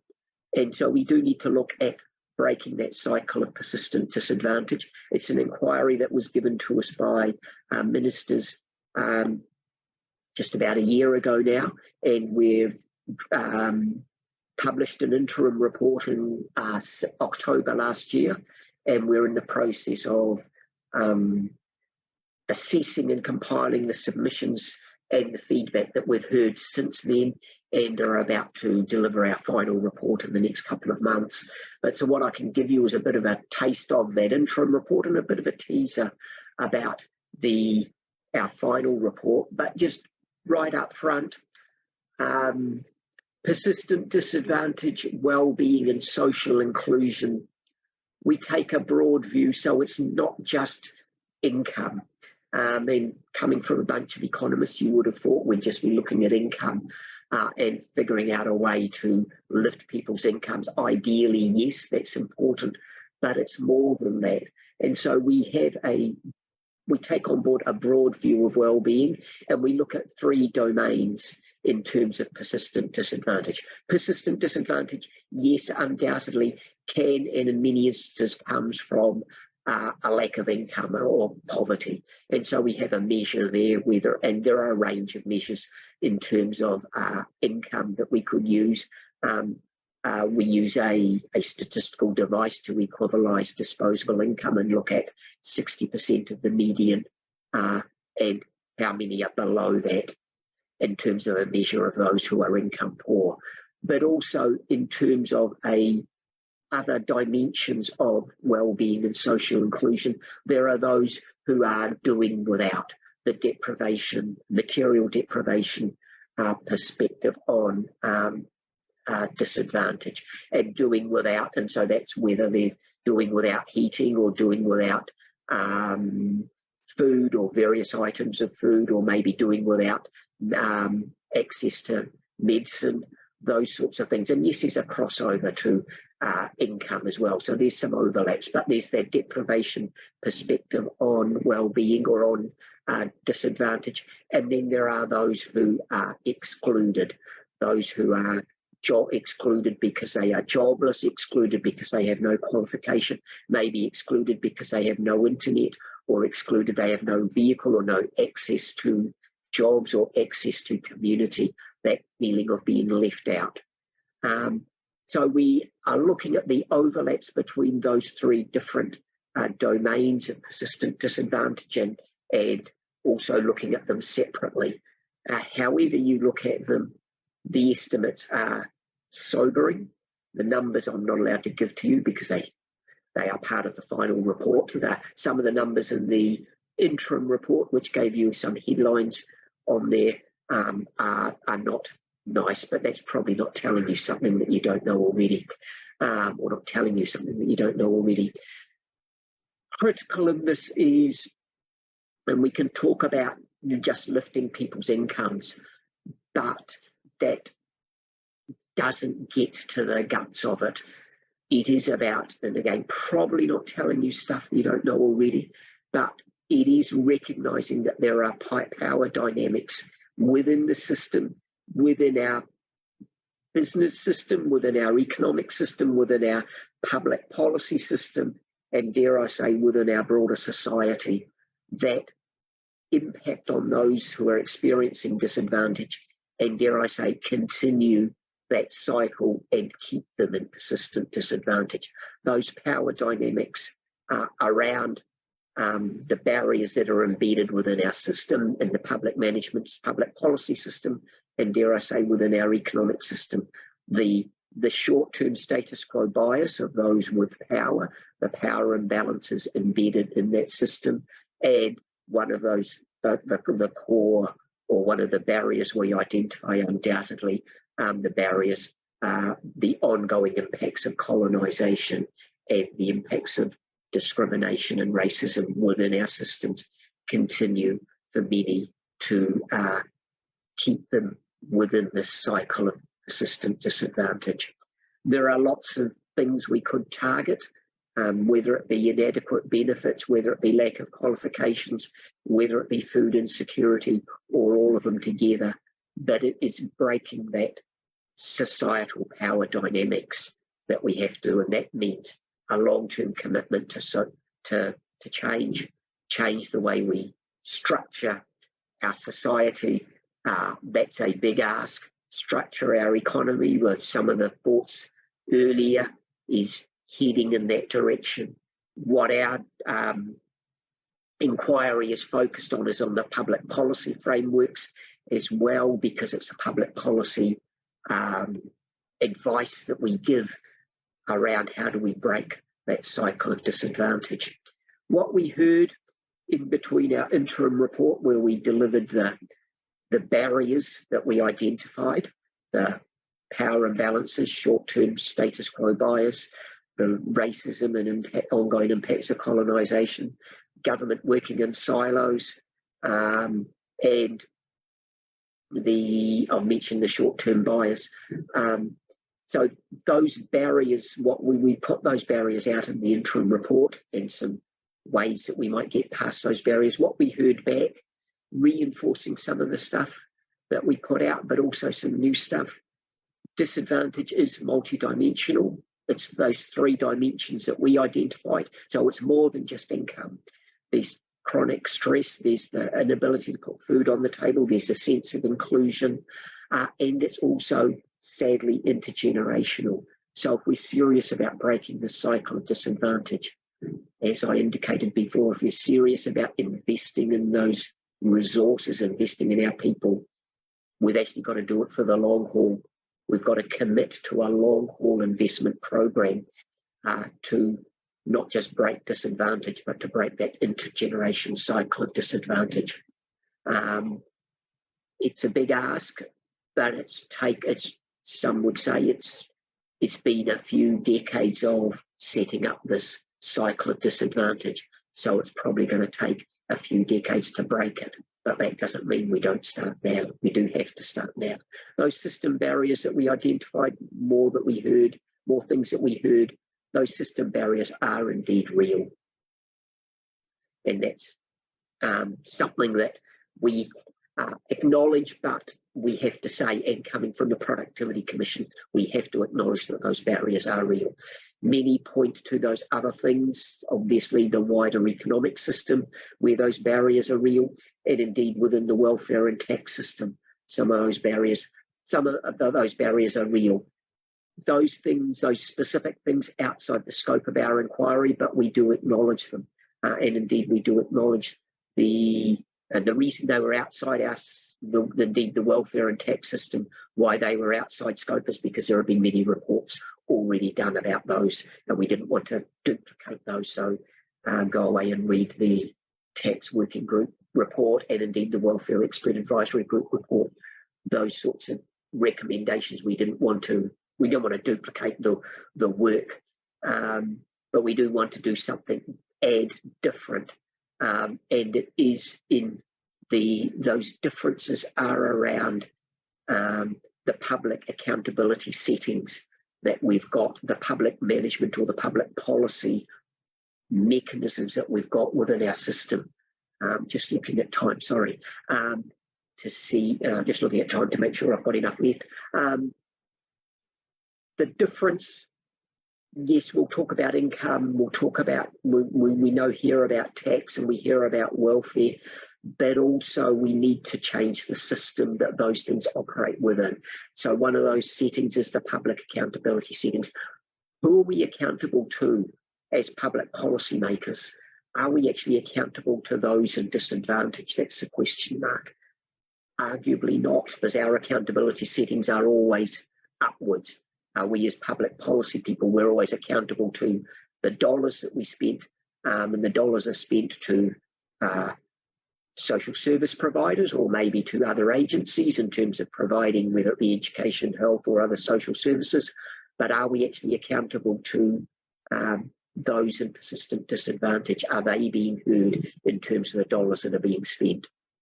Another thing that we heard is the solutions are already in our communities, recognising the strengths of our local communities, and dare I say, invest in those local communities to deliver not just the wellbeing, but to deliver some of those programs that are successfully breaking the cycle of disadvantage.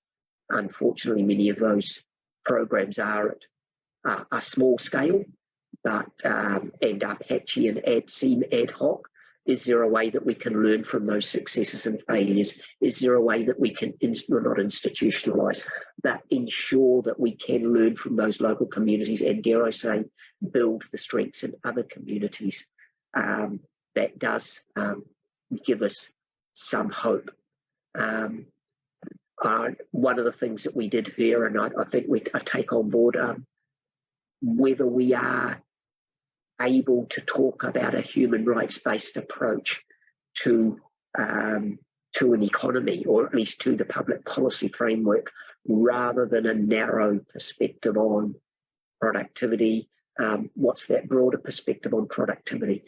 You know, in terms of human rights, in terms of the rights of future generations, are we leaving our resources in good nick for those future generations? Is there a perspective on freedom and dignity for all, freedom to not use the resources, but freedom to access the resources to enable well-being, to enable breaking the cycle of disadvantage? One of the key ones that many, some of us, we thought about which of those cars going round and round the circle should we focus on. One of the comments that came back to me very strongly is, we are not broken, stop trying to fix us.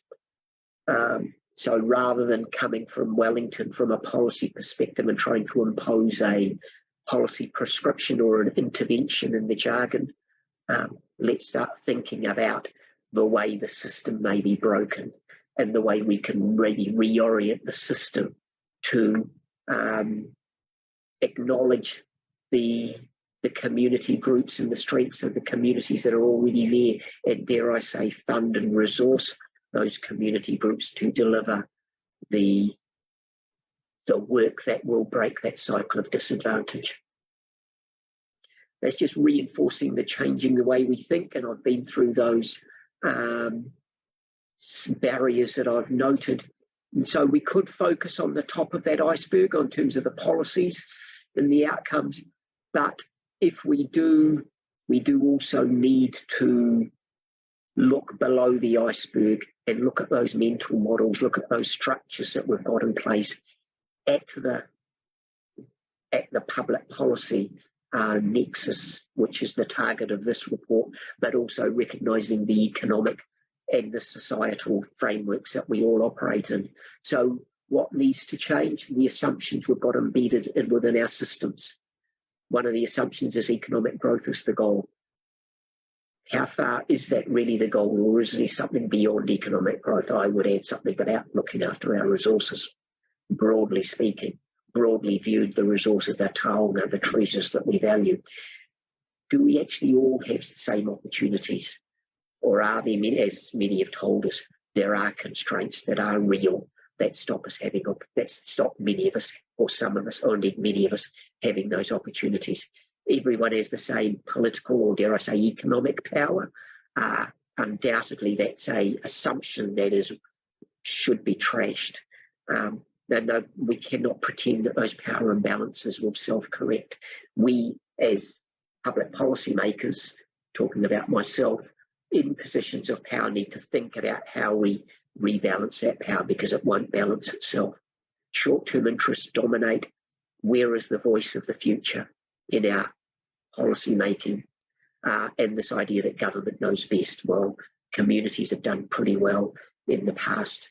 And so we need to recognise and indeed fund and resource those communities. What needs to change? Yeah, I'll probably indicate before, who was not in the room? And accountability for who? Undoubtedly, when we talk about accountability, when at the budget process within public policy, the accountability is from public policy makers to their CEOs to their ministers. Where is the voice of the disadvantaged at that accountability table? And indeed, in the short-term, long-term perspective, where is the voice of the next generation at that accountability table? Where is the voice of the next generation when we're talking about evaluation for learning rather than evaluation for just compliance? Where are the communities at that evaluation table?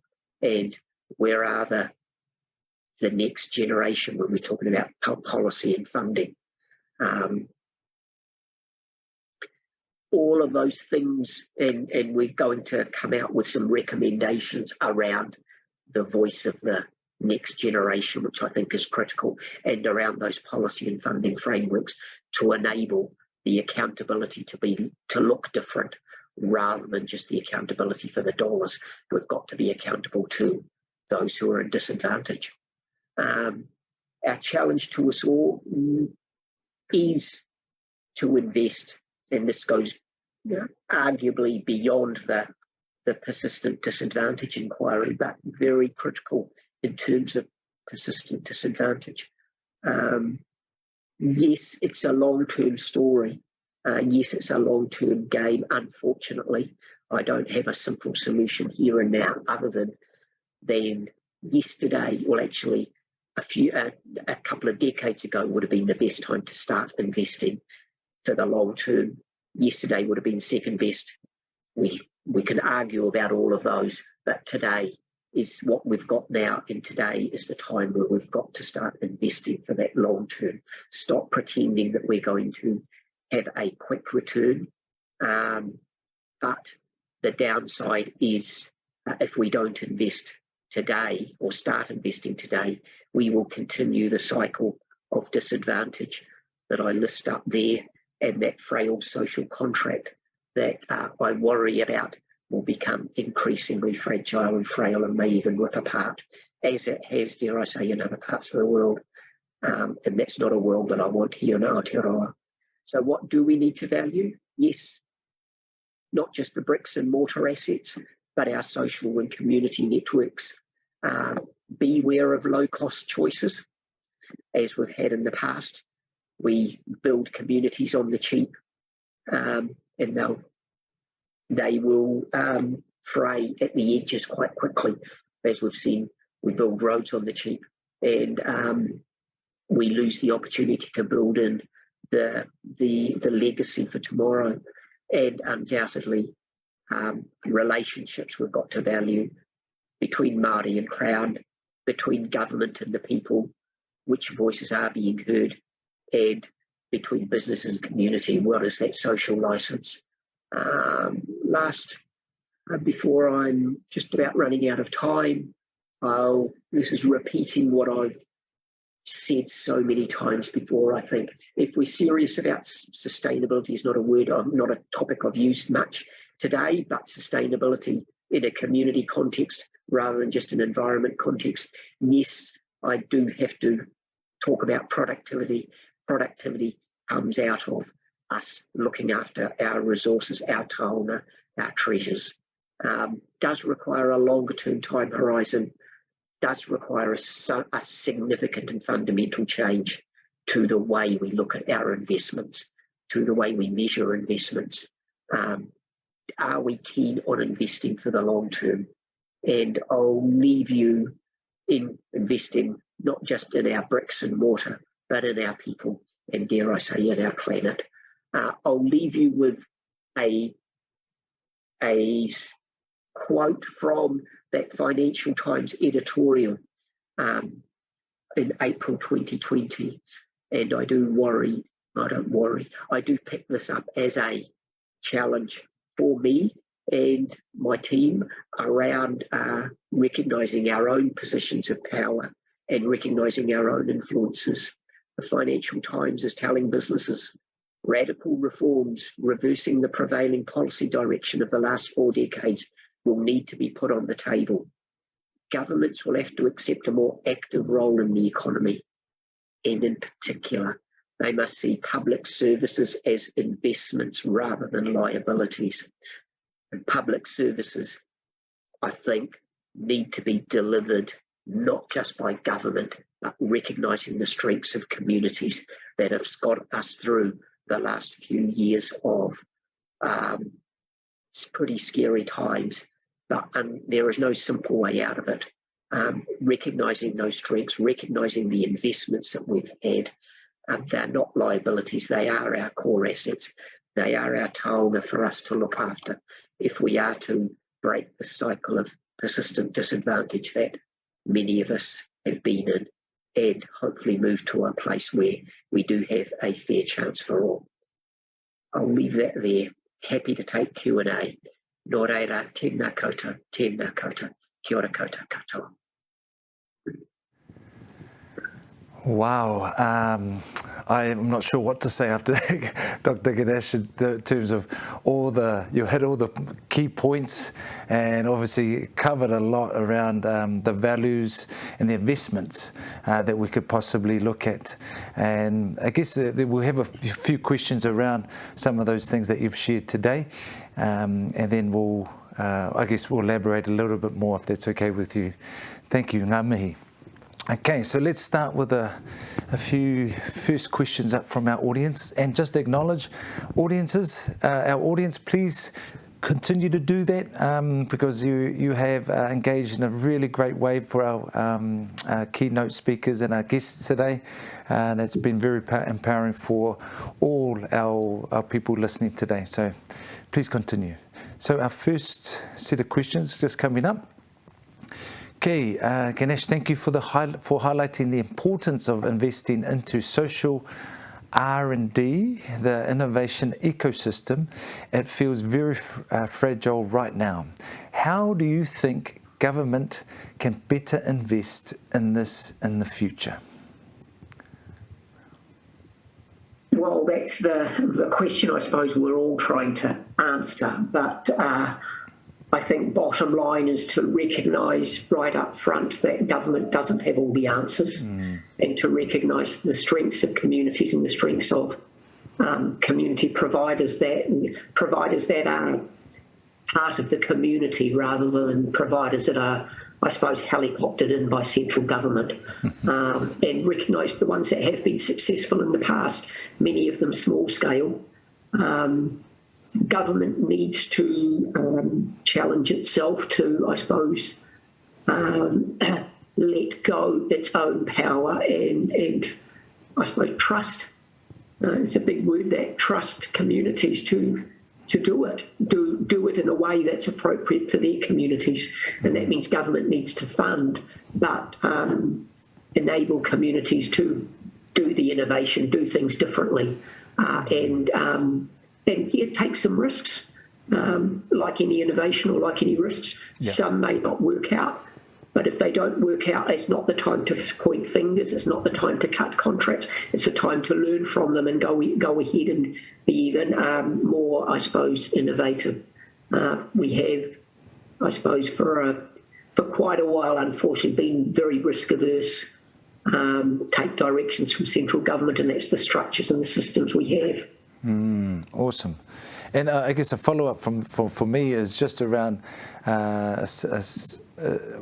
when you say investment, where do you see, or what core examples that you've seen in your, I guess, community that have worked as well? So you mentioned a few providers or local providers that probably should continue.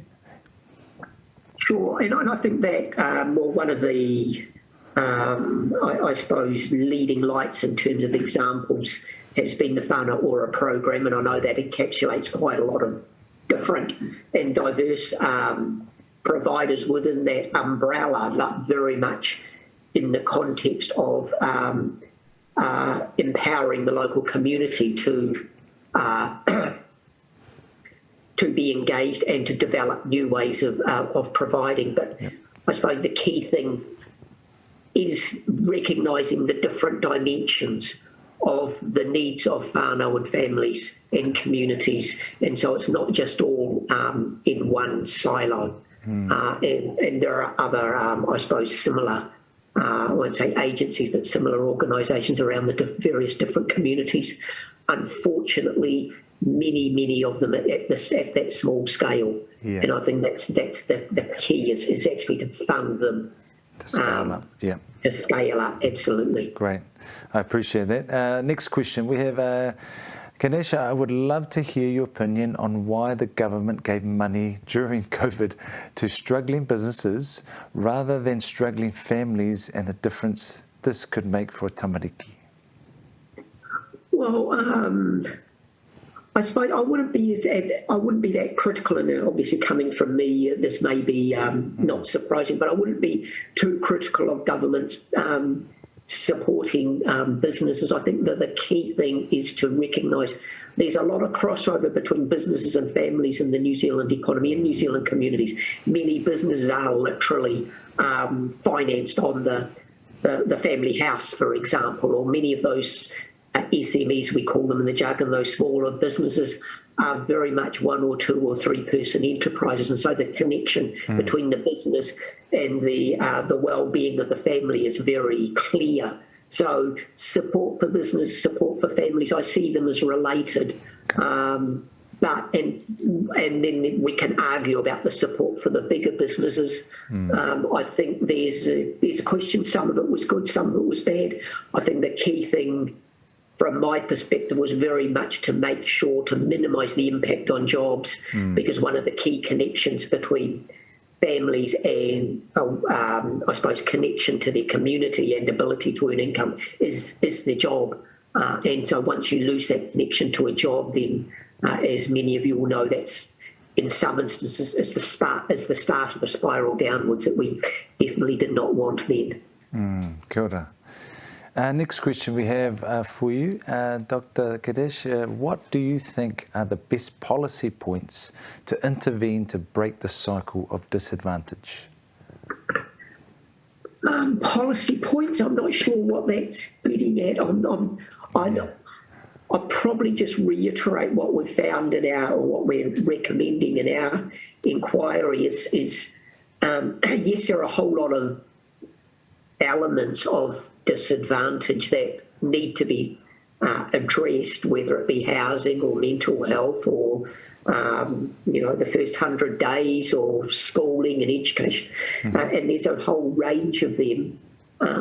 We didn't think it would be fruitful trying to find the most important one, because they are all important, and it's recognising the interactions of all of them that's critical, and that's why we in our recommendations put great emphasis on breaking down the silos within the government response. So the government response has, despite its best efforts, continued down that path of trying to find the most important and putting the efforts into each individual silos without, I suppose, seeing those connections and reinforcing those connections. And that's why I sort of see that I suppose that Whānau Ora type model where you are actually bringing together all those different silos and engaging from a community perspective rather than a government agency perspective it has in the past and has up until now been seen as way more successful than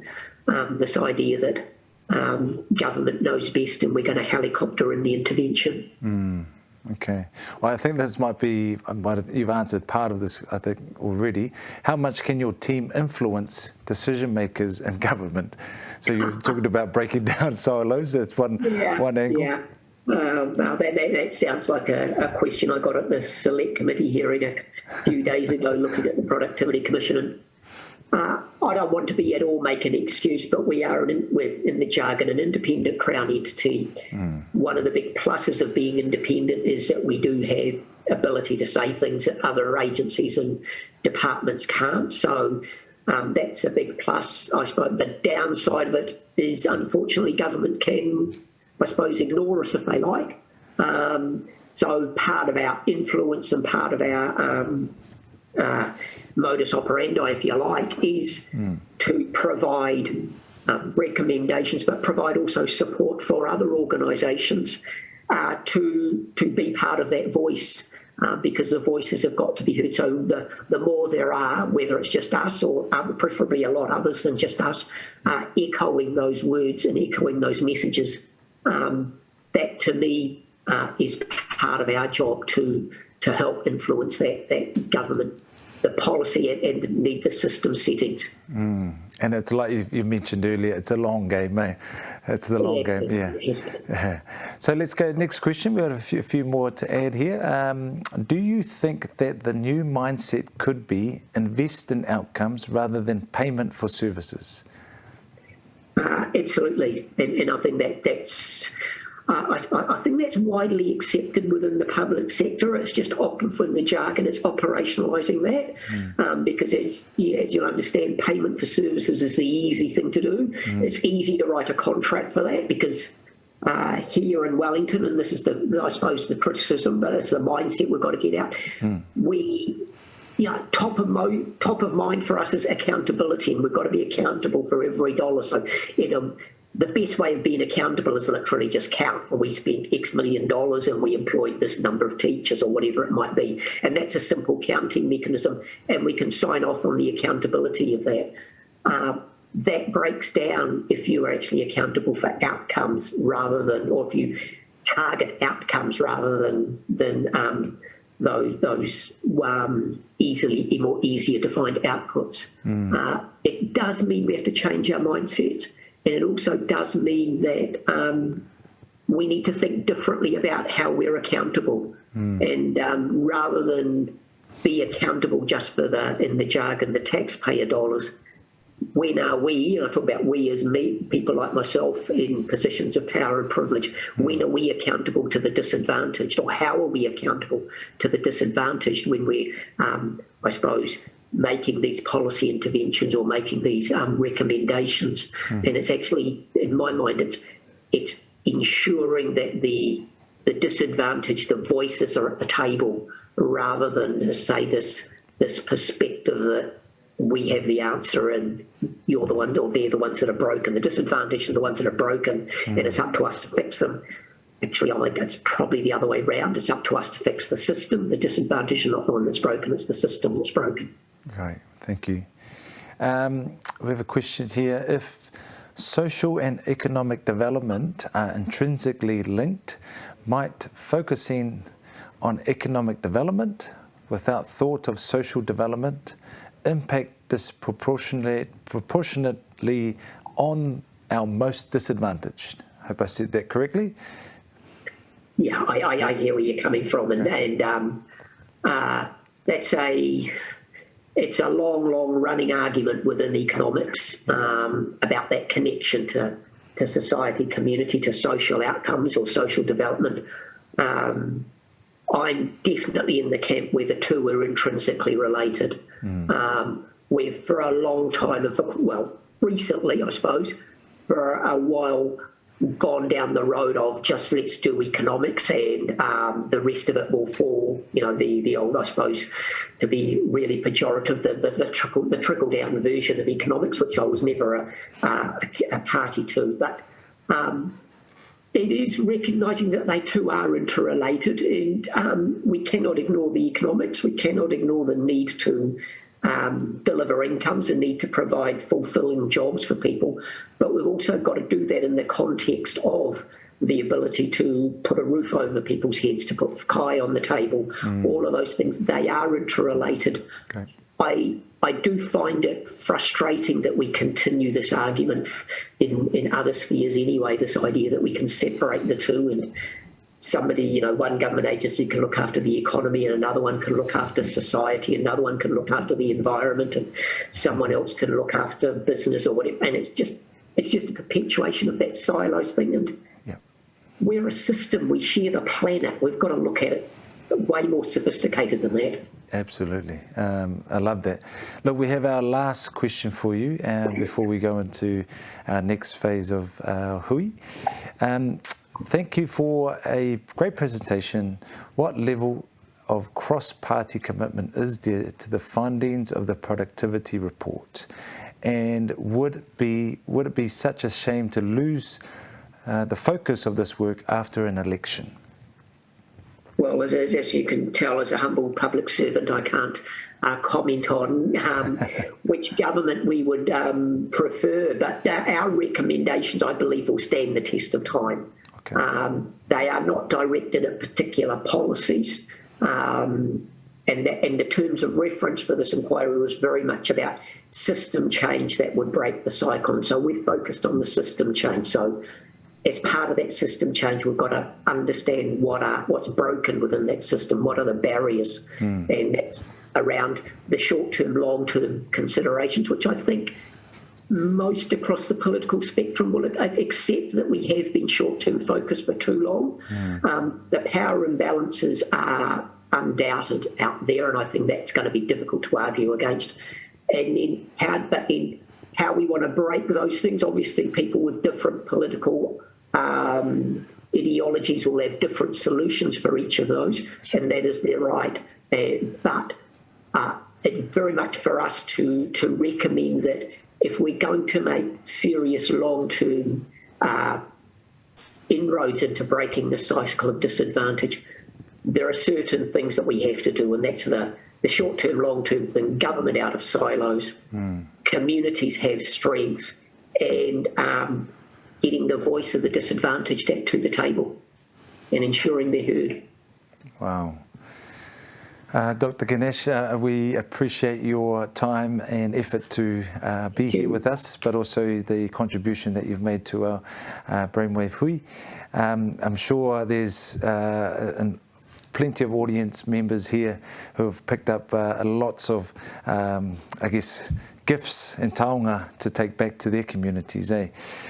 So I'd just like to I'll invite you back into the panel space, but thank you again. And also, we just want to remind our audience today that we've had a spectrum of number of speakers and great knowledge, expertise, data to also community level, but professional level too. What's important is that you take something and put in your kete and fill up your cup, and obviously share those learnings and knowledge with your communities. So the other side to this is our next part we'll go into is the panel. And this is your opportunity to, ask a few more questions across as a group, and they'll share a few more insights if need be, if they haven't sort of shared that in the earlier talk today. So, and last thing is, I just want to say thank you. Keep it up. It's been an amazing day with our blessing from the start, from Deb, our Whai Deb, and also our good friend André, who's given us this time and space to be moving forward in a really great way. We also have the opening from our CE, Huia, who will finish our day today as well. But we're very, very thankful to have our speakers today. So next, we'll have our panelists ready to go. and I'm just looking, making sure they got the cue. And so we'll invite them back. So no mai, haere mai, anō, hauki mai, su mai, whiu mai, tala mai ao. Look at that, all the beautiful faces on the screen for me to look at again. Good to have you back. Thank you for your patience and thank you for your time, particularly at the end of the day, to share a few more insights or anything that you want to share as part of the panel today. So we have a couple of questions for you. Just let's see what we'll start with. This one is how it would work. I'll actually just say a name, direct the question to that person, and anyone that would like to expand on that, just raise your hand, and then that way we don't have people crossing over. Is that fair? Whawhetai lava ngā mihi. Okay, here we go. So Dr. Jin, here we go. For you, no, it's gone again. We'll go Dr. Ganesh. Kia ora, Dr. Ganesh. How much time do you think we have got before the deprivation becomes entrenched in Aotearoa? Start with the easy one for you, eh?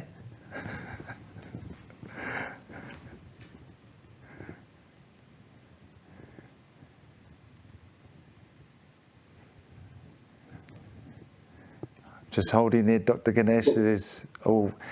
Just getting your volume sorted. I'll ask that question again so you can prepare your answer. How much time do you think we have got before the deprivation becomes entrenched in Aotearoa? Well, I hesitate to address that directly because there are many who would probably argue that it's already entrenched in terms of that intergeneration transmission of disadvantage that many are experiencing, and but I'd prefer to look at it from the positive and say that we have to address it, and like most things, the best time to address these sorts of gnarly challenges was yesterday. The second best time is today. So we have to address it. And I again hesitate to say this, but it is a long-term challenge. And in a different sphere, when someone else was talking to me about how the economy was in a mess and how long it would take us to sort it out, he basically said, look, it took us 50 years to get us into this mess, so it'll take us another 50 years to get us out. And I'm not sure, so the time horizons are going to have to be long, but we have to continue at it because the risks of not doing it or the costs of not doing it are just too great. Okay. Tēnā koe, Matua. We've got a question here for Roy and Tahlia. What have been the key elements that have enabled transformative change in mainstream organisations? So we'll start with Dr. Tahlia first, and then we'll go to you, Roimata. Kia ora tātou. Can you repeat that pātai, please? Sorry, Jess. Kei te pai, yeah.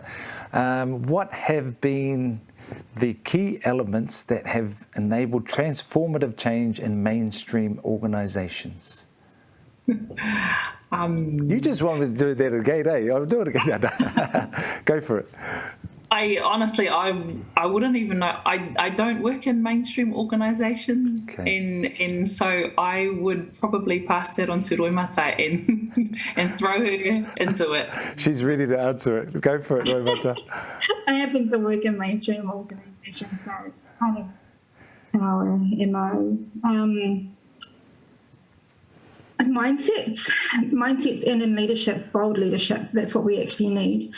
We've been doing some work with a lot of the public sector around the importance of having a mandate, but whilst we've got a mandate, actually having the gumption or just, I want to say another word, the grit to be brave and to see the hard things through, because the work that we do in anything where you're going against the grain in the system, it's hard. Yeah. And a lot of the times when we come up against a barrier, a lot of people or a lot of organizations would just turn around and say, no, that's too hard, we're not going to do it that way, we're going to go back to our norm.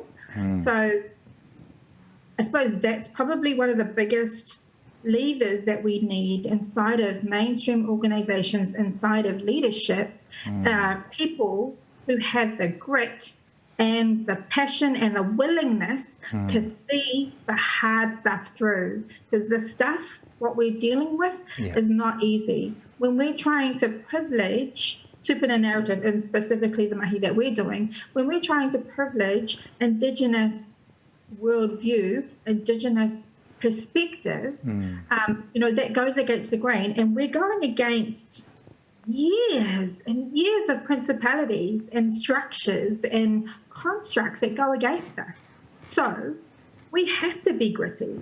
We have to be able to stand up to that. I mean, our tupuna were saying this from way back. Ka whawhai tonu mātou, mo ake. We're no longer fighting with our physical bodies. We're now fighting with intellect. We're fighting with pen. We're fighting with paper. We're fighting with policy.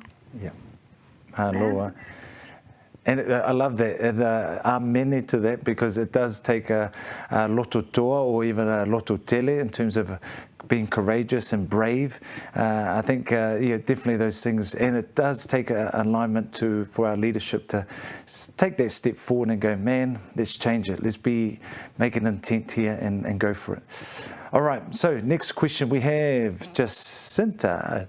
Lo fionga malai tungia. What can the system do differently to meet the needs of Pacific children or ainga and whānau?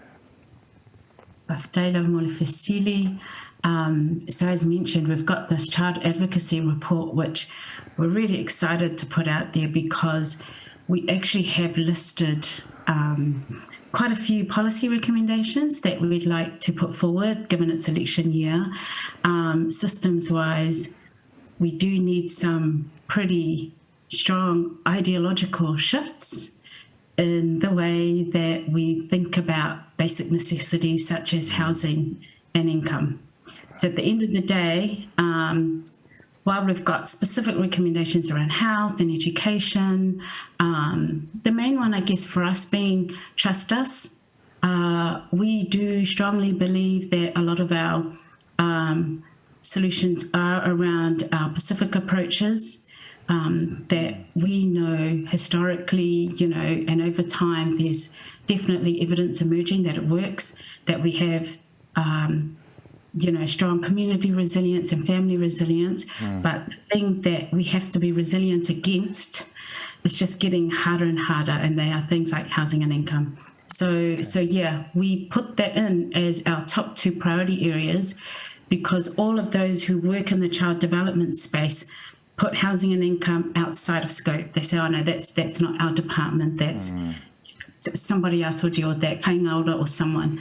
But actually, we need a strong ideological shift across the system where everybody strongly believes that housing is a basic right, especially for our children. So, yeah. And I love that everyone said it today, there is a solution within our communities, and we need to, I guess, have the faith and the trust that you've also mentioned in our leaders to make those decisions, to give us more money, more resource, so we can continue our work. All right, this next question. We have Sarah-Jane, Dr. Sarah-Jane. This is for you, and anyone who wants to follow up after that. So the metaphor for oranga mokopuna uses harakeke with tamariki in the heart and protected. How can policymakers, practitioners reflect this? Any examples that spring to mind? Kia ora, tēnā anō tātai. So, I think that metaphor, what I'd like to do is remember that it came from this place, and so we're talking about how we present it, I think, in policy and in programs. And so to do that well, we've got to come back to the mātauranga, in which the idea that tamariki exists within whānau, exists within hapori, hapu, iwi, is is an idea that is of Aotearoa, but it's also of Te Moana Nui a Kiwa. So for policy to reflect that, it's the acknowledgement that the knowledge comes from outside government. And I think a lot of the speakers today have spoken to that idea. So because it comes from outside government, it also has to come from Pacific communities. It has to come from disadvantaged communities. And then the job of policymakers or academics or health systems is to understand then what is their relationship to that knowledge. And that is what we're going to reflect in policy, I think. Awesome. Anyone want to add there? No? We're good? Awesome.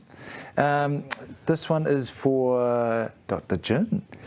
If we had Mokopuna-centric responses, how would that look different to now? Kia ora. This is a great question, and it's something I had in the last PowerPoint slide of my talk, so it's neat. People have switched on and have picked up on it. I think that term Mokopuna-centric really delves with a lot of things that other speakers have said. Just to pick up on what Jacinta was saying just before, we can't have siloed approaches. We actually need to tackle the basic foundations, those social determinants of health and well-being together. And so what it looks like to have healthy children and flourishing children as a society means actually supporting basic things like their education, their access to healthcare and their housing, the income of the household, and creating those conditions. When we get those conditions right, I really believe that then we enable whānau to be the best that they can be and to be present to their young people and children. Because in my own research and the evidence that I've reviewed, I can see that cumulative social disadvantage just takes away and makes things much harder for families, and children can still flourish in every condition, but just makes it harder. So we need to just clear the way for children to flourish. That takes coordination at the government level. I'm very interested in whether there's still activity on the child wellbeing strategy. That was an area where we saw coordination within the government. I'd be keen to see further action in this election year on that to make that document live and living. Wow. Thank you, Dr. Jin. Did you have your hand up, Atua, Ganesh? No? Okay, goodbye. All right. Dr. Tahlia, this is for you, mate. What can we do to develop our ability to share Māori designed and created resources with whānau? Oh, kia ora, he pātau pai tērā. I think, what can we do to develop our ability? There are so many amazing resources in our communities that are Māori designed and created. So it's almost as if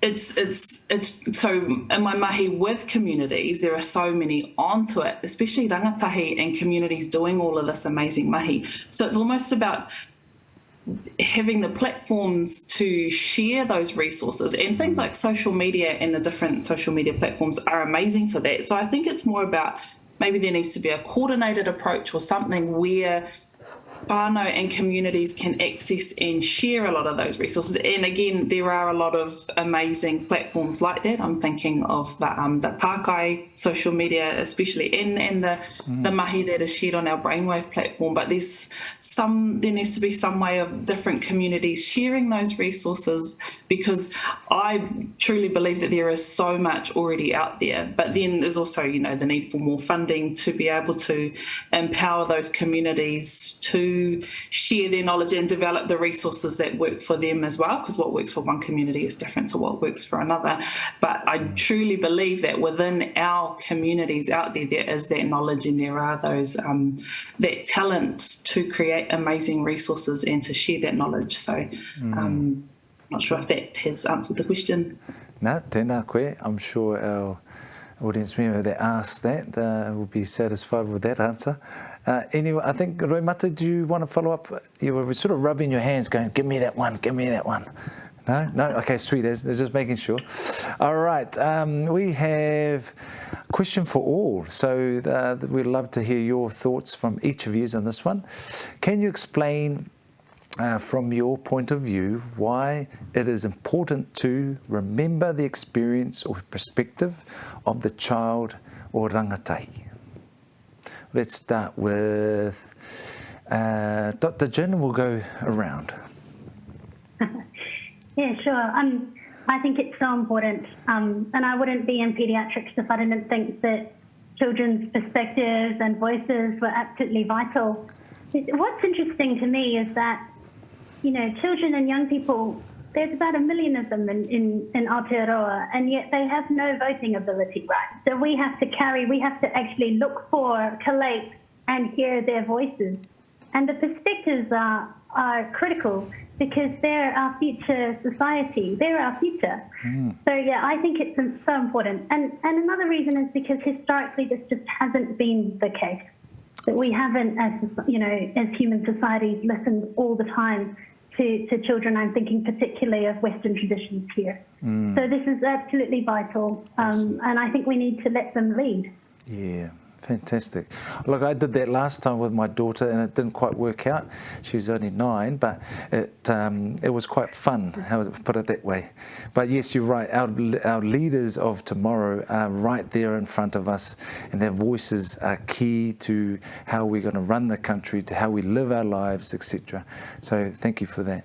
Let's go to Dr. Sarah-Jane, please. Same question. Remember the experience. Yeah.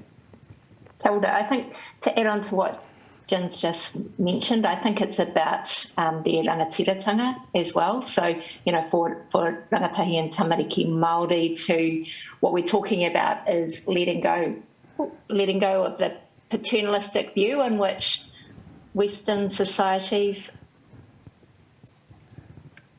Kia ora. I think I've lost my Zoom.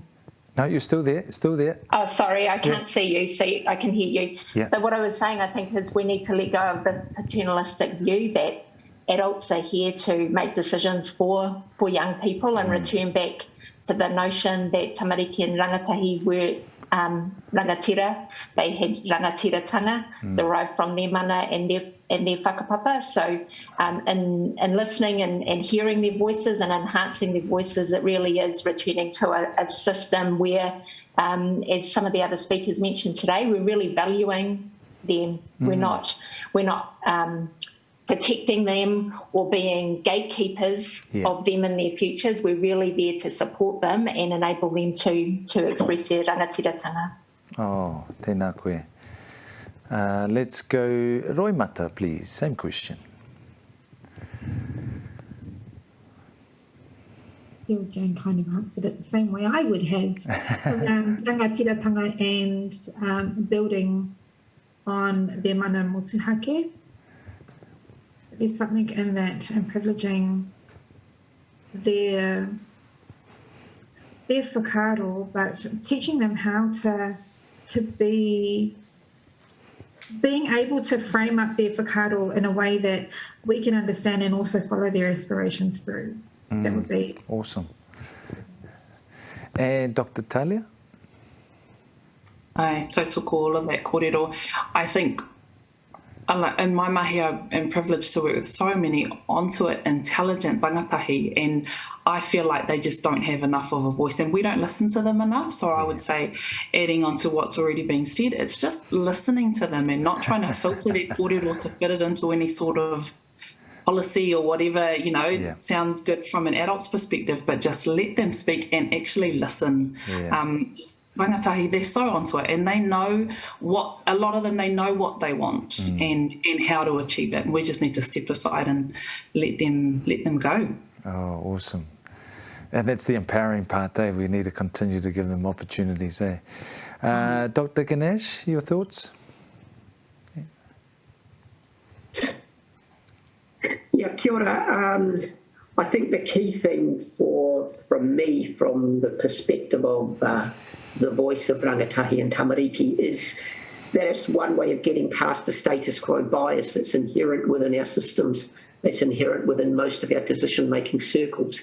So whenever I'm in front of an audience or in front of decision makers, the first thing to ask is whose voice is not at the table, and undoubtedly one of the key elements is the voice of the next generation, or the voice of future generations. So bringing rangatahi to the table is one element of that. And also that helps with that status quo bias, because us oldies have, you know, we've got biases embedded in us and we've got vested interest to maintain the current system as is. Yeah, thank you for that. Yeah, and our connections are already formed. Yes, here's another add-on, Roimata. I was just going to add on to Dr. Ganesh in the sense where if we ask rangatahi for their perspective and their whakaaro and their kōrero and their worldview, actually privilege it for what it is and listen to it for what it is, not try and frame it in a way that we as the adults need it to be said, because that's often what we see inside of public sector when we ask for rangatahi voice. Sometimes we see the voice come through, but it's actually not. It's being framed differently according to an adult perspective. Absolutely. Tēnā koe, ngā mihi. And last but not least, on the same question, ia alo whionga, la so whina ngalo le Fasili. Taimana, ia lovely Fasili. If I could just draw on some of the interviews that I carried out with children, looking at resilience, one of the things that really landed for me was that children are actually navigating the world around them for their own development. So we all think as adults, we're the ones that are developing these children, when in fact, they are doing it themselves. We are never with our children 24/7. So children are actually developing by navigating their relationships with their parents, their families, all those in their household, their relationships with their peers, their teachers, and so on. Outside in the natural world, they're learning about, you know, climate change, the world around them. And then being in the digital world, they are navigating these often without us really understanding the digital world ourselves. And same when they go to church, they're learning, they're taking all this in. And so just like, you know, just as we believe that when you've got a baby in front of you, don't patronize, talk to them and engage with them and, you know, really help to build those neurons. Yeah, for me, the distinction is really around the fact that children know a lot more than we give them credit for. And when I spoke to children about some of their situations, a lot of them know that they're poor. They know that they don't have as much as the other child, you know, in their classroom. They know these things, but what they do is they also contribute in ways to help their families, to help their parents who might be working 2 jobs. They might think, okay, I am now going to, you know, really do well in school or something. And sometimes they may make the wrong decision, but at the end of the day, we need to listen to them because they are the ones navigating the world around them for their own development. And mā lō whasoa. And probably the same concept in the same breath, we're also learning how to do that, as I guess the caregivers and the parents, and making sure we give the mana and empower as well as listen, learn and grow from our children. So Malo, thank you for that. Tahlia, this one's for you, Dr. Tahlia. In your practice, how are you infusing the learnings you are seeing inside Hikoi Mahara and apply that into the mahi you do as a clinician? That's a clinician word there. There we go. So I think as Māori, and so my mahi with Māori communities and Māori whānau, and, you know, working with Māori, we bring ourselves and our mātauranga that we have. And so in my practice, as well as in this hikoi mahara, there's overlap and you know, you're genuinely and wholly yourself. So it's powerful to take, I guess, the mahi that I do one-on-one with whānau in a clinical space is it overlaps because it's all about our mātauranga Māori and understanding those ways of well-being from a Māori perspective. So that's what I do in my clinical mahi, be it with individuals or with whānau, as well as in our hikoi mahara space. And so it's, I guess, to answer the question, it's all the same. You know, you bring your whole self to any relationship, and in a professional capacity, we do the same. And so it's just about our mātauranga Māori underpins everything that we do. And it's at times challenging in a clinical space because I guess there are clinical boundaries that we have to work within as clinical psychologists, but there is also some really awesome I guess, role models, Māori kura leaders who we look up to in this clinical space, who are able to bring mātauranga Māori into a clinical space. And I know Dr. Sarah-Jane Paine, you mentioned some of those as kaupapa Māori researchers and stuff like that, who are sort of normalising our mātauranga Māori in all sorts of spaces, and especially in the clinical space. And it's a fusion of the two worlds, coming together, particularly if you're leading with empathy and culture, and then obviously, hey, here's your prescription, you need to do this, So I think it's a great way to lead. Thank you for sharing that. Let's go, Dr. Jin Russell, this one's for you. How do you think we could bridge the gap between health and education to support our tamariki? Great question. So one of the interesting things for me, having joined a public health team in Tamaki Makaurau, is seeing attempts to actually unite health and education. And among my colleagues here in Auckland Metro, we actually have formed a health education collaborative where we have able to work in closely with principals and with the Ministry of Ed, and then have that sort of child public health voice. So there are these initiatives. I'd be interested in whether there's other initiatives happening around the country. I think that the level at which this is done, is best at the regional level and local level. And then obviously, we hope that the ministries also talk to one another. But yeah, it is essential to get those links. Over the COVID-19 pandemic, something that really took me by surprise has been actually health and education having to work together when it came to our school's response. And so we wanted to build on that foundation and continue those relationships. Fantastic. And that's exactly it. Those relationships are already formed, and now it's just a matter of how do we capitalise and utilise those relationships a little bit more. Jason, can I add in just another element there? Go for it. I think really important to recognise that schools, when I talk to school principals, they want to have health in their school settings. They want that, cohesiveness. And I think it's really important that from the health side, we look at funding and expanding school-based health services so that it's all on site for young people. Schools are just absolutely vital structures in our society. And obviously, notwithstanding the fact that not all children are in schools, we still have to reach those who are on the periphery. But by being on site in schools, we just have so much more ability to reach in with families, and also we find whānau trust us more if we're on site. Yeah. Fantastic.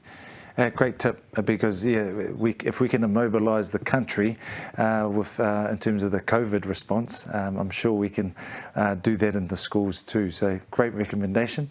This one is for Dr. Ganesh. How do we make sure that all voices are in the room? That's a very difficult question. How do we make sure? That's actually a question for us.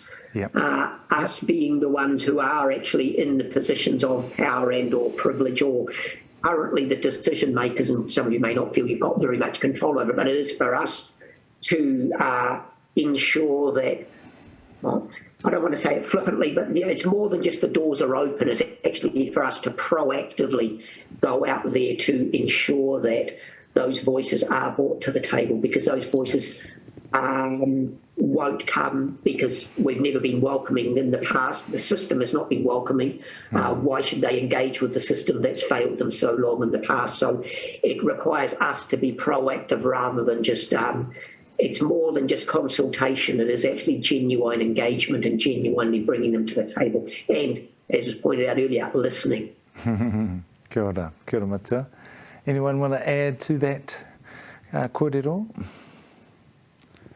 Yep, Sarah-Jane. I'll add something in there, and at risk of sounding like I'm a philosopher, and I'm going back to Jin. I know you introduced your partner as a philosopher, so that is not my role, but I think building on what Dr. Nana has just said, it's easier to invite open doors and invite people in and ask questions about who's at the table when you realise that the table has been built other people.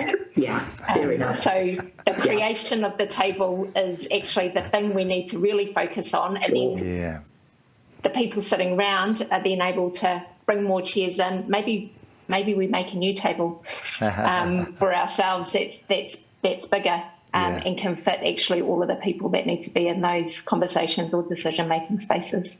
Oh, I love that analogy. Table, waka, whare, we have to have a new one, that's for sure. That's cool.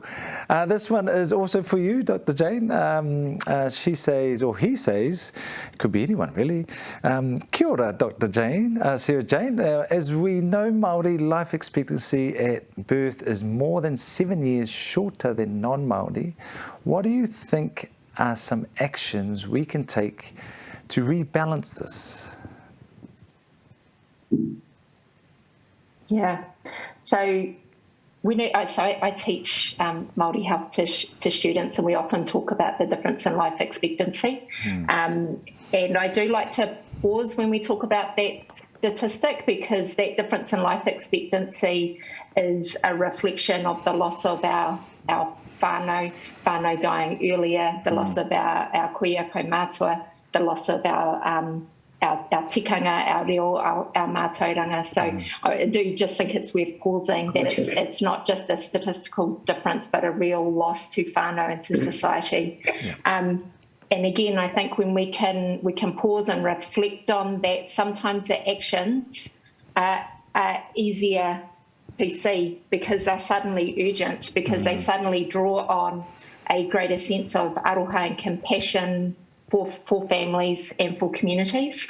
So the things I like to focus on really fit in the addressing the colonialism and racism that exists within the systems and structures that allow differences in life expectancy to continue after decades.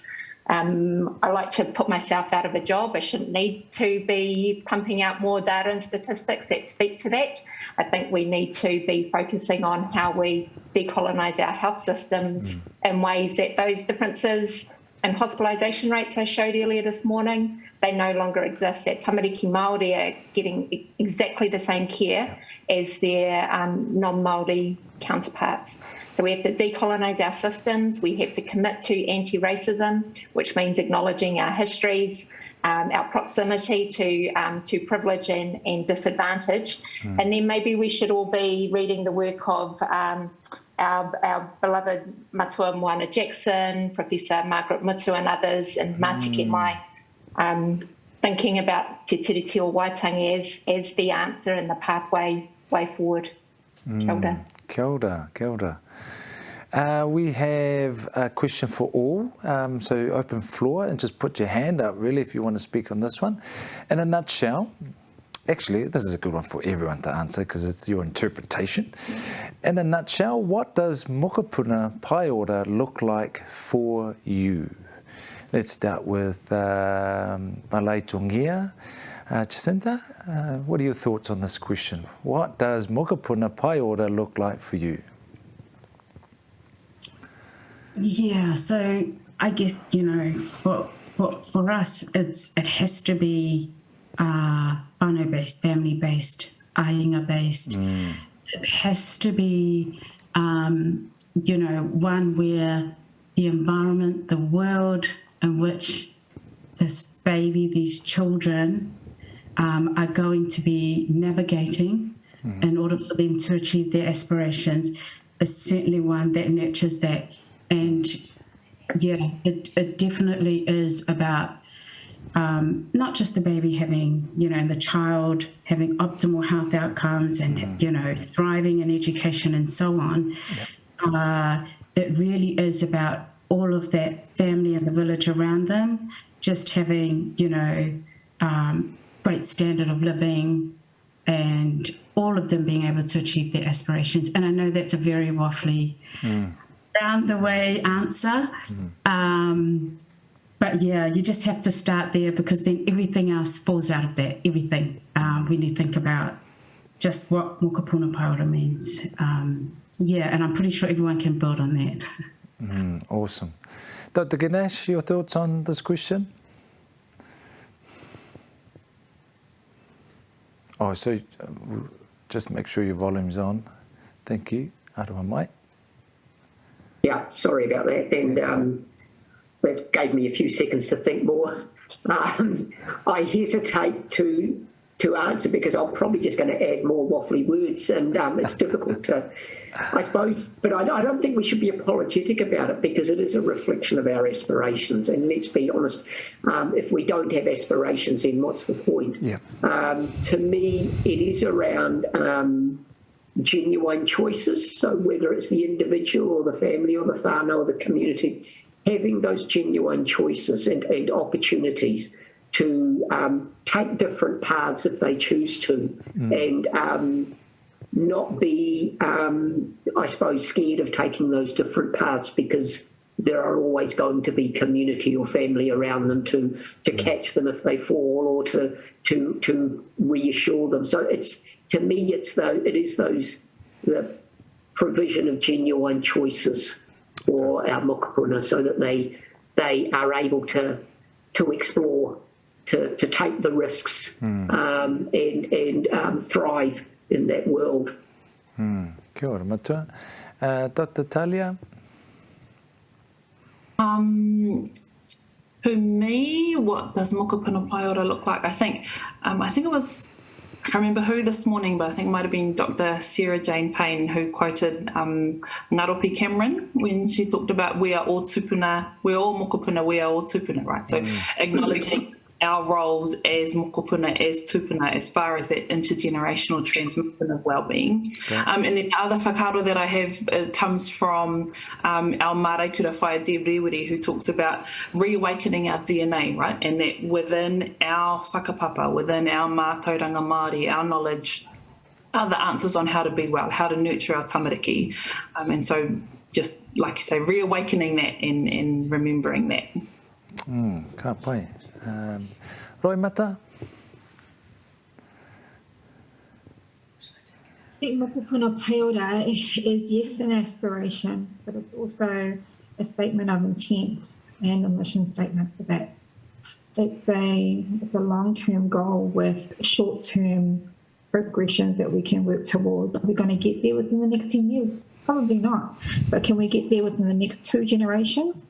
We can definitely strive to do that. And what does it mean? It means that our tamariki, that our mokopuna that are here now and in the future will have the opportunity to thrive in their own mana motuhake and in their own manner, being framed in their own worldviews with standards that were created by them and for them. I think that's the aspiration.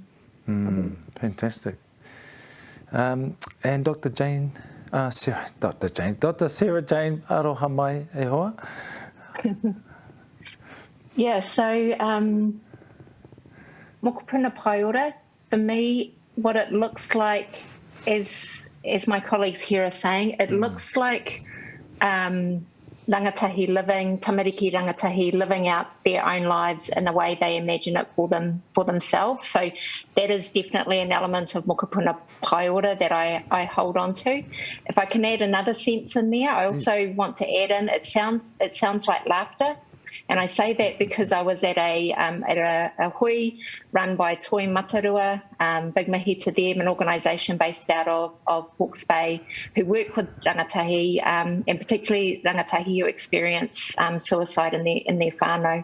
And it looked like, at that hui, it looked like rangatahi organising themselves, supporting themselves, facilitating mana-enhancing conversations about traumatic experiences and laughing. So despite the traumas that they had all experienced, they could still find joy in their relationship to each other. So that is what it looks like to me. But I do want to, I think it was Dr. Nana that said, and probably others, that doesn't mean that we're all off the hook. We've got a job to do. For rangatahi to live that vision, we have to be responsible and accountable to change the conditions. I think you mentioned, Jin, to change the conditions in which they're finding themselves in these cycles of persistent disadvantage.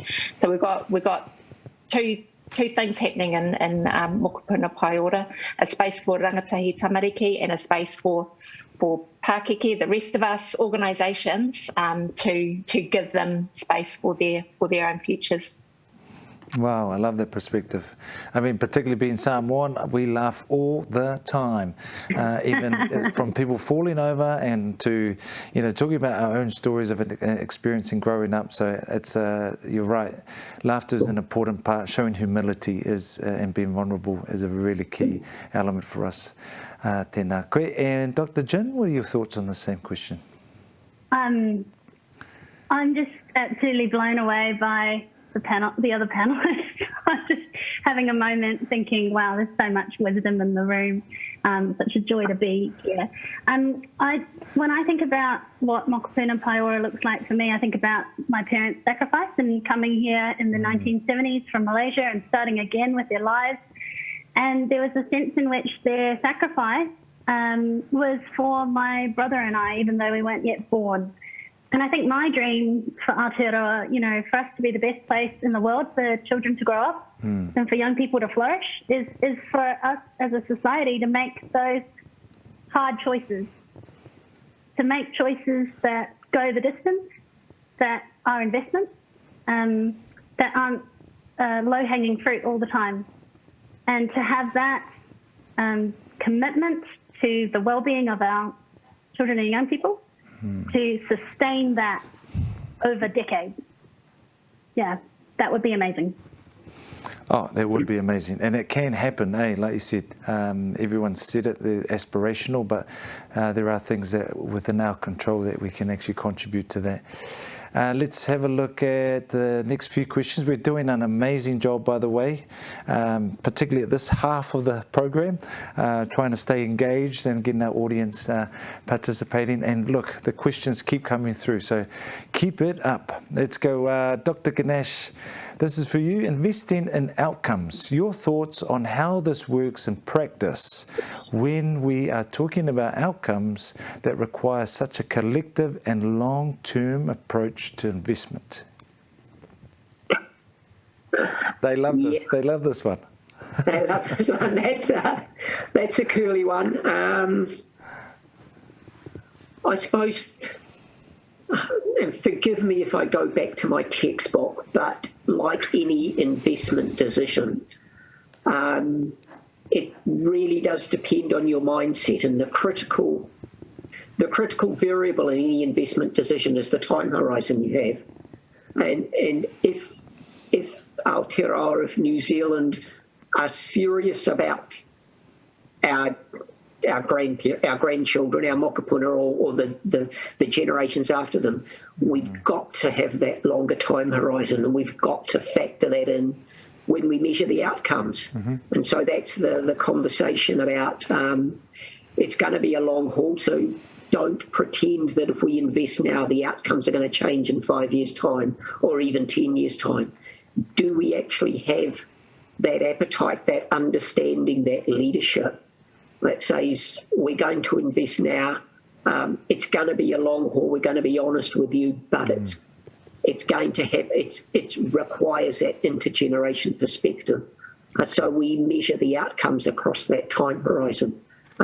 We have some intermediate indicators that I'm sure you're all familiar with that we can monitor along the way, but that shouldn't, I suppose, divert our attention from that long term, because I think for too long we've focused on those short-term indicators, and when they don't turn around quick enough, we say, oh, we've done it wrong, let's throw it away and start all over again, and we lose that.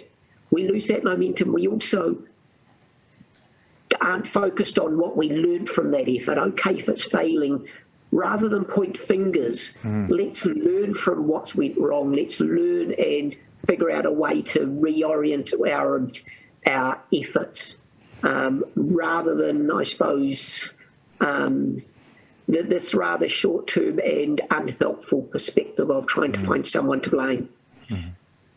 Tēnā koe matua. We have a question for Tahlia and Sarah-Jane. Tahlia is not on screen, but she's just coming back on. And we've got, so Sarah-Jane, this is for you for now.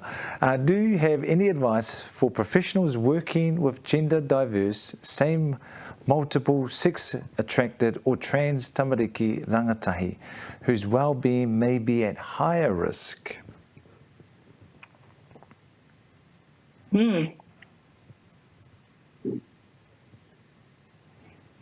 I think my advice would still take a similar thread to our kōrero across the day. So, you know, when young people identify themselves in multiple diverse ways, it's because they're recognising that their lives have all these strands to it, and all of those strands matter. They're influencing how they're feeling, they're influencing their interactions with the world, they're influencing how actually the rest of us are perceiving them as well. So, you know, I think there's this common theme in the kōrero. It's the best advice I would give is to think about and prioritise the experience of having that identification, and then question our beliefs and assumptions about people who identify in multiple and diverse ways. And so again, if we go back to this idea that solutions and supports exist within communities, I think then we need to think about the ways in which we're giving space for diverse gender identities within thinking about health, within thinking about education. Sure. And really sort of make that a broader conversation rather than the narrow way in which we tend to kind of box everyone up in terms of single identities. Okay. Tēnā koe, Dr. Sarah-Jane. We have a few more questions before we close up. This is obviously the audience are really engaged. There's like so many questions coming through. I'm aware of the program itself. So be with us, team. We have, this is for Dr. Ganesh. How can the mihi te aka Whai Ora is doing inside of Kahutaurima be a lever to change for whānau Māori, and are there elements inside this that can have genuine outcomes for whānau? I'm going to have to pass on that. I'm not fully up to speed with those programs, so unless you can enlighten me, I don't want to comment on things that I'm not familiar with. Sure, I'll open this up to Dr. Jin. Would you like to have a go at this one? Jason, can you repeat the question? Sure. Sorry, I did hear tā aka Whai Ora and Kahutaurima. Yeah, how can the mihi te aka Whai Ora is doing inside of Kahutaurima be a lever to change for whānau Māori, and are there elements inside of this that can have genuine outcomes for whānau? Yeah, it's a really good question, and I'm not sure I have a comprehensive answer on that either, but what I would say is that reading over the Wild Child Tamariki Ora review report, I think published 2021, was very compelling that we need to have a very strong early years program for children, because the inequity for Māori and Pacific children in that program, in that review report, were really quite concerning. So I'm personally very pleased that we have strong Māori representation and tā aka Whai Ora at the table for Kahutaurima. And personally, I'm really looking forward to any output from that. I'd love to see funding for and autonomy for Māori health providers in the community who are doing that mahi on the ground. Oh, tēnā koe. And this is the last question, I'm assuming, yeah? No, we've got one more. We've got another one coming through. This is for all open floor. Just put your hand up if you want to answer this one. The current system is working well as designed by the designers. What are your thoughts on this comment, given today's common theme is listening to voices of communities? Anyone want to have a attempt? This will put it to... Don't make eye contact. Let's go, Roimata. We didn't make eye contact. Yeah, that's really interesting, because the mahi that we've been doing inside of the Southern Initiative focuses directly on that, and in specific, looking at how whānau voice can be a lever for change inside of the system itself. I mean, the mahi that we're doing in Hikoi Mahara is an example of that. So it came from, and it stemmed from whānau not being able to talk about or understand brain science, and then whānau telling us we do want to be able to speak to people and to whānau about brain science, but in our own manner, and help us to reframe that. So that was the system, if you want to call us a system, listening to whānau, but not going beyond that. It's working alongside them, designing alongside them the mahi and what it looks like. And then we sprung forth with what we were calling then Tupuna Parenting, which has now become Hikoi Mahara.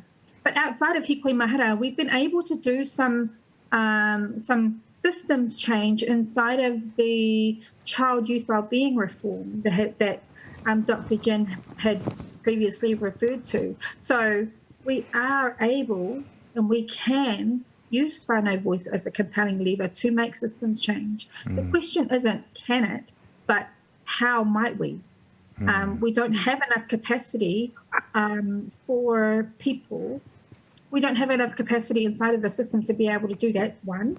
Two, we need leadership that are ballsy, that can stick to the grit and then see those hard things through, because there will be policy people, there will be politicians, there will be policy makers that say, actually, I know better, when they're so far from knowing or hearing what whānau voice wants. So flip it back into the question. Can it make a change? Absolutely. Absolutely. What do we need to do? Build our capacities in order to do that. Oh, tēnā koe hoa. Look, I know I'm looking at the time, and this is, we've got, yes, please, Saunoa, Whamamole. If I could just build on that and add to it. Yeah, I think the statement is accurate in terms of, the system's designed, the way it was designed, and it's successful the way it was intended. But I think we have to have hope in the sense that there are also some great shifts that are happening.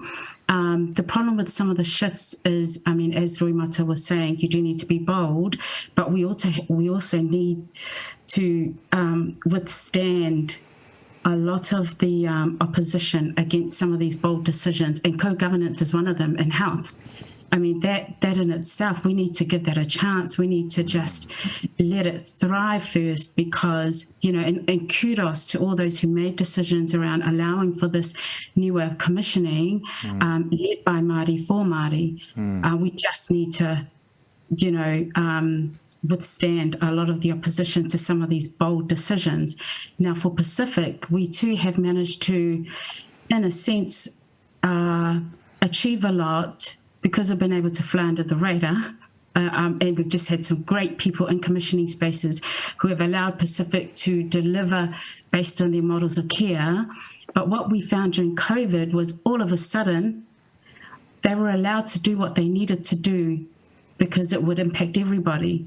And I feel that if we're suddenly allowed to do things under these emergency situations, why can't we make it business as usual? So I do feel that there's so much evidence out there of doing things differently, of doing things in a tailored way, of doing things better for certain, groups. But we always default back to certain narratives and, opposing views, and then it becomes us against them, or, I just feel that we need to maybe start elevating some of these success stories that have been flying under the radar for a while, just to show that actually when you commission this way, when you do, contract for outcomes, it does work. Fantastic. And look, oh yes, here we go, another one. This is the last few. Sorry. Go for it. This is great kōrero, because it makes me think, yes, let's redesign the system so that it works better for us, but let's also have multiple systems. And I wonder if, the example set by Kura Kaupapa is a good one to remember, which, as I understand it, is basically whānau Māori communities sick and tired of the education system not delivering the outcomes they wanted for whānau, so they created their own kura. And now it is a flourishing form of education for Māori, delivering the kinds of outcomes I think we're talking about here in Mokopuna Pae Ora. So I'm a big fan of and. We don't have to just work tirelessly on one system, but think about these complex problems as requiring multiple systems working together, interacting, or maybe running by themselves, rangatiratanga systems. Wow. That is, hey, well, that can happen if our leadership does take that on. Hey, look, we're going to close with a couple of more, one question for all. I think most of you have already answered it just in that last part. And then we'll have maybe a final thought sort of thing here just to close out. Then I'll hand it over to our leader, Huia. We'll close our event. So, most of you have answered this, but again, I'll share we've got Dr. Tahlia. Thank you for joining us again. What is one thing we can do to make the change that is needed in our spaces? So I'll go straight to Dr. Tahlia, then we'll go from there. Kia ora. One thing that we need, well, I think, we have answered that, and to sound like a broken record, it's about empowering our whānau and our rangatahi, and listening and understanding that the answers lie within our mātauranga and our communities. Cool, awesome. Dr. Jin, your thoughts on just this last question? I come from because I'm working in the health system on the ground, I would say flexibility. When we are flexible and able to meet whānau where they're at, that's when we get the best results. So not sort of imposing our way of doing things on people, but giving space for them to tell us what they need. Awesome. Flexibility, love that one. And we'll go, Jacinta, what are your thoughts on this one? I think you've shared a couple of cool solutions already. I definitely tautoko the listening aspect to what we need to do, but it's a two-way thing. I think we have to listen and advocate. So, we talk about talanoa, and talanoa is very much kind of like a relational two-way thing, what you contribute to the space between. So, in our VAR-centered spaces. But don't get me going on philosophy. So, two-way communication. And Dr. Ganesh, thank you for that. Cheers. I think for me, it's in the title of the Hui, Mokopuna Pae Ora. So it is, don't lose sight of the horizon, and it is that long-term perspective, and so reinforce throughout the objective. We've got to be in this for the hard yards, whatever metaphor you like. It is that long-term investment in our communities. Pāwhitai ngā mihi. And Roimata, and last but not least, Dr. Sarah-Jane, we'll go to you as our final thought there. Roimata? I forgot the question. Yeah, sure. What is the one thing that we can do to make the change that is needed in our spaces? I'm a bit of a fighter, I'm if you can tell. So I would say like ballsiness and leadership. And I think ballsiness and leadership and the grit to see the fight through. I'm all for ka whawhai tōne mātou mua ake engari. Kia mau ki te aka taepa waiho tiatia, kia mau ki te aka matua waiho tiatia aka taepa. Like remember the long-term goal of our tupuna and of us and how we might get there. That's what I'm... Brilliant. Miharo. And last but not least, we've got Dr. Sarah-Jane. Kia ora. I would say learn about our histories, our personal histories, our whānau histories, our histories here in Aotearoa, including our histories of colonialism and racism, and use that as our place for action. Mā lo lava. Thank you very much to all of you for contributing to this space. And it's been an amazing day, I know, for our audience members and obviously us here in the studio. We're also learning from you as the experts in our keynotes today. We wish you well in the continuation of this amazing work we're all trying to achieve. Please, utono and manawa ke manawa nui and mangwia le folonga. We wish you well on all the journeys that you take on. We hope to cross paths and collaborate at some stage, but we wish you well. Thank you very much for your time. Thank you for your contributions. And mangwia lava tō maranga. Soifua. Ka kite anō.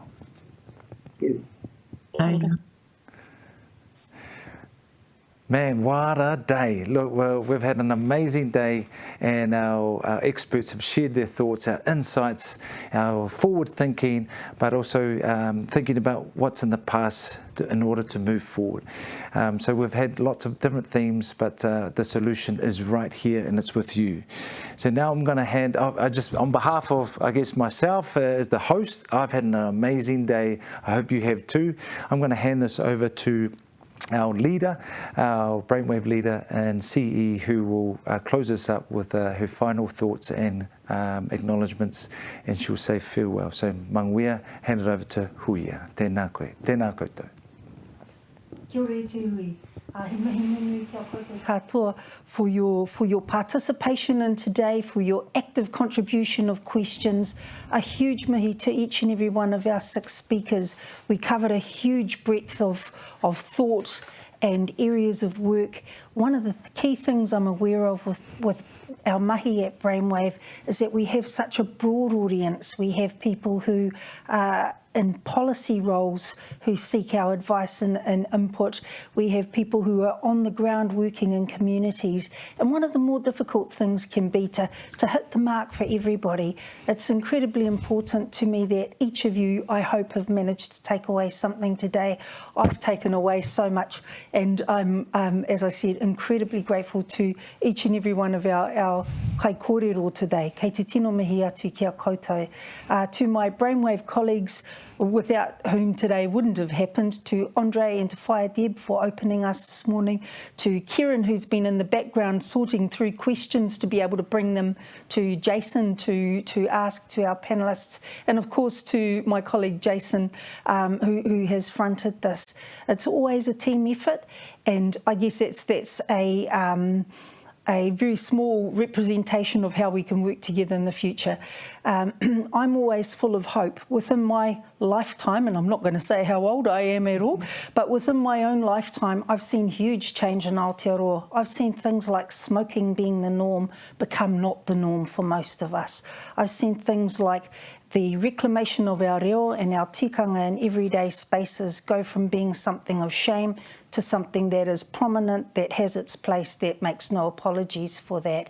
And so I'm a real believer that in Aotearoa we do have the capability, we have the hope, and we have the ability to reorganise ourselves as necessary. And the kaupapa of Mokopuna Pae Ora is an essential one for all of us to be able to contribute towards. So kia koutou I te iwi, kei te tino mihi atu kia koutou katoa. Ngā mihi.